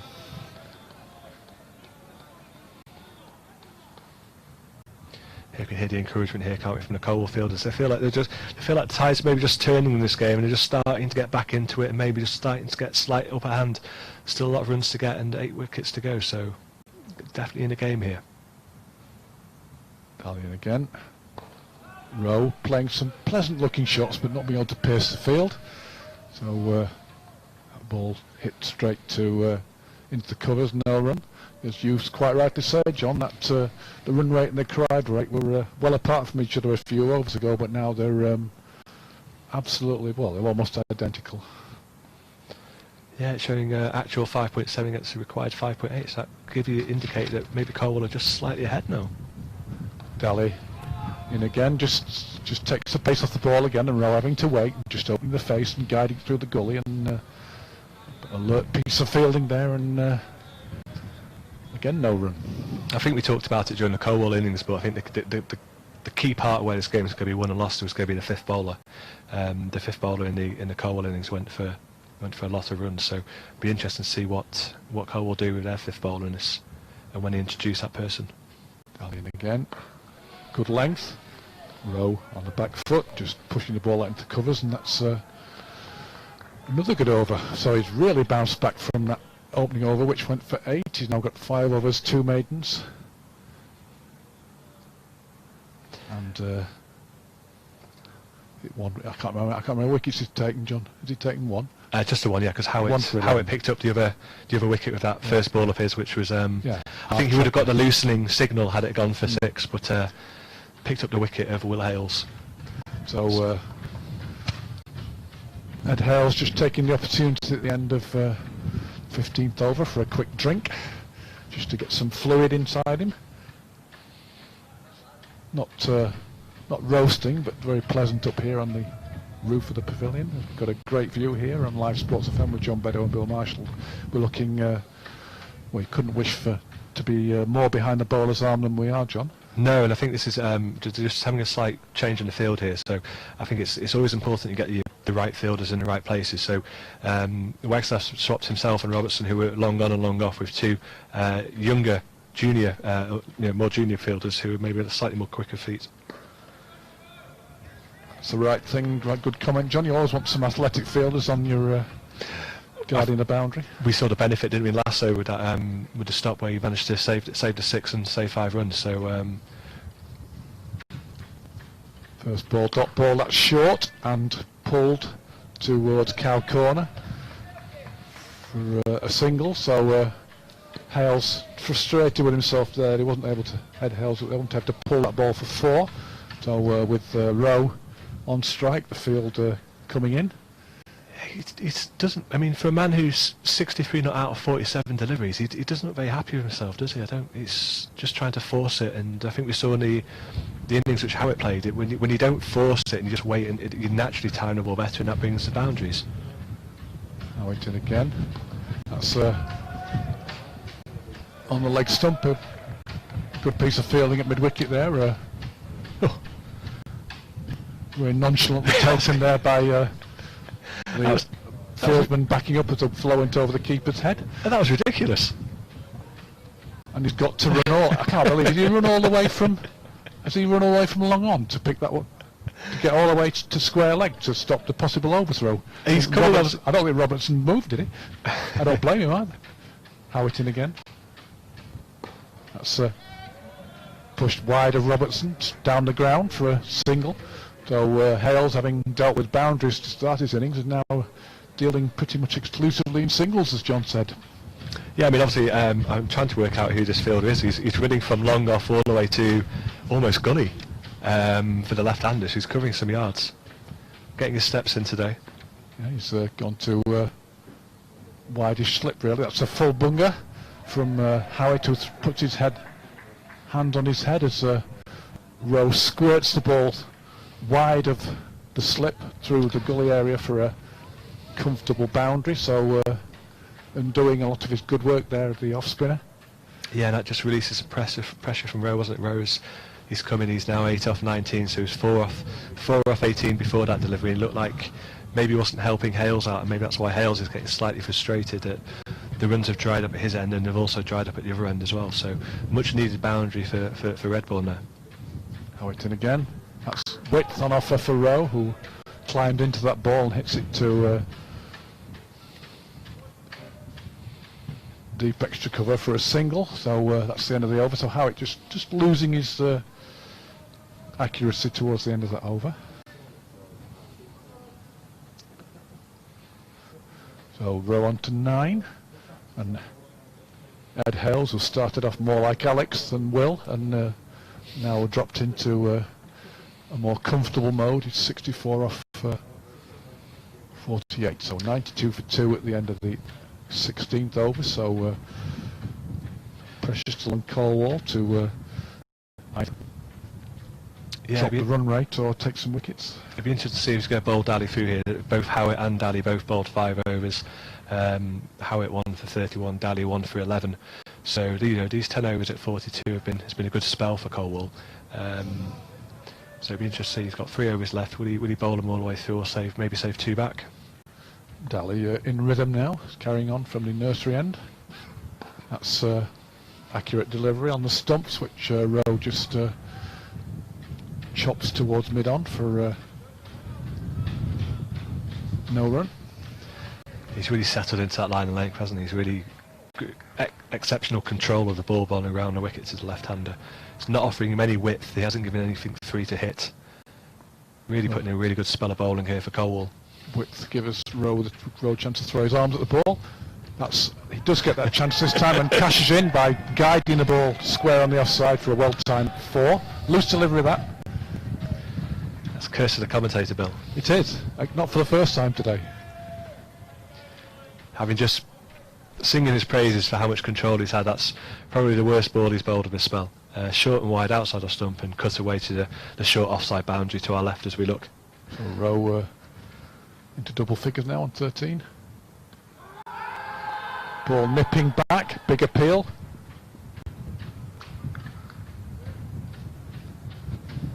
given as a leg bite. There must have been some bat on that, which Daly doesn't seem to be able to believe as he stands with his teapot, double teapot there, looking at the umpire, thinking that probably wasn't hit, but it was, according to umpire Raj Patel. So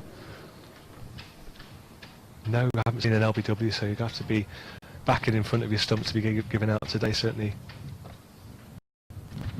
No one triggered. As Daly comes in, Ed Hale's on strike now. Daly. That's the delivery he'd been waiting for. He rocks onto the back foot and pulls the ball into the stand for a 6 to move on to 70. So Daly just losing his radar in this over, having done so well earlier in his spell. 6 brings up the Redbourn 100, so 103 for 2 off 100 balls. So run rate back above 6 and over, back at 6.2, bringing the required rate down to 5.4. So again, just shows the small margins which we're working with here in this run chase.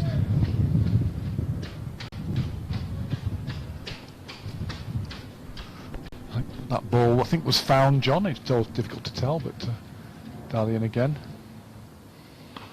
That's a better length delivery outside off stump, and just Hale's just opening the face and trying to beat the man at backward point without success. So Hale's on 70 off 50 deliveries. As the wind picks up slightly here. Flagpole flapping away to our left as Daly comes in again. Does beat the man at gully this time, all the way along the floor to Andy Robertson at a wideish third man. So that's the worst thing that could have happened from a Colwall perspective, as Hales pinches the strike to go on to 71, and the total is 104 for 2 at the end of the 17th.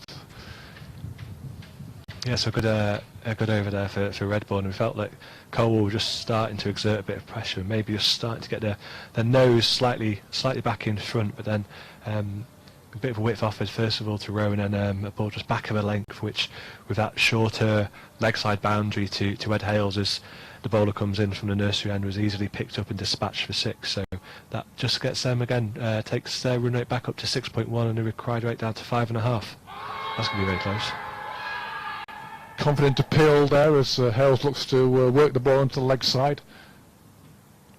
It looked very straight from where we were, Bill.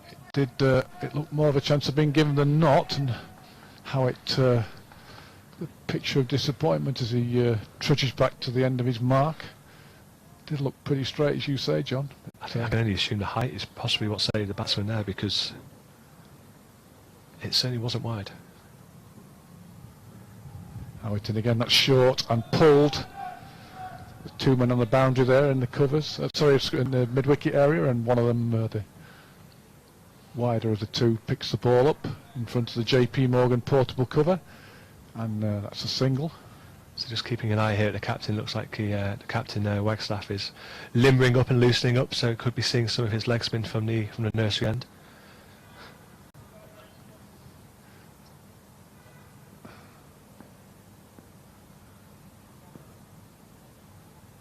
Howitt in again. This time bowling over the wicket to the left-handed Rowe. Good length delivery there, which Rowe just pushes firmly back down the wicket to the bowler. Of all the LBW shouts today that haven't been given, that was probably the best, as John suggested. Howitt in again.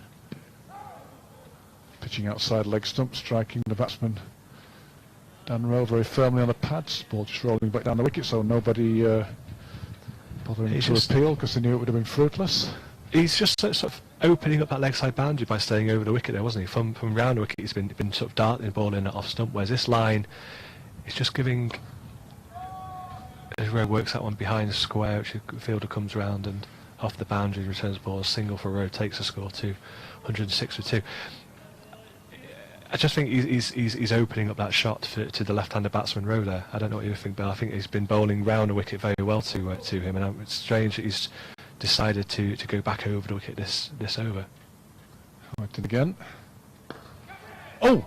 Looks like he just almost chipped the ball back to bowler, but he managed to find the gap. Howitt ending up on all fours. Obviously, one of the things that and our batsmen are able to run through for a single. Another thing it does, of course, John, is lessen the chances of an LBW. So the row moves on to 14. Yeah, I mean, I'm not saying you can't change it. It's just it just seems strange when he seemed to be having a little bit of control over him. And but anyway, it brings us to the end of the 18 overs, and the score moves on to 107 for 2, with Hales 73 not out, having faced 54 deliveries. Dan Rowe 14 from his 26 deliveries. Sorry, go on. Howitt 6 overs, 1 for 34. Daly 6 overs, 2 maidens, 1 for 22. So even though that last over from Daly was slightly expensive, he's still been by far the most economical of the Colwall bowlers. As we have the 18 overs, have a sanitization break, and also the players take a chance to take on some fluids. Yeah, it's become standard practice this season to make the 18 over mark the drinks break, which Mr. Beddoes taking to heart by taking on board some fluid himself. I couldn't possibly say what he's drinking.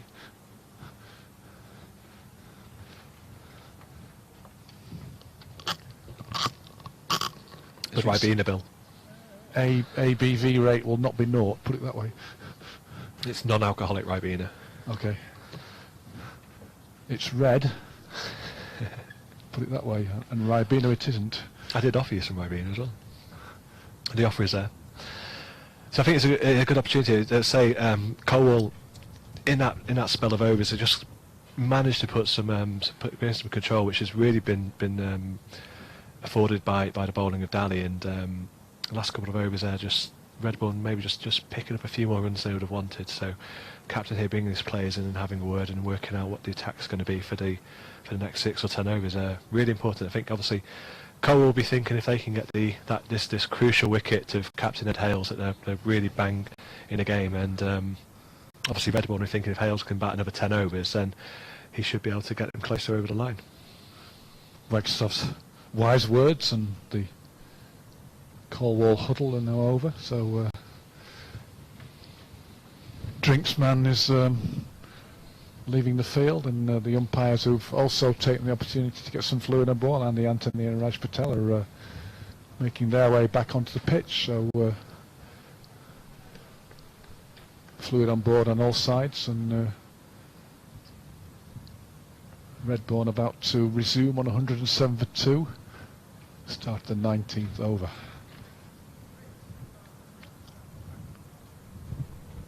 Looks like Wagstaff might be coming on, just sorting out his field. Yeah, so he bowls leg spin, so obviously if Hales wants to take him on and hit to the short leg side boundary, he's going to be hitting against the spin. That's probably why he's thinking he's chosen that end. You obviously, when you've got a right and left hand batsman in as a combination, you're always going to have one of them's going to have the shorter leg side boundary, which you would always think that batsmen have got a better chance of clearing rather than hitting the ball over cover for 6. Of course, that's the end that Conor Yorath bowled so successfully from before the tea interval.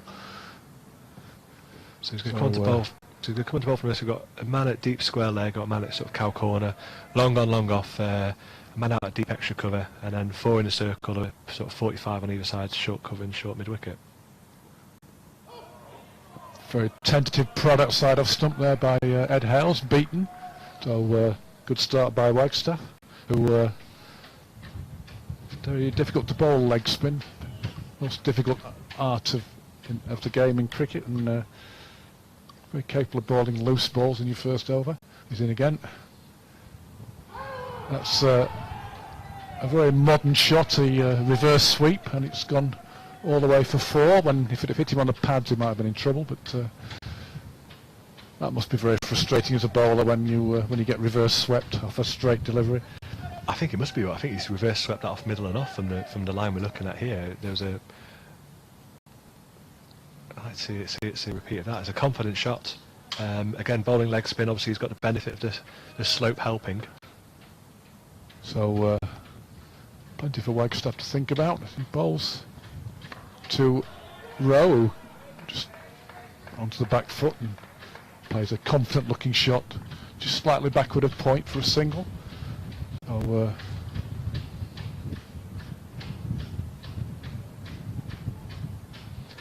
Sorry, it wasn't Rowe, it was Ed Hales. Do apologise. Yeah. So the field changes, obviously with field changing for the right and left hand, but in essence it's the same field. So same field in positions, just moving the men across from the offside to the leg side as we are for the right and left hand batsman. Although he's bringing long off, comes up into mid off to trying to cut off that single. Quite a long run up for a leg spinner, Wagstaff. Comes in again, just gently in. Nicely flighted ball, which Rowe just drives to that man at short extra cover. Which I think looks like Andy Robertson with the cap on. He started off very well, hasn't it? All deliveries been on the money, even the one which was reverse swept for 4 was taken off middle and off. Wagstaff in again. Got a nice loop, not bowling, not really looping the ball, but he's got a nice action. He's putting it in the right place. Experience telling here by skipper Wagstaff. Bowling to Dan Rowe.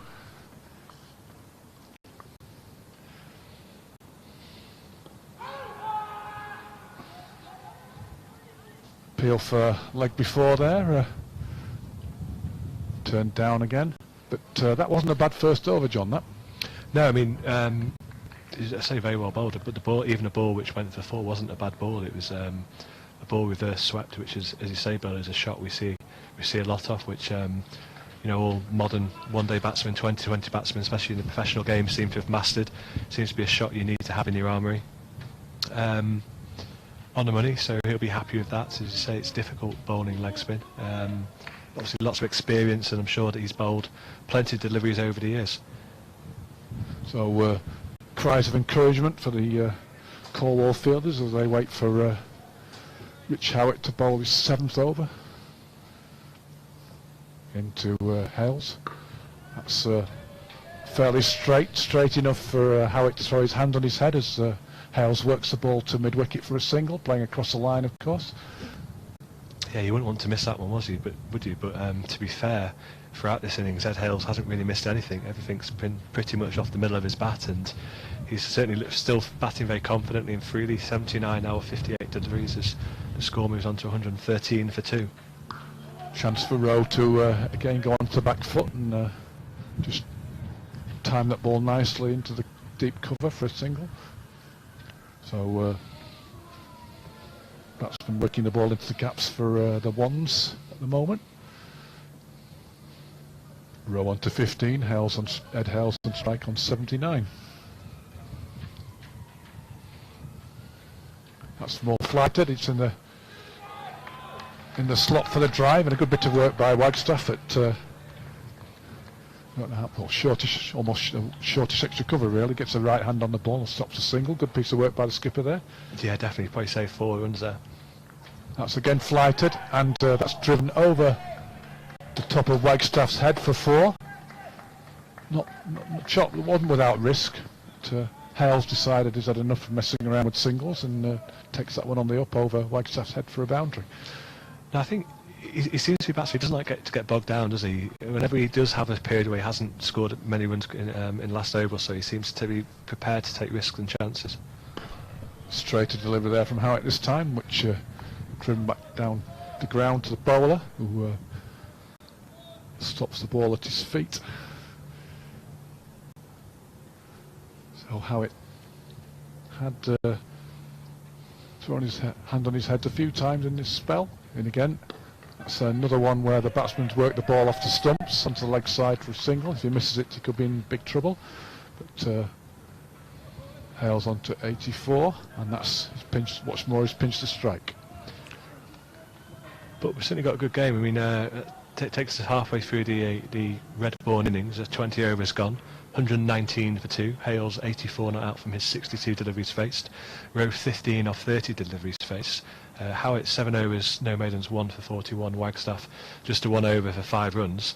111 runs required off 120 balls, so it's all there to be played for. I mean, in a normal 20 over game, a target of 111 on a pitch like this, you'd probably fancy to get over the line and chase down quite easy. But a couple of wickets, bit of pressure back on the Redbourn batsmen, and Colwall can get themselves into this game. Redbourn certainly in a driving seat at the moment, Obel. Just 4 men on patrolling the singles, one at wideish mid-on, one at backward square, and one at short extra and one in the backward point, but Hales drives that one to a more conventional mid-off for a single, so on to 85 off 63 balls. Now left-hander Rowe on strike.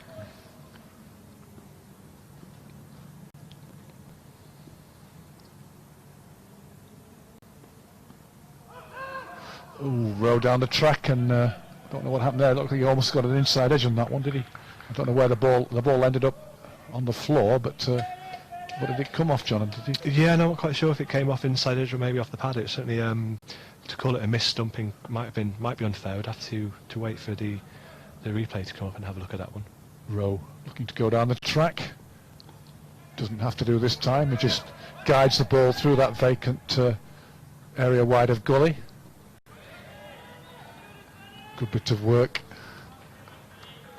preventing the boundary, but they're able to jog through for a couple, so good work by the left-hander there. Yeah, you can see what Colwall's plan is. Obviously, is when Hales is facing, is to give him the single, get Rowe on strike, and then try and squeeze Rowe and try and build up the pressure by bowling dot balls to him. That wraps Rowe on the pads and just rolls out behind square on the leg side, but there's no man there, so they're able to get a leg by. Stumper running from behind find a wicket to gather that ball there. I like Wagstaff's action, John. Yeah, he comes into bowl again, reverse sweep, straight to the man who I suppose becomes back with a square leg with a reverse sweep, but was conventionally at backward point. Yeah, I don't think he bowled in the game at Carlton Towers, did he? I don't think he was required because of the shortened game. I had the benefit of watching him bowl in their victory over Dumbleton, and he pretty much bowled as he was doing now. He was very economical on the money, and obviously helped his team defend a low total that day. Then again, ball comes out of his hand very nicely. Just Hales just on the front foot there, just pushing the ball out on the offside, no run. So yeah, the ball comes out of his hand very nicely. Being a leg spinner myself, not bowling anything that's getting stuck in his hands. I don't know, no hard trackers, no full bungers. So good start by the skipper, who's now bowled 2 overs for just 8. No, I mean he's obviously he's obviously a very experienced campaigner. He's played a lot of cricket. He's played for Worcestershire and Derbyshire second 11 over the years. He scored a century in the Birmingham League, which I know for myself is a very competitive standard of cricket. He's achieved 50 plus wickets in the Birmingham League season. Made his first team debut for Colwall 26 years ago. So sometimes you can't put a price on experience. Is how it comes in to start his final over, bowling a delivery to Rowe, which is just wide of off stump, and Rowe just helps himself to a single, pushing the ball through the vacant gap at cover, which brings the Redbourn captain Ed Hales back onto strike. He's now moved on to 85 from his 65, so he'll be eyeing up a Lord's century, which unfortunately won't see him get his name on the honours board, but it'll be something for him to remember. And again, that's more flighted. That's driven wide of a diving Wagstaff for 4 runs. Perhaps a more agile fielder might have stopped that one, John. I don't know, I'm being a bit harsh on the skipper there, but yeah, just picked that gap. He stopped a few there, hasn't he? So he certainly stops more. He stops more than get through normally, but that's been hit hard. It's the width, isn't it? He's how it's bowled. Offered him width there in a width wide full half volley, which he's dispatched. That's hit square on the leg side. The fielder on the boundary there in front of covers didn't pick the ball up initially, but it wasn't too far away from sort of to move slightly to his left and gather the ball. So Ed Hales now, don't want to be the kiss of death, but closing in on the centuries on 90. That's pitched outside leg stump. Howitt up for an LBW appeal there, but as John quite rightly says, the ball, because he's coming over the wicket, pitched outside leg stump. Very difficult for him to get an LBW unless he pitches on leg stump. The batsman's taking almost leg stump guard, I'd say, Bill, as well. So I mean, that looks like it. Yep. He's a good foot outside leg stump before the ball's bowled. That certainly isn't outside leg stump. Good work there by Robertson, diving to his left, which is, of course, his dominant side. Stops it with a strong left hand, no run. Kiwi in a cap there to protect himself against the sun. Out in again. Another full-length ball, which Rowe just digs out onto the offside again to Robertson, who's fielding on that matting, which is protecting that wicket. So 129 for 2 after 22 with Hales on 90.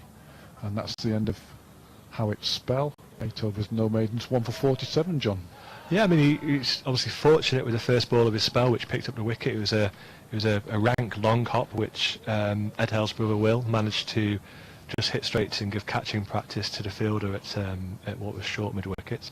A few loose deliveries, a couple of wides in there as well, but again he bowled well. He bowled a good spell with Daly at one stage, which is what brought Colwall back into the team after that start which Redbourn had.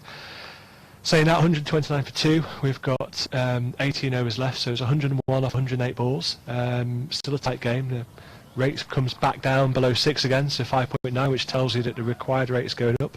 So still needs to go at 5.6. So again, it's still, you'd say that Redbourn are in pole position here, but Colwall will think if they can snick off a couple of wickets, they'll be back in it. That's a great reverse sweep there by Ed Hales. He really smacked that one behind square on the leg side for a boundary. Doesn't look like he's going to suffer with the nervous 90s, John. No, I mean, yeah, it's a shot. I don't think I've actually ever tried to play that shot in net, let alone in the game. It wasn't about when I was young. He's got no place in the modern game, if you ask me, Bill. Should be playing cover drives, get that front foot forward, high elbow. But he's played it well. It makes it difficult. Do you have to bring a man across and set a field for it? I don't know. Like stuff in again. He goes for the reverse sweep again. Just beats the sprawling figure, which would be behind backward point for the right-hander, and they managed to get another 2. I think if I was a captain, it's a brave move, and you've got to then bowl that line on off stump. But if he's comfortable and happy that he can bowl the off stump line, then you take your man at fine leg and you bring an extra man in to stop him playing that reverse sweep. So Hale's only one boundary away from his ton now as Wagstaff comes in again. That's turned. That's gripped in the surface, and as John says, it's turned and bounced and beaten the attempted shot through the gully. So I think you either move your man from fine leg to give yourself a second gully or second man behind point on the offside, or you potentially take your short mid wicket and just so you can have a single there. Yep. That's possibly got that one on a full toss. Again, reverse sweep. This time it goes squarer for a single. So Hales on to 97. It must be frustrating for a bowler to come up against a batsman who can hit the reverse sweep as well as that. Yeah, certainly. I mean, again, it's not a shot I guess we necessarily see a great amount of. Certainly in the standard of cricket I play in the second 11, but he's played it very well. Wagstaff don't set up very often for a leg spinner. Probably happier bowling to the left-hander. I think all of the Colwall bowlers today will be happy bowling to anyone other than Ed Hales, the form he's in. He's 97 not out now off 71 deliveries and 1 stroke away from what would be a fantastic century, and a well-deserved century too. Wagstaff back on target. Couple of dot balls to end that over, so Rowe remains 18 not out, and Hales now 97 not out of just 71 deliveries. 136 for 2 at the end of the 23rd. So we're going to have a change of bowling this end. It looks like it's going to be spin again. We'll just wait for confirmation in terms of which of the Colwall bowlers is going to come into the firing line. Ben February coming on from the pavilion end. Yep. So of his biggest influences, his brother James February, Simon Davis, I don't know if that's the ex-Tottenham midfielder, and Dennis Rodman, the bad boy of the NBA, of that famous Chicago Bulls team. I don't think there's anything which we can talk about Dennis Rodman which is fit for air. Bowls off spin, so we're going to see some more off spin. Be interested to see what he does with his field. We've got a long off back, got a man out at square leg, another man going back out now at cow corner. Wasn't he on Big Brother? I think he was. Big Brother? I think getting up to all sorts. I think it'll be Colwall, Simon Davis, who's helping us out today. Oh, right. An inspiration he is to us all. I don't know if you picked up there on the mic, so... Say hi to Simon as well on the radio. Yeah, so hi Simon, I believe that you're the Simon Davis who was an influence to Benjamin in February. So apologies for thinking it may have been the former Tottenham Hotspur midfielder who starts with a dot ball. February just... That's Hales has hit that, guided that ball very, very fine, and he just not quite getting his ton, just easing that ball through the slip cordon deliberately for 2, so on to 99. He deserves a century. He's batted exceptionally well. From the first ball, which he dispatched for 6 over mid-wicket, he's batted well and certainly deserves a century here. I'd hate to see him fall 1 short here. Trying to beat that man at gully again, this time hits the ball squarer, so it goes straight to him. No attempt by Wagstaff to closing them in on the singles, and Hale's able to push that ball square on the leg side to get his ton, and holds his arms and his bat and his helmet aloft to celebrate a magnificent century off 75 balls in just 93 minutes, including 15 fours and 2 sixes. And that's been an exceptional innings. He's batted extremely well. Well-deserved century. As I say, first ball off Gucci, he put into the stand for 6 runs, and 100 out of 139 just goes to show the importance of this innings to the team. We're obviously not saying that it's a one-dimensional batting lineup, but certainly the lion's share of the runs scored so far. So he's got to get his head back in gear now, having got the 3 figures at the home of cricket here. February bowling a good length ball to Rowe, drives the ball onto the offside. February dashing across as youngsters do to field the ball off his own bowling when he could have left it to one of his fielders. Rowe. It's a well taken single. Flicking the ball onto the leg side. Wagstaff having a shy at the stumps at the bowler's end, but the batsman's safely home. I mean, one thing which you sometimes see, Bill, is with batsmen, when you reach a landmark, whether that be 50 or 100, is that sometimes you then lose your focus, you lose your concentration, and you then get away. As obviously he's captain of his team, he's got his team along with his colleagues obviously to the final. He's played an exceptional innings here, 100 out of 140, which the score moves on to now for the last 2 wickets. And he needs to make sure that he now sees his team home. Getting 100 now and getting out next ball doesn't really do his team a great amount of help. Having a well-deserved drink. Good first over there from February, just conceded 4. So sanitization break after 24 overs. Time for everyone to regroup. Might not have come at a bad time for Ed Hales there, just to collect his thoughts and not get carried away by the situation. So 90 needed to win off 96 deliveries, so still less than a run a ball. So as Wagstaff prepares to continue, to Dan Rowe, who pinched the strike off the last ball of the previous over. Width on offer there, able to climb into a shot into the offside. It's a full length ball, but can't beat Robertson at short extra cover. It's a good start here by Wagstaff, isn't it? 3.1 overs, 0 for 15. Getting a bit of control back, going at 5 and over. Getting his team back into the game. Ball coming out of his hand nicely.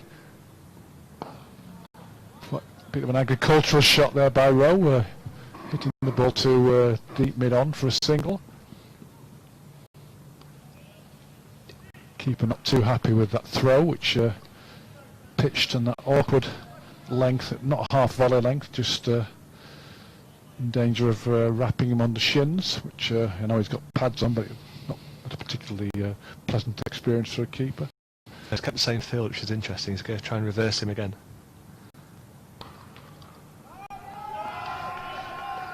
Just rocks Hales back onto the back foot and drills that ball wide of extra cover for a boundary. And that's probably the first bad ball which Wagstaff's bowled. It's probably the first one he's dropped short. And he's possibly dropped that short thinking that he's going to try to reverse sweep it again. So maybe actually, because he's been playing that reverse sweep so well, that's meant Wagstaff has had to think about it, thought he's just going to pull his length back a touch and dropped it a bit too short, and given Hales plenty of time to rock back and hit it through cover for 4. Some more fly to delivery. Is that a miss stumping, do you think, John? As Hales went down the track and missed the ball, I don't know, or did he just get his foot back in time? I think he just got his foot back. He seemed to take it. Whether or not he didn't take it cleanly, obviously it's difficult for us to see how the ball went into the gloves, but he obviously took the bails, but whether he took it first time of asking or not, I don't know. As inevitably happens, a missed potential moral victory for the ball was followed by a boundary shot for the batsman as he pulls the ball over square leg. I don't know what that hit, but it made a very tinny sound. Yeah, it did. So that takes Redbourn over the 150 mark, 151 for 2, going it better than the ball slightly, just 149 balls, and 1 ball to go in the 25th over. So it's Wagstaff coming in for... Yeah, and he looked a little bit angry there, didn't he? So maybe, I don't know, maybe there was the previous ball was spilt. Well, he turned round and he turned very quickly round, and the keeper lobbed the ball back to him and he wasn't looking. So it looks like that was an essence of disappointment to me. So Hales just driving the ball down to mid-off, for a single to keep the strike. So no, I don't think Wagstaff's a happy bunny at all there. He snatches his cap off a fellow fielder, and it looks like I think he must have thought that was a mis-stumping the way he reacted, John. Yeah, no, I can only assume that that's obviously what's happened. And say it's now impossible for the angle we've got here with the keeper's back to us to see who's taken the ball. He did take the bails, but maybe there was just that little bit where the ball didn't go in cleanly. There was a slight fumble, and that was the missed opportunity. And if it was a missed opportunity, that could be really, really costly. With reverse sweep again from Hales, which is proving a very profitable shot. He goes on to 115. Certainly the way Wagstaff's body language there, the way he turned round and walked back to his mark without even a thought about the ball coming back from the stumper's gloves, and the way he snatched the cap there off the fellow fielder at the end of the over suggests that it was a mis-stumping. And then further compounded by the short ball, which gets put away for 6 next. So that's just to really annoy you when you're already maybe slightly aggrieved. Oh, February. That's gone reverse sweep again. It's gone straight through his hands almost. Gone straight, yes, it's Wagstaff standing arms akimbo at mid-off. February with his head in his hands, and he's now his hands on his knees, and it's all going wrong for Colwall at the moment. They're not taking their chances, and they can't even find the ball. It's gone under one of the advertising hoardings, just been retrieved now. So and that brings the asking rate down to 4.8 as well. So that's the first time the required rate's been back below 5 for a while. So they need a wicket here, do Colwall. February hits Hales on the pad, determined not to give him a chance to play the reverse sweep as he bowls more of a leg side line. Keeper runs around to get it. No run. That's close. That's one cross-patch shot too many for Ed Hales, and February's got him LBW. So is that a turning point, John, or is it too late? I don't think it's too late at all. Don't forget, this is a team who, against Dumbleton in the quarter-final, defended a total of around about 125. Hales has scored 119 out of 160 runs. So there's been 41 runs come from the other end, and that's including extras, which, I'm not don't want to dismiss the ability of the batsman, the Redbourn batsman at the other end, but it's been a very reliant innings on the captain. It's been a fantastic innings, but I think Colwall will certainly think they've got a chance here. It now puts the pressure onto Rowe, who's possibly been struggling, but I think everyone just needs to applaud, and I think we should all up here as well applaud a fantastic innings from Captain Ed Hales. Yeah, he throws his head into the air and swishes his bat in disappointment as he crosses the boundary line. Dismissed for 119, so That brings Hugh Craig into the wicket. I mean, the only thing I would say, Bill, is did he need to play that shot there? Well, no, I don't think he did, John. I know that obviously he's obviously the way he's he's an aggressive batsman. He's just taken a boundary off this over already, having helped himself to taken 2 boundaries, hadn't he? Hit two reverse sweeps to take 8 runs, and then hit a shot across the line to a full ball, which was probably hitting, I'd say, halfway up middle and leg from the angle we've got, Bill. Yeah, that was a more conventional sweep, which he missed. So is that going to be the point that turns things in Colwall's favour? We'll have to wait and see. But it's certainly made the team from Herefordshire, giving them a bit more of a spring in their step now, as they perhaps begin to believe again, with all the pressure now going on to left-hander Dan Rowe to be the dominant figure. I mean, it certainly redresses the balance, doesn't it? But I mean, again, 70 required off 86. They've got 7 wickets in hand. You'd be a brave man to place a bet against them at the moment. But wickets do funny things, puts pressure on the batsman. The key thing Colwall want now is Colwall wants to try and get rid of Dan Rowe and get 2 new batsmen in, and then you can really try and squeeze. And what they can do, and what they can then try and do, is just to skip through a few overs quite quickly, build up that pressure, and try and get that rate back over a run of ball. Ringfield now for new batsman Hugh Craig. In fact, Wagstaff's gone into what can only be described as silly mid-off. And he's fielding the ball there as Craig plays a backward defensive. So just trying to get into the 18-year-old's head here. Yeah, it's I like this field. Get into his eye line. Tries to play a square cut and almost nicks the ball off to the keeper. So things looking a little bit different now for Redbourn, as they try and come to terms with the loss of their opener and skipper Ed Hales, after it was dismissed for a superb 119. Yeah, I mean, it's a massive wicket. It was a wicket which we were talking about before, wasn't it? And it's certainly a wicket which will give Colwall some hope and some belief that they can get themselves back into this game. Still 70 runs required, only 84 balls left, so although there's still time for Craig and the new Redbourn batsmen to play themselves in, you don't want that run rate to get above 6. Once it gets above a run of ball, it starts to get tricky, and then starts throwing the odd wicket here or there, and sooner or later you get to 8 and over, and things can become quite difficult. Looks like it's going to be a change of bowling from the top end. I think it's Gooch coming back on. Interesting that, because Wagstaff wouldn't have to bowl to the batsman who was pulling out the reverse sweep, so Gooch into Rowe. That's right on the money. Driven to fairly straightish mid-on, no run. Yeah, but that's a good start. So again, we've got an extra man now back up inside the ring, so we've got slip in, it's a man at point, cover, mid-on, mid-off are both up, there's a mid-wicket. It's a third man a fine leg and a man out on the offside boundary, so he's going to try and bowl that tight stump, probably similar to the line which Daly was bowling before, and see if he can just nick off and bring slip into play. Big appeal caught behind. No response from umpire Raj Patel.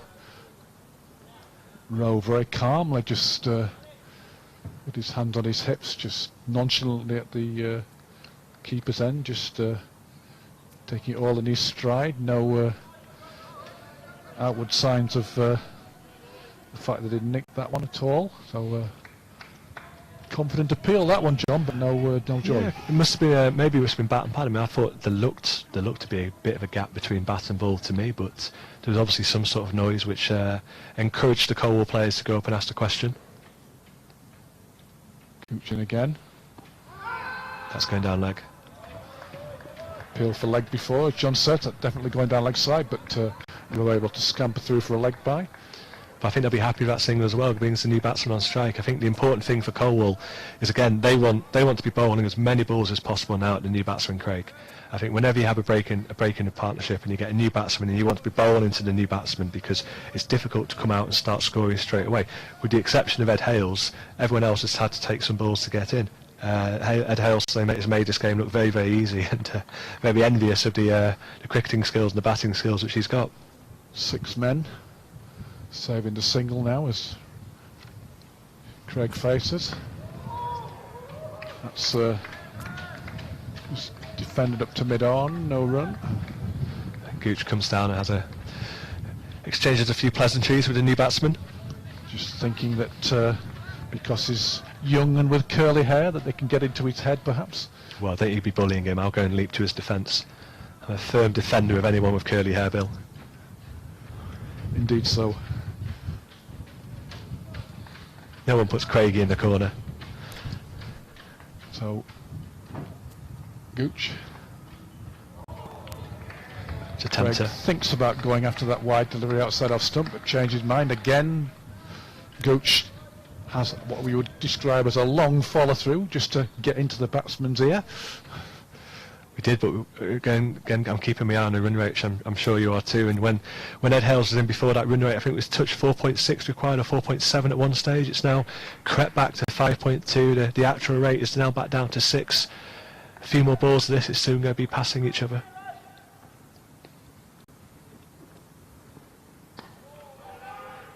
The defensive shot there by Craig out to short extra cover. So yet again, Gooch passing the time of day with Mr. Craig.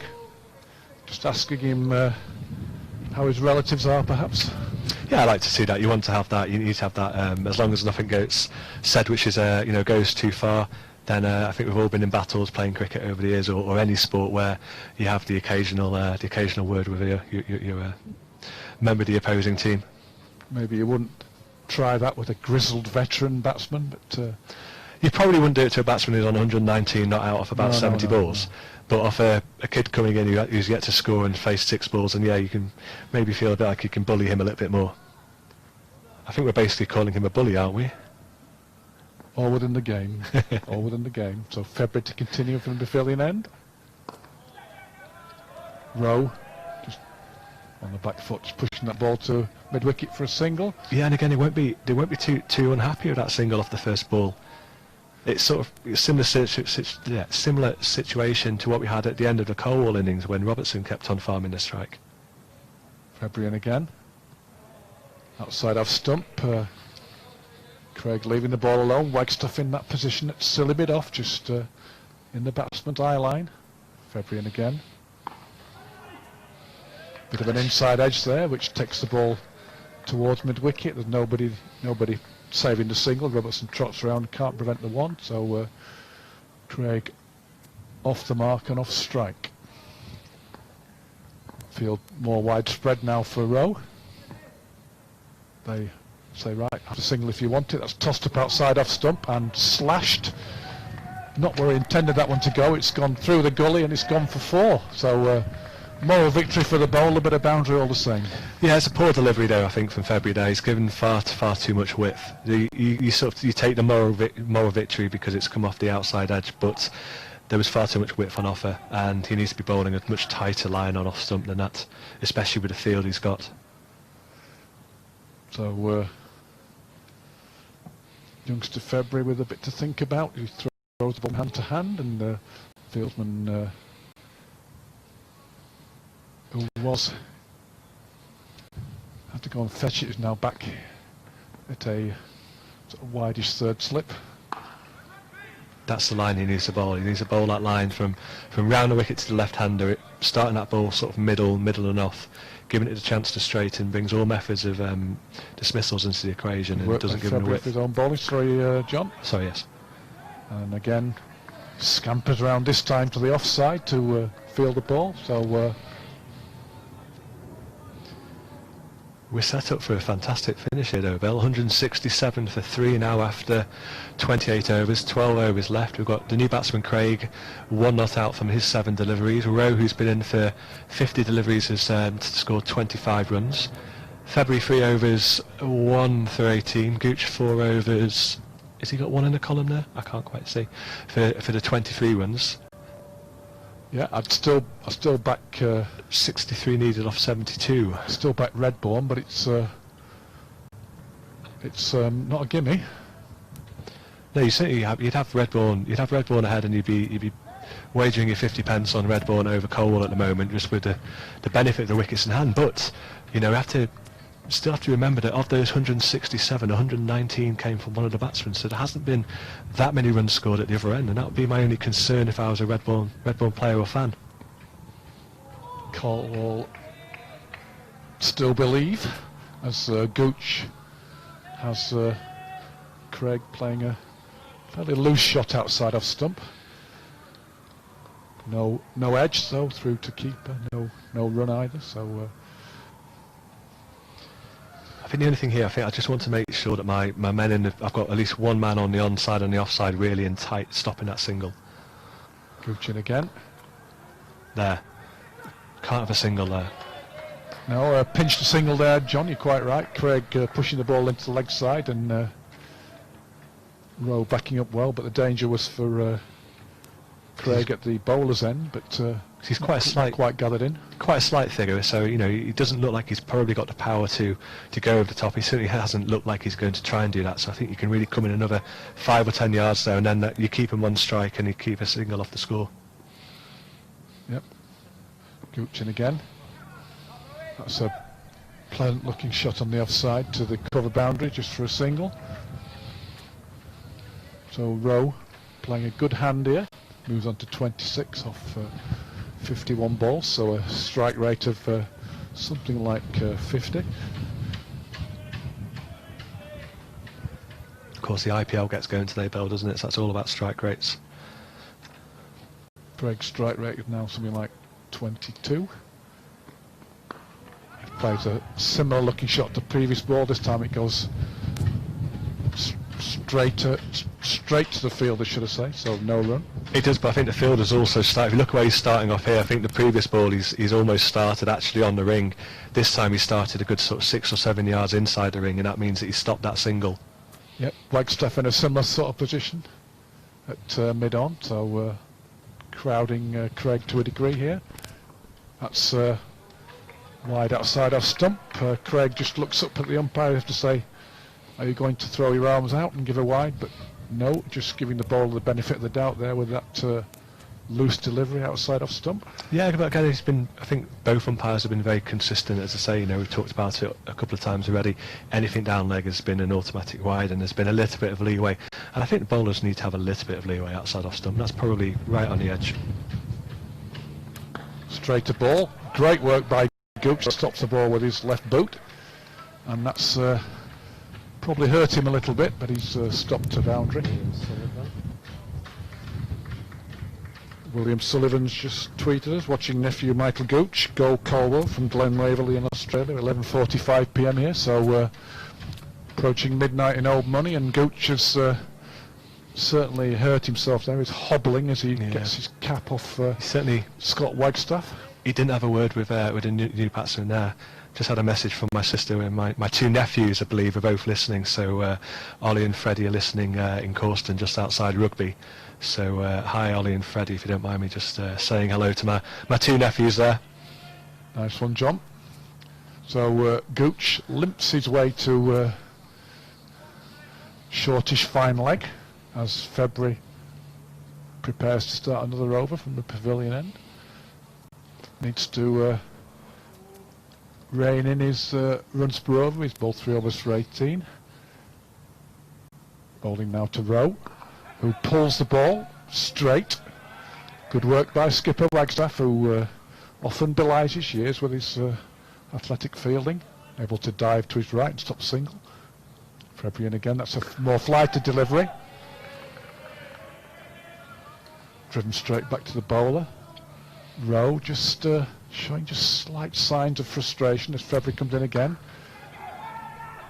Picks out Robertson, who can't prevent the single at short extra cover. Disappointing for Colwall that you got a fielder well within the ring there who can't prevent the single, and the ball pretty much went straight to him. But Robertson's not in the first flush of youth, so. No, I think they picked the fielder, the correct fielder there for that. Then they know he probably hasn't got the strongest arm in the Colwall field. So, flighted delivery, driven into the offside by Craig, and he's able to get his 3rd run. So, that's just the 2 singles from the over so far, though. So we're just about now at a run of ball, what we're up 59 off 62, so again it's getting tighter and tighter this. Going for a cracking finish here. It's going to be a really good finish to an excellent game of cricket. Colwall putting on the squeeze as February bowls pulled straight to Wagstaff, who's proving an important fielder in that shortish mid-wicket position. February just wants to bowl a little fuller than this. That's just pushed into the offside by Rowe, who was able to jog a single. February applauds Robertson picking the ball up, and probably applauding himself as much as anything, because only 3 runs came off the over. A good over then for Colwall, just the 3 singles from it. February's bowled well, as 4 overs for 21 runs. So we talked about the importance of that 5th bowler, and I think at the moment certainly Colwall's 5th bowler has returned better figures than the Redbourn one. Obviously the main difference being the opening innings from Captain Ed Hales. But we run a ball here, it could go it's anyone's game. One of the Colwall fielders just taking a bit of water on board, and just getting rid of a sanitization wipe, for want of a better expression. So 10 overs left. He's still going to Redbourn then, Bill? Hey? He's still going with Redbourn? Yes. Yeah, they've got wickets in hand, of course, which can be a key ally. But certainly Colwall putting the squeeze on and making a game of it. So 30 overs means a sanitization break. 1 or 2 players taking a chance to get a bit of fluid on board. So I'm just looking to see what overs we've got left. So we've got Gooch has got 3 overs left. The opening then was Robertson's. He's got 5. February's got 4. February's got 4. Captain Wagstaff's got 4. And who is the other bowler? He's got 2 left. Who's bowled 6? Whoever opened the bowling from descent, probably. Robertson opened from descent. Oh yeah, sorry. But they've got plenty of options of Colwall. It's just a matter of if skipper Wagstaff can pick the right one. So Gooch preparing to continue. No reason why they should take him off at the moment. It's nicely loosened up as he prepares to come in and bowl to Dan Rowe, who's probably the key man now on 28. Oh! That's hit him on the pad and gone straight into the keeper's glove, so deflected off his pad when it was going down leg side and gone straight into the keeper's glove. A big appeal, but that was always missing leg, I think, John. Yeah, always missing leg. I guess they went up thinking there was maybe a slight tickle and a slight inside edge onto the pad, which went through to the keeper.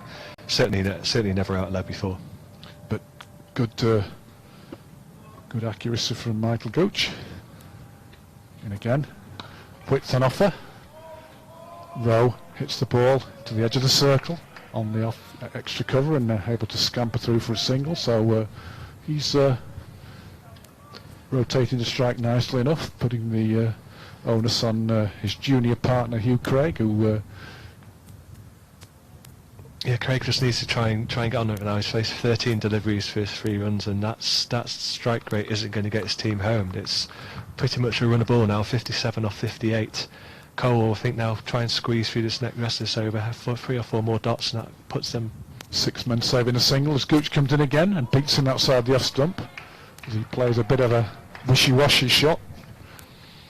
Perhaps thinking about maybe opening the face and running the ball through the gully, but it's a dangerous shot. Yeah. And there we go, the required rate creeps above the actual rate for the first time in quite a long time now, Bill, so maybe that just puts Colwall maybe slightly ahead again. It really is nip and tuck though. 57 balls left, 57 to win. So Gooch in again as Colwall continue to believe. That's outside the off stump and left alone by Craig. Colwall won't be too disappointed with that. They were. It's a strange innings this by Craig, because I can't quite understand why he's still letting those balls run. They're just Perhaps back of a length. They're ball before maybe, but yeah, possibly. But you know, he's 3 or 15. They've got 7 wickets in hand. He can't really afford to sort of take another 9 or 12 dots. That's going to put pressure on Rowe and put pressure on any new batsman coming in. Gooch in again, That's beaten him outside the off stump, and Rowe was decided not to run all the way down the wicket and have a word in Craig's ear. He's perhaps just decided to do it from halfway down the pitch if he's saying anything at all. And Craig now possibly beginning to fret a little bit, just still on 3 off 16 deliveries, and Colwall beginning to put the pressure on. Yeah, I'm just trying to work out where its scoring shots and scoring areas are, and I'm struggling at the moment. Another dot ball as he hits the ball straight to Wagstaff at mid-on. So the thing about this situation now, John, is that Rowe might be thinking about, I can't take a single early in the over because I might not get back on strike. Well, it puts pressure on Rowe. It also, I mean, if anything, you'd want Craig to be the batsman who's going to try to sort of accelerate and push on, because Rowe's faced what? He's on faced the best part of 10 overs, so he's obviously the in batsman. He's got the pace to the track, but with Craig taking up all of his deliveries and not really going anywhere, it's going to put pressure on Rowe. That might force him into a false shot. So he might now be thinking with February bowling over the wicket, he might be eyeing up that leg side boundary. That could bring the top edge into it. Yeah, and the worst thing for Redbourn now, I think, would be Rowe getting out. I think new batsman and Craigan could certainly put the pressure on him. Yeah, Rowe's eyes are now all on the leg side. He's just looking where those two leg side. There's got 3 fielders on the boundary on the leg side, one just behind square, one at mid wicket and one at long on, so that's probably where he's going to target the leg side. That's going down leg. Big appeal there from February as he hits Rowe on the pads, but John quite rightly says that hasn't straightened enough and he's going down leg. But another dot ball, so the pressure continues to build. Rowe facing up again and goes for a bit of an agricultural shot really, but finds that man at mid-wicket. Just a single, so that looks like it was possibly the pressure getting to Rowe a little bit as he played not really man for an orthodox shot, but that was a bit of a heave. No, it wasn't. I think that's it's down to the fact that his partner at the other end isn't really helping him out at the moment. I think someone's got to give this over. I think we could see a big shot played here. It's a flighted ball outside off stump, but again Craig can't pierce the field, squirting the ball out to backward point, no run, so still those 6 men saving a single as they put pressure on the youngster. Big appeal for LBW there as he tries to flick the ball square on the leg side, but certainly going down. I think one change which I'd be tempted to make here, Bill, to the field, I think I might be tempted to have another man out on the offside. I don't think he's going to muscle him over leg side. He doesn't seem to have that shot. I think if anything, his score is going to be through extra cover. He's got an inside edge there, is he? I don't know. No, it's a bye, so it must have turned a bit as Craig tried to take that ball on the up and miss it completely, so he's off strike, but 1 ball left of the over, so difficult decision for Wagstaff whether to try and keep Rowe on strike or spread his field. He spread his field straight with a long on and a long off. I think you definitely have to, first and foremost against Rowe, is protect the boundary. That's another great over for Colwall, and I think we're going to see here now that required rate is almost touching 7 now. It's 6.9, 55 off 48, and that's it soon accelerates and it soon increases that run rate when you're not scoring runs. Yes, Rowe onto the back foot there, trying to pull that ball past Wagstaff at a wideish mid-on, but he can't. Colwall continued to put the squeeze on. I was wondering whether or not he was tempted to bowl himself with Craig on strike. I thought Captain Wagstaff might have fancied himself an over leg spin of getting him out. Or maybe he's thinking, do you know what, I'm happy to keep him in. He's going nowhere. We don't actually want him to get out. We're happy to keep him in. Gooch bowling well enough. So we've got 2 men out on the leg side. We've got a deep mid-wicket. We've got a wideish fine leg in front of us. No, the mid-wicket comes in. Got a 3rd man out on the cover boundary. Still got a slip in, backward point. Big gap in the cover. Gooch into bowl and a play and a miss again by Craig, who now moves on to 21 deliveries now for his 3 runs, and this is really starting to have an impact on the likelihood of Redbourn winning this game, as they need 55 now or 47, and the required rate goes to 7 runs and over for the first time. The actual rate comes down to 5.4, and this is a really vital spell of bowling from Gooch as he comes in bowling again. Craig on strike, and then another play and a miss, and again back of a length ball. Craig starting to look slightly despondent and slightly dejected with themselves that you just can't get the ball off the square. And as I said, Bill, I think at the moment Colwall are happy that Craig stays in. I think they'd be more than happy to just let him occupy an end and not get rid of him. Message from Robin Morder, watching from here in Munich. Great start for Redbourn, one of the oldest cricket clubs in the country. Big up the Unicorns. Thank you for that, Robin. Gooch in again and again, a play and a miss. That's 3 balls in this over, 3 plays and misses. And that required rate now creeps up to 7.3. Of course, Redbourn, that reference there from Robin was to Redbourn. There's a history of notification of cricket in the Redbourn area from 1666, would you believe, John? Oh. That's, so what happened in 16? There was something in 1666. Was it the Fire of London? Was that 1666? It was either that or the year before. And again, another play and a miss. It's 4 balls all in the same area, and it's. I mean, I'm looking at Rowe here, who's the ex-captain, obviously got a wealth of experience, and not once has he come down and had a word with I was thinking he might be a time to do that. With his younger partner. Surely he just needs to come by and say, just get bat and ball. There's a huge gap for. I mean, there's a man just behind point. There's a man at mid-off, and there's no one else in front of square. Again, he's beaten him outside off stump. Big appeal for caught behind, but umpire Raj Patel is completely unmoved. But pressure really beginning to build on Craig now. He's only scored 3 runs off 25 deliveries when they need to run a ball or better run a ball. All he needs to do is drop it. If he drops this ball in front of square on the offside, there's a single.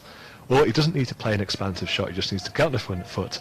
He knows the line and length which Gooch is bowling here, which is just slightly back of length outside off stump. Drop it in there and there's a single. And he hasn't been able to get bat on ball now for quite some time. And this is really starting to damage and harm Redbourn's chances of winning this game. He's edged the ball wide of slip, and he's going to get a very fortuitous boundary with a false shot. And he finally gets the runs that he needs off a slash outside off stump, which flew past slip, but fine enough to go for 4. Yeah, fortunate 4 through slips, but again, I mean, Cole will be happy if they just concede 4 runs and over, they win the game. So this really does put the pressure now on Rowe at the other end, who's 30 not out from 61. It takes a score to 179 for 3 after 33 overs. So we've got 7 overs left, 42 deliveries, 51 to win, and that asking rate's 7.3 and over. Of course, what should be in Redbourn's favour is the lack of wickets that they conceded. They've only conceded 3, but which should give the batsman licence to open up. That's a single off the first ball is going to be really playing to what Colwall want as well. Bit of an ugly looking heave there, a bit of an inside edge. It goes behind square on the leg side to a single to the backward square leg boundary. So you see Howitt, and that's the difference. You can see here Howitt at first slip. He's got Febby, his younger player bowling off spin. Obviously he bowled his spell of 8 overs before, and just making sure that the field's correct and telling him not to rush it through. Make sure you've got your men in the right position. Manic now corner, but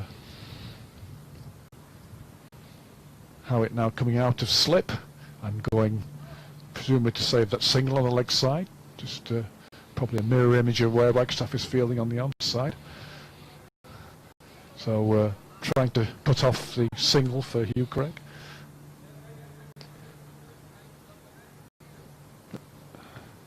Four boundary men still. Oh, it's a very unorthodox but very effective shot. A reverse sweep came out of nowhere, and it's gone all the way for 4. So there was nothing fluky about that, John, unlike his last boundary. No, that shot's come out of nowhere. So yeah, I mean the orthodox methods weren't working for him, so play something different, and he's got it very, very fine. Used the pace off the ball, and it's gone away to the boundary for a much needed 4. Takes the score to 184 for 3, 46 required off 40 deliveries now. Bowls again. Craig hits the ball just to Wagstaff's left, and that's sensible cricket, taking the single after his boundary, just showing that he's not going to get carried away by hitting a 4. Do we know what the rules are if it's a tied game? Is it wickets lost? Do we go to a super over? That is a very good question. Maybe we could ask JP to confirm for us. It's going to be row on strike, 185 to 345 required off 39.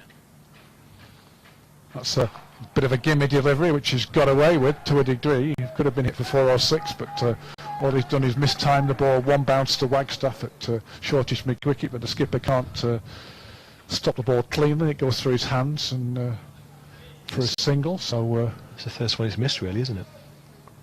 Bit of a loose ball there by February, but he got away with it. He certainly got away with that one. That's certainly a boundary ball. It was a short leg side boundary as well. Craig down the track. Howitt can't bend his back at shortish mid-wicket, and the ball goes to the man behind him. So easy single for Craig, who seems to have released the shackles with that boundary. Yeah, good over for Redbourn this after the last 3 or 4 where Colwall had really been on top. Boundary coming in singles off the other balls. It's what Redbourn need. That's another short ball and pulled. Should be out. And that's another very, very soft dismissal, a half-tracker which Rowe just chipped to the man at Cow Corner, and that's another absolute gift from Colwall's point of view. Yeah, very soft dismissal. Just didn't time that at all. Sort of 32 goes off for 6 off 63 or 64 deliveries. Hasn't been helped by Craig at the other end, and that's probably forced him into that sort of false shot. He looks a bit disappointed with himself that he hasn't found the empty seats across to our left with that rank sort of long hop again. It's a dangerous ball, that long hop, Bill, today. Yes, claimed more than one victim, John, so applause as Rowe makes his way off. So it's an important over, because obviously first and foremost it's a dot ball, which is obviously important to Colwall, but also a wicket as well, so it brings a new man to the bat, new man into the crease, I beg your pardon. We know that obviously Craig's struggling. It's going to be Richards. Just waiting for confirmation. Richards is a name which has gone up on the scoreboard in front of us. Stevie Richards, experience. Stevie Richards, who came on and bowled an over at the end.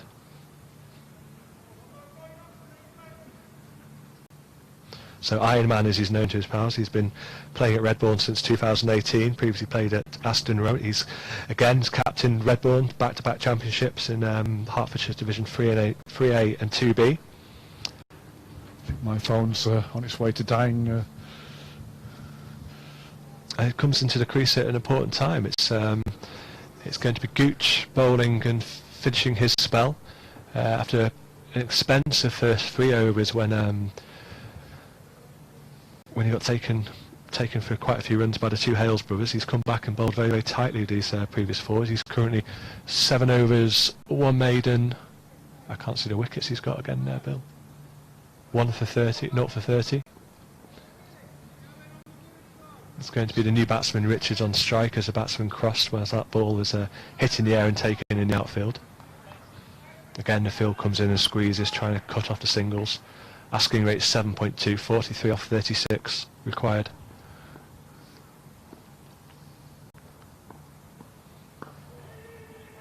Confident looking shot by Richards, who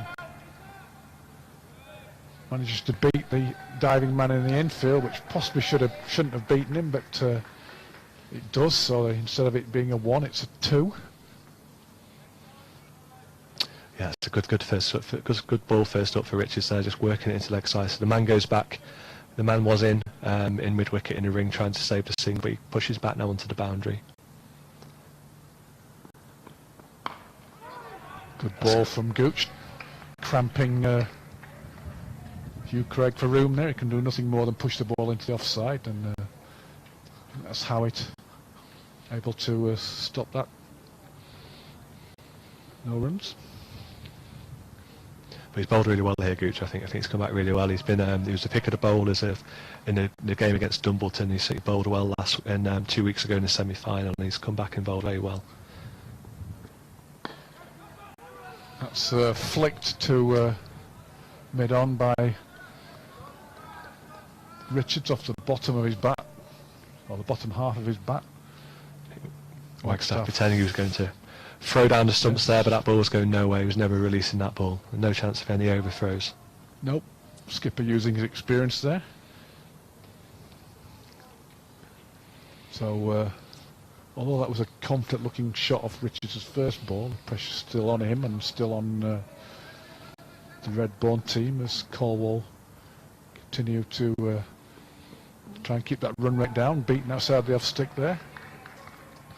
He's just bowled that ball there, that line and length. He's pretty much bowled every, the majority of the spell. He's been there or thereabouts, hasn't he, throughout these whole 5 overs.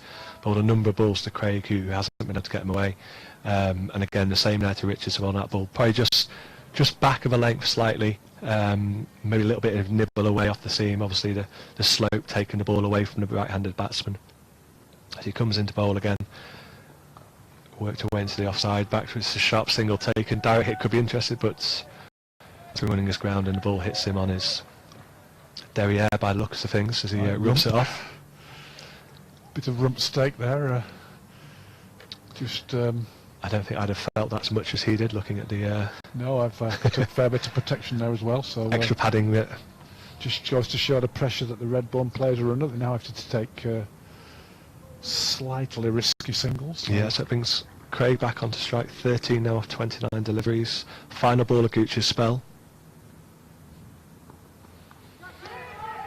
Finds the outside edge. Comes down to Robson. He'll think about a second. He hasn't got the strongest of arms in the team, and it's well run and comes back. And that's 2 more to Craig, which takes the score onto 192 at the end of the 35th over. And that's the end of Gooch, who, having taken a bit of tap at the start, Bill, finishes with 8 overs, 1 maiden, 0 for 35. And that's an exceptional spell of bowling in those 5 overs we've just seen him come back with. Yeah, very accurate on that 4th stump line. Just false shot there after the last ball of his spell, but just flew wide of gully, and batsman able to get 2. Jonathan's just said if it's a tie, could be well by the team that's ahead after 20 overs. So tie's a possibility, of course, with the situation being so tight. It's dying.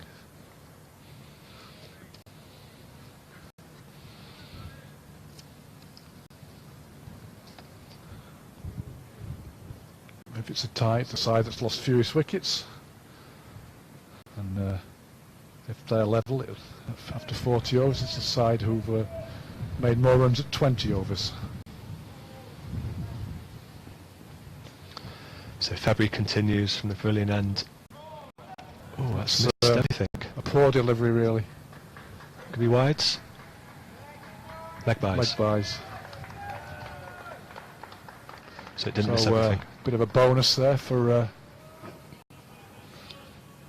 Redbourn as Richards pulls out the sweep and misses the ball, but they get the bonus of 4 leg buys. And with that comes a change in the field. So fine leg drops back now to protect that boundary and to take that boundary out of the equation. Better line by February there, a smart bit of work by the keeper, but February was appealing, presumably for, I don't know whether it was for court or, but certainly keeper whipped the bails off. He was appealing for anything. Full length ball. That's short. Richards onto the back foot. Hits the ball firmly out to the cover boundary for a single. So February just needs to, just not quite got his line and length right in this over. That brings Craig back onto strike, who's probably the batsman, even though he's the batsman who's been in who they want to bowl to. That's a sharp piece of keeping by the wicket-keeper if it goes for the stump, but back foot obviously didn't move. Yeah, good bit of work as February just threw that one a bit wider. Craig went down the wicket to try and take the ball on the up, but missed it, and sharp bit of work behind the stumps, as John says. Again, beaten outside the off stump by a ball that just turned a fraction. He's struggling, he really is struggling. 15 off 32 now. Trying to play a shot on the walk through mid-wicket, but again misses it, so... and there we go, that's the rate. Rate goes up to 8.3 required now, so 197 for 4 after 36 overs, and this will be the final sanitisation break of the Redbourn innings. Craig 15 not out of 33 deliveries. Richards, the newer batsman of the two, 4 not out, having faced 8 deliveries. February having bowled 7 overs and no maidens, 2 for 31, so he's got 1 left. Gooch has bowled out at the top end, so we'll go have a change of bowling. And if Wagstaff will bring himself back on. So, I think if I was Wagstaff, I'd bring myself on. I think the balls which were, I think he bowled 1 short ball to Ed Hales, which got put through cover. Apart from that, the only other boundaries which he was taken for were those reverse sweeps, and I know Craig paid 1, but I'd be backing myself, bowling that to Craig and saying, do you know what, if you think you're brave enough to try and reverse sweep me, I know my money be on in that contest. yes, as leg spinners go, Wagstaff's pretty accurate.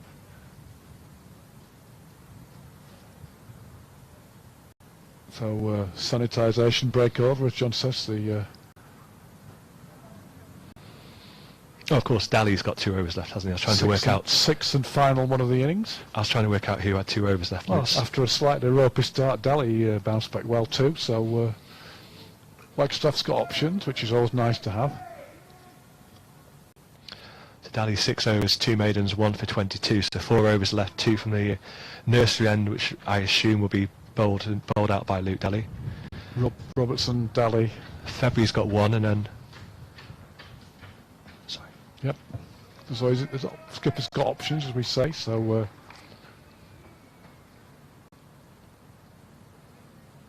Daly it is. So nursery end. So we've got a fine leg, we've got a third man, we've got a man out at deep mid wicket, long off, and man out on a covered boundary. 4 men inside saving 1. That's hit over the top. On the up. They'll be looking for 2. By Richards. Shot with some risk attached to it, because he had to get it over Howitt's head at short extra cover, but he managed to do. That takes the score to 199. Yeah, it's an aggressive field placing for Howard there, isn't he? Because he's sort of obviously really trying to stop that single, but it gives him the opportunity to get over the top, and there's a big gap behind him. They're looking for 2 again here. No, they're protesting for what? Oh, they are going for 2. Richards was a bit slow, but ran his first one a bit slowly there and had to scamper back for his second one. It should really have been an easy 2. Yeah, better throw as well. The throw's a little bit wide, and I think although we've got a third man here who's all the way down, I think he probably could do with being maybe 5 or 10 yards off the boundary just to try and stop that second run. A good start to this over. Redbourn taking 4 runs from the first 2 deliveries. Second brace took them over 200. 201 for 4. Down again to Stevie Richards. That's the man that John was talking about, Howitt at short extra cover. The ball going straight to him, no run. Just inside that matting strip. But I think that's the length you need to bowl to Richards here. I think anything full he's going to look to drive you, so I think you just need to be sort of just back of a length again. Don't give him anything to free his arms through, don't give him any width or anything to drive, and try and see if you can force an error by bowling that line in length. He's got an inside edge there, which is, but they have got a fine leg in place. Oh, he's misfielded it. Should only have been a single, but we had another run there, which pressure on the fieldsman as well as the batsman. So 203 for 4, which is on to 10, and 27 to win off. Yes, a poor piece of hit. 20 balls. One thing I'd be asking from my Colwall players and my 12th man is to come and collect the helmet from behind the wicketkeeper. You don't want the ball hitting that and taking 5 runs.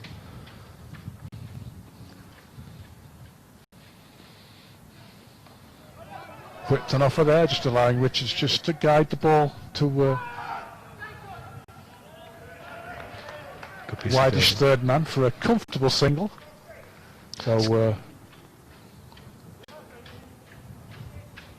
can't see those figures, John. They're too pink. It's 26 required off 19, so it's a good over so far. It's 7 runs to Redbourn from it, but the asking rate's 8.2, so 7 runs and over, even 8 runs and over won't get them there.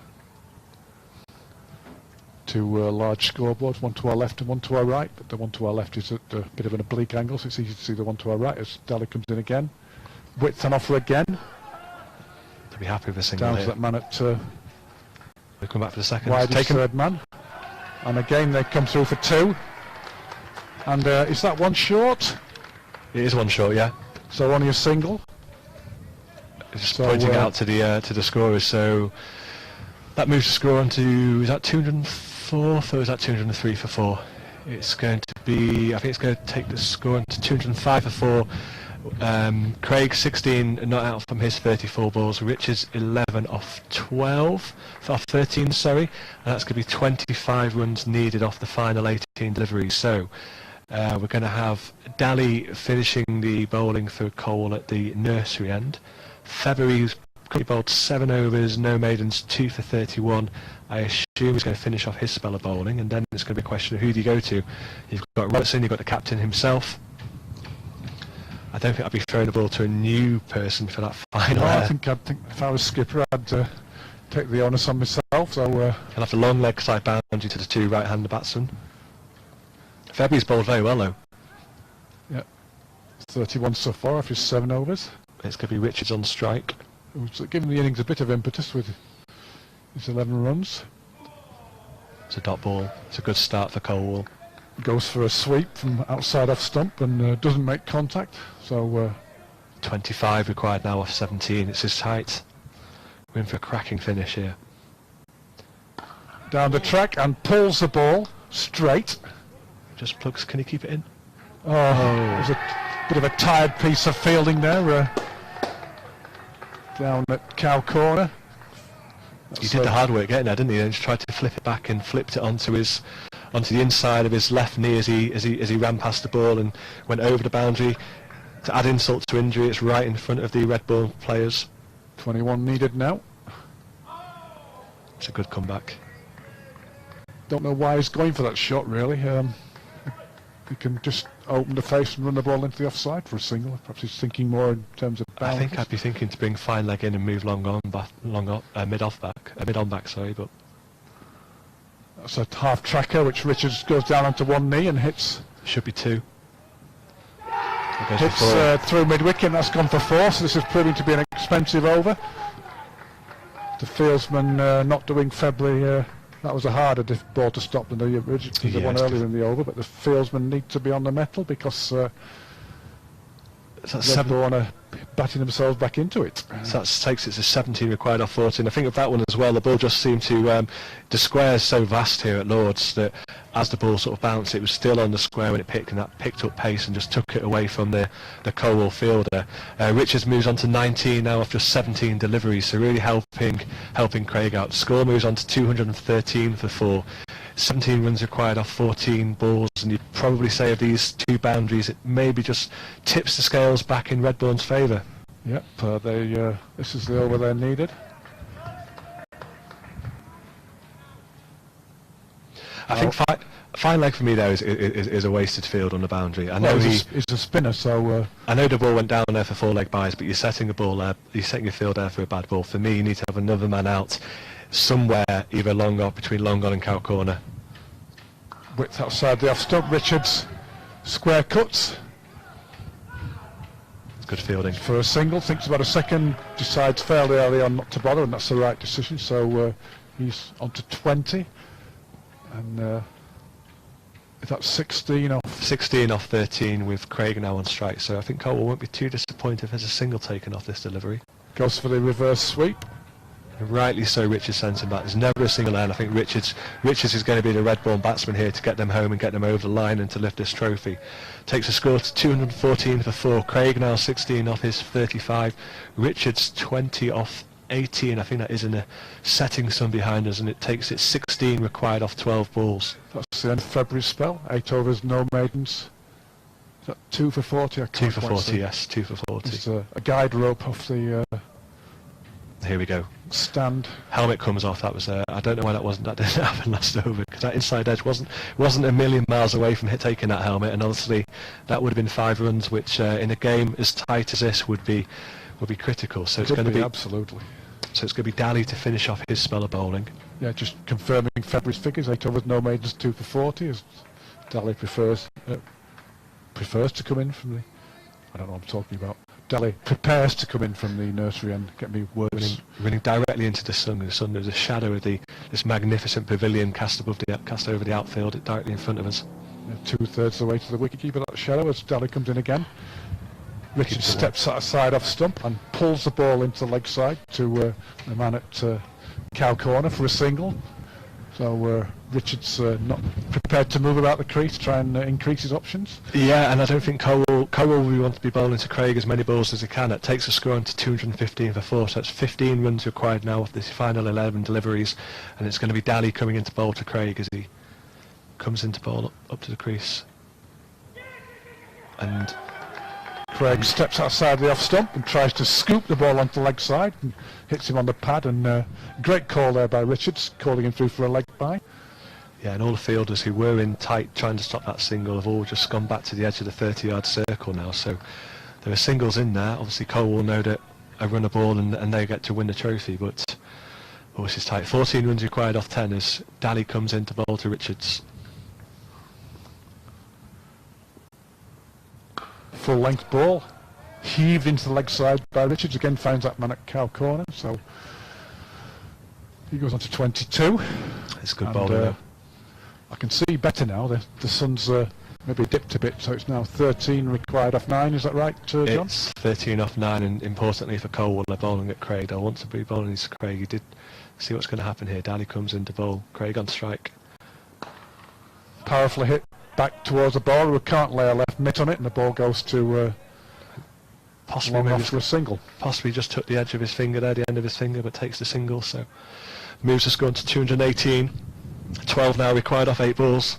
Craig on to 17, Richards 22 not out. He's played a handy little knock, just giving the innings some impetus when it was needed. This is a corker who finished this. Daly 2 balls left. Where's that gone? Straight up in the air. Caught. Straight to mid off and safely pouched, so that's the end of a bright and breezy knock by Stevie Richards for 22 off 20 deliveries. And all of a sudden the cheers which are coming from the Redbourn players to our right, they just go muted. It's an important knock there by Richards. He's helped out Craig, who's been struggling, who's still a not out batsman. Moves the score, says 218 for 5 as the scoreboard just shows us the overall score. We're waiting for confirmation of the next man in for Redbourn.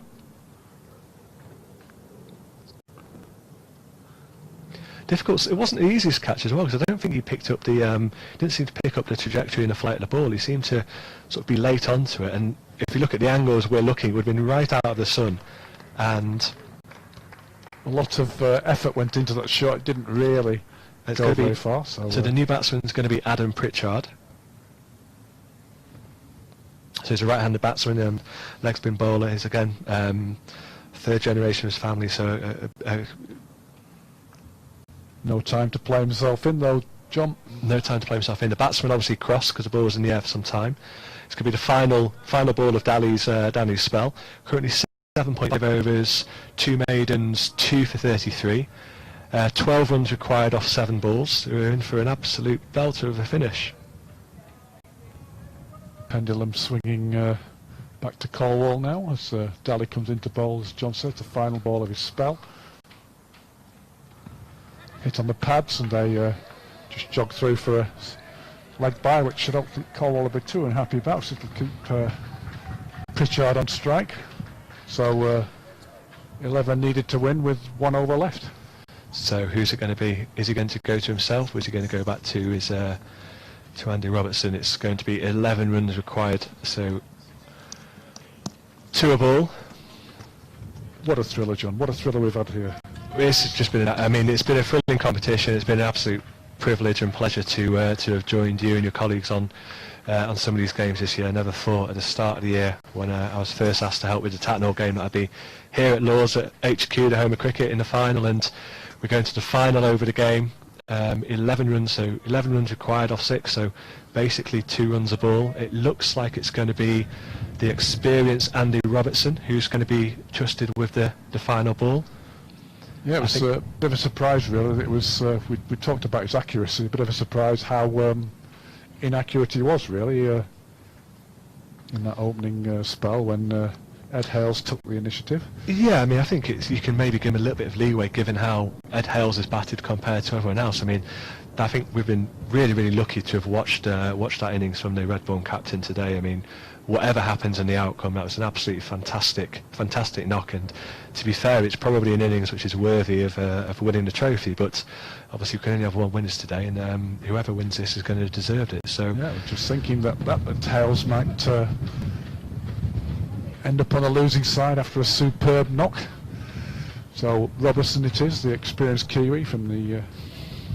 So just need to make sure you get his field set here. Now, there's been a big conversation between Captain Wagstaff, Howitt and Robertson, so there's probably the best part of 150 years of experience between them and lots of cricket, lots of overs bowled.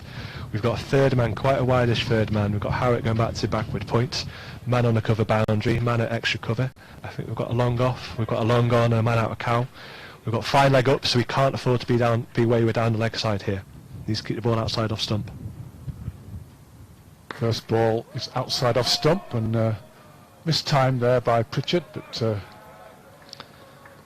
they'll be happy. Sorry, Craig, I do apologise. Gets him onto 18, but that's not a bad outcome for Colwall, who having been on the back foot. So it's not 220 for 5, 10 required off the final 5 deliveries. New batsman Pritchard on strike, Robertson into bowl. That's another also one outside off stump, slightly slower delivery there, which fooled the batsman, so advantage very firmly now in Colwall's court. 10 required off just 4 deliveries, so boundaries needed here by Redbourn. Just needs to make sure he doesn't bowl us down the leg side or fine leg up. Don't want any extras now. Anything down leg side is going to go. Robertson in again. That's another ball outside off stump, fuller of length. Square drive. They only able to get a single. Think about a second, but it's not on, so that's well fielded by Howitt there, and also the man coming in at the cover boundary to help him out. So that takes the score on to 2-1. So it's 9 required now off the final 3 deliveries with Craig on strike. He's used a lot. He needs a boundary here. Pritchard off the mark there with that, but he was disappointed to want to get a single. Robertson again. Another full length ball going for. It's well bowled. Yorker type deliveries, only inside edge, squeeze onto the leg side, but it's yet again it's only a single. So balls. 8 runs. 2 fours needed here for. Where's your 50p bet now, Bill? Redbourn off very firmly in Colwall's court. So they've pulled it back well. They have. Well, let's just wait and see. It's still not over yet. They still can't afford anything down the leg side with fine leg up. Robertson. That's an in-swinging half volley and pill for LBW. I'd have reviewed that one. Eh? I'd have reviewed that one. Yeah, I would have done as well. Another fairly straight delivery, which the batsman walked across his stumps to try and flick the ball through mid-wicket and didn't make contact. So 6 to tie the game. Unless anything disastrous happens here by Robertson, who's bowling full of length, so he'll have to get under the ball somehow and hit it for 6. But Kiwi doing well here in this last over as Craig 19 off 40 deliveries. Can he be the hero? Can he get 6? Oh, he can't. Slower ball and batsman takes a mighty swipe at it and misses it. So they've pulled that one out the fire of Redbourn, John. I'm not quite sure how they've won that game. Colwall given a start, which Redbourn goes to show, but I mean, Colwall have come back and bowled very well. I mean, they obviously Redbourn got off to an absolute flyer with the 2 brothers and the 2 Hales starting off. I mean, we watched and witnessed an exceptional innings from the captain Ed Hales. I think we talked about it at tea, and we talked about the importance of the 5th bowler, and that's been the difference. The difference has been the Colwall 5th bowler. Bowled a lot tighter and didn't go for as many runs as the Redbourn one did, and that's ultimately been the difference. Wagstaff running off the field into the arms of one of his support staff. Plenty of cries have come on from Redbourn who've come through a very difficult start to their bowling with Ed Hales making such a positive start. It could be that Hales wins the Man of the Match award, John, but ends up on the losing side. Yeah, I mean, I think it was a standout performance. I mean, there's been a few. I mean, obviously Wheeler's 70 odd for Colwall at the end also gave him that momentum and that impetus. which enabled them to post that total of 229. But Hales's innings was a standout one. Whether or not it would be a bittersweet award to pick up, but a fantastic game of cricket. I mean, we've witnessed some great games of cricket this year. We've been very, very lucky to actually be able to play the village knockout this year and to have a final which has gone down to what was basically the final ball. It's been a great game of cricket played by two very, very good teams. The Colwall players going over here now to commiserate, I guess, the Redbourn players before they get into something fizzy. Yeah, the trophy's already out on the plinth. What I suspect is the man of the match trophies, unless that goes to losers. There's 2 trophies on the table, so teams congratulating each other, and the umpires in the queue as well, getting fist bumps. Could probably hear the cries of "come on" from the Colwall players at the end of the game, as they congratulated each other and leapt into each other's arms. And it was a wonderful game of cricket. I mean, as I say, I really didn't think we'd go down and go as close as it did, and as I say, an absolute privilege to watch that. And I say really, really unlucky and unfortunate to the two Hales. They started off very well, and Captain Ed Hales with an exceptional knock of 119, and most times they'll do. It was funny. I saw the Colwall chairman as we were walking down before. He said I was a lucky omen, having watched the previous 2 games and having 100% win rate with me around. So that takes it to 3 out of 3. So hopefully I'll. You'll be on a win bonus, won't you? I should be on a win. Well, maybe that man of match, maybe that cheque could be for me, or maybe I'll get an opportunity to share something fizzy with them. But no, a really good game of cricket, and it's just unfortunate that there has to be a loser as we go to the presentations. And now, yeah, I mean, it's great that we've actually got the competition on in such a difficult season with COVID-19 and everything, that the teams have had to play 7 rounds in 8 weeks to get here, and now their presentation ceremony is underway. The presentation party just coming out, and what a privilege to commentate from this position behind the bowler's arm on the top of the pavilion here. Jonathan just coming up to join me for the presentation speeches. We can't actually hear them, but we can see them. Yeah, well, both teams are out, so I think we should just give a mention and congratulations to both teams who've played really well today. It's been a glorious day, played in a really good spirit, and yeah, absolutely delighted. So yeah, commiserations to Colwall, who are just receiving their runners-up medals. Yeah, sorry, to Redbourn, who are receiving the runners-up medals, and congratulations to Colwall. And a couple of yeah, great teams who've done so well to get this far, Bill, and it's a shame there can only be one winner, but I think on balance the team won today. Yeah, I think despite Ed Hales' 119, I think John got it spot on there with the quality of the 5th bowler for Colwall being so much better than the bowlers that Redbourn used to as their 5th bowler, and that possibly just proved the difference in the end. So as the presentation ceremony continues, we'll just say congratulations to Redbourn Cricket Club on getting to the final. Ed Hales, the skipper, special mention for him, Bill. Yes, must be in line to be man of the match, even though he's on the losing side, Jonathan. He batted superbly and put Redbourn in the driving seat, but they weren't just able to get over the line after Colwall fought their way back in what was an absolutely superb final on a glorious day. And you know how great that we were able to get this competition finished in such a difficult season when we didn't really start until July. So we had to rush the rounds through. We played pretty much every weekend apart from last weekend, and it's been not many competitions have run the full course this season, but the Cricketer Village Cup final is one. Cricketer Village Cup is one of them. The ground staff just removing the matting from the middle. And so joining Ed Hales to collect their finalist medals will be Will Hales, Conor Yorath, Hugh Craig, Dan Rowe, George Cutler, Stevie Richards, Adam Pritchard, Josh Arnold, Callum Moyle, and Darvel. And of course they've got a couple of young lads in the side, Bill, and a couple of lads who've got plenty of cricket in them. They'll be hoping that they can reach a final in the years to come, and if they play like they have this season, there's no reason why they can't reach another final over the course of the next few seasons. Yeah, plenty of teenagers playing today. It'll be a wonderful experience for them in particular. It's a wonderful experience for anybody to play Lords, but particularly if you're a teenager. Plenty of good teenagers on show from both sides, and what a glorious occasion, Jonathan, on such a wonderful day and such a grand setting. And it's just been a privilege to cover it for Live Sports FM throughout the season, and with yourself producing, and let's hope we have many more. Thank you to Progbox for their live video coverage.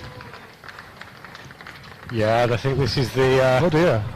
Man of the match. Looks like the man of the match trophy's gone for a Burton there, Jonathan. Or yeah, the wind's just picked up there, but I think that's been collected now. Yep.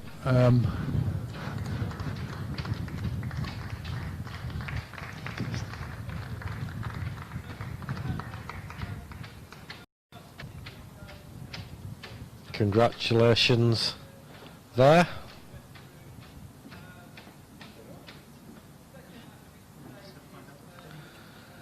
So we're just waiting for the final presentation now for the winners.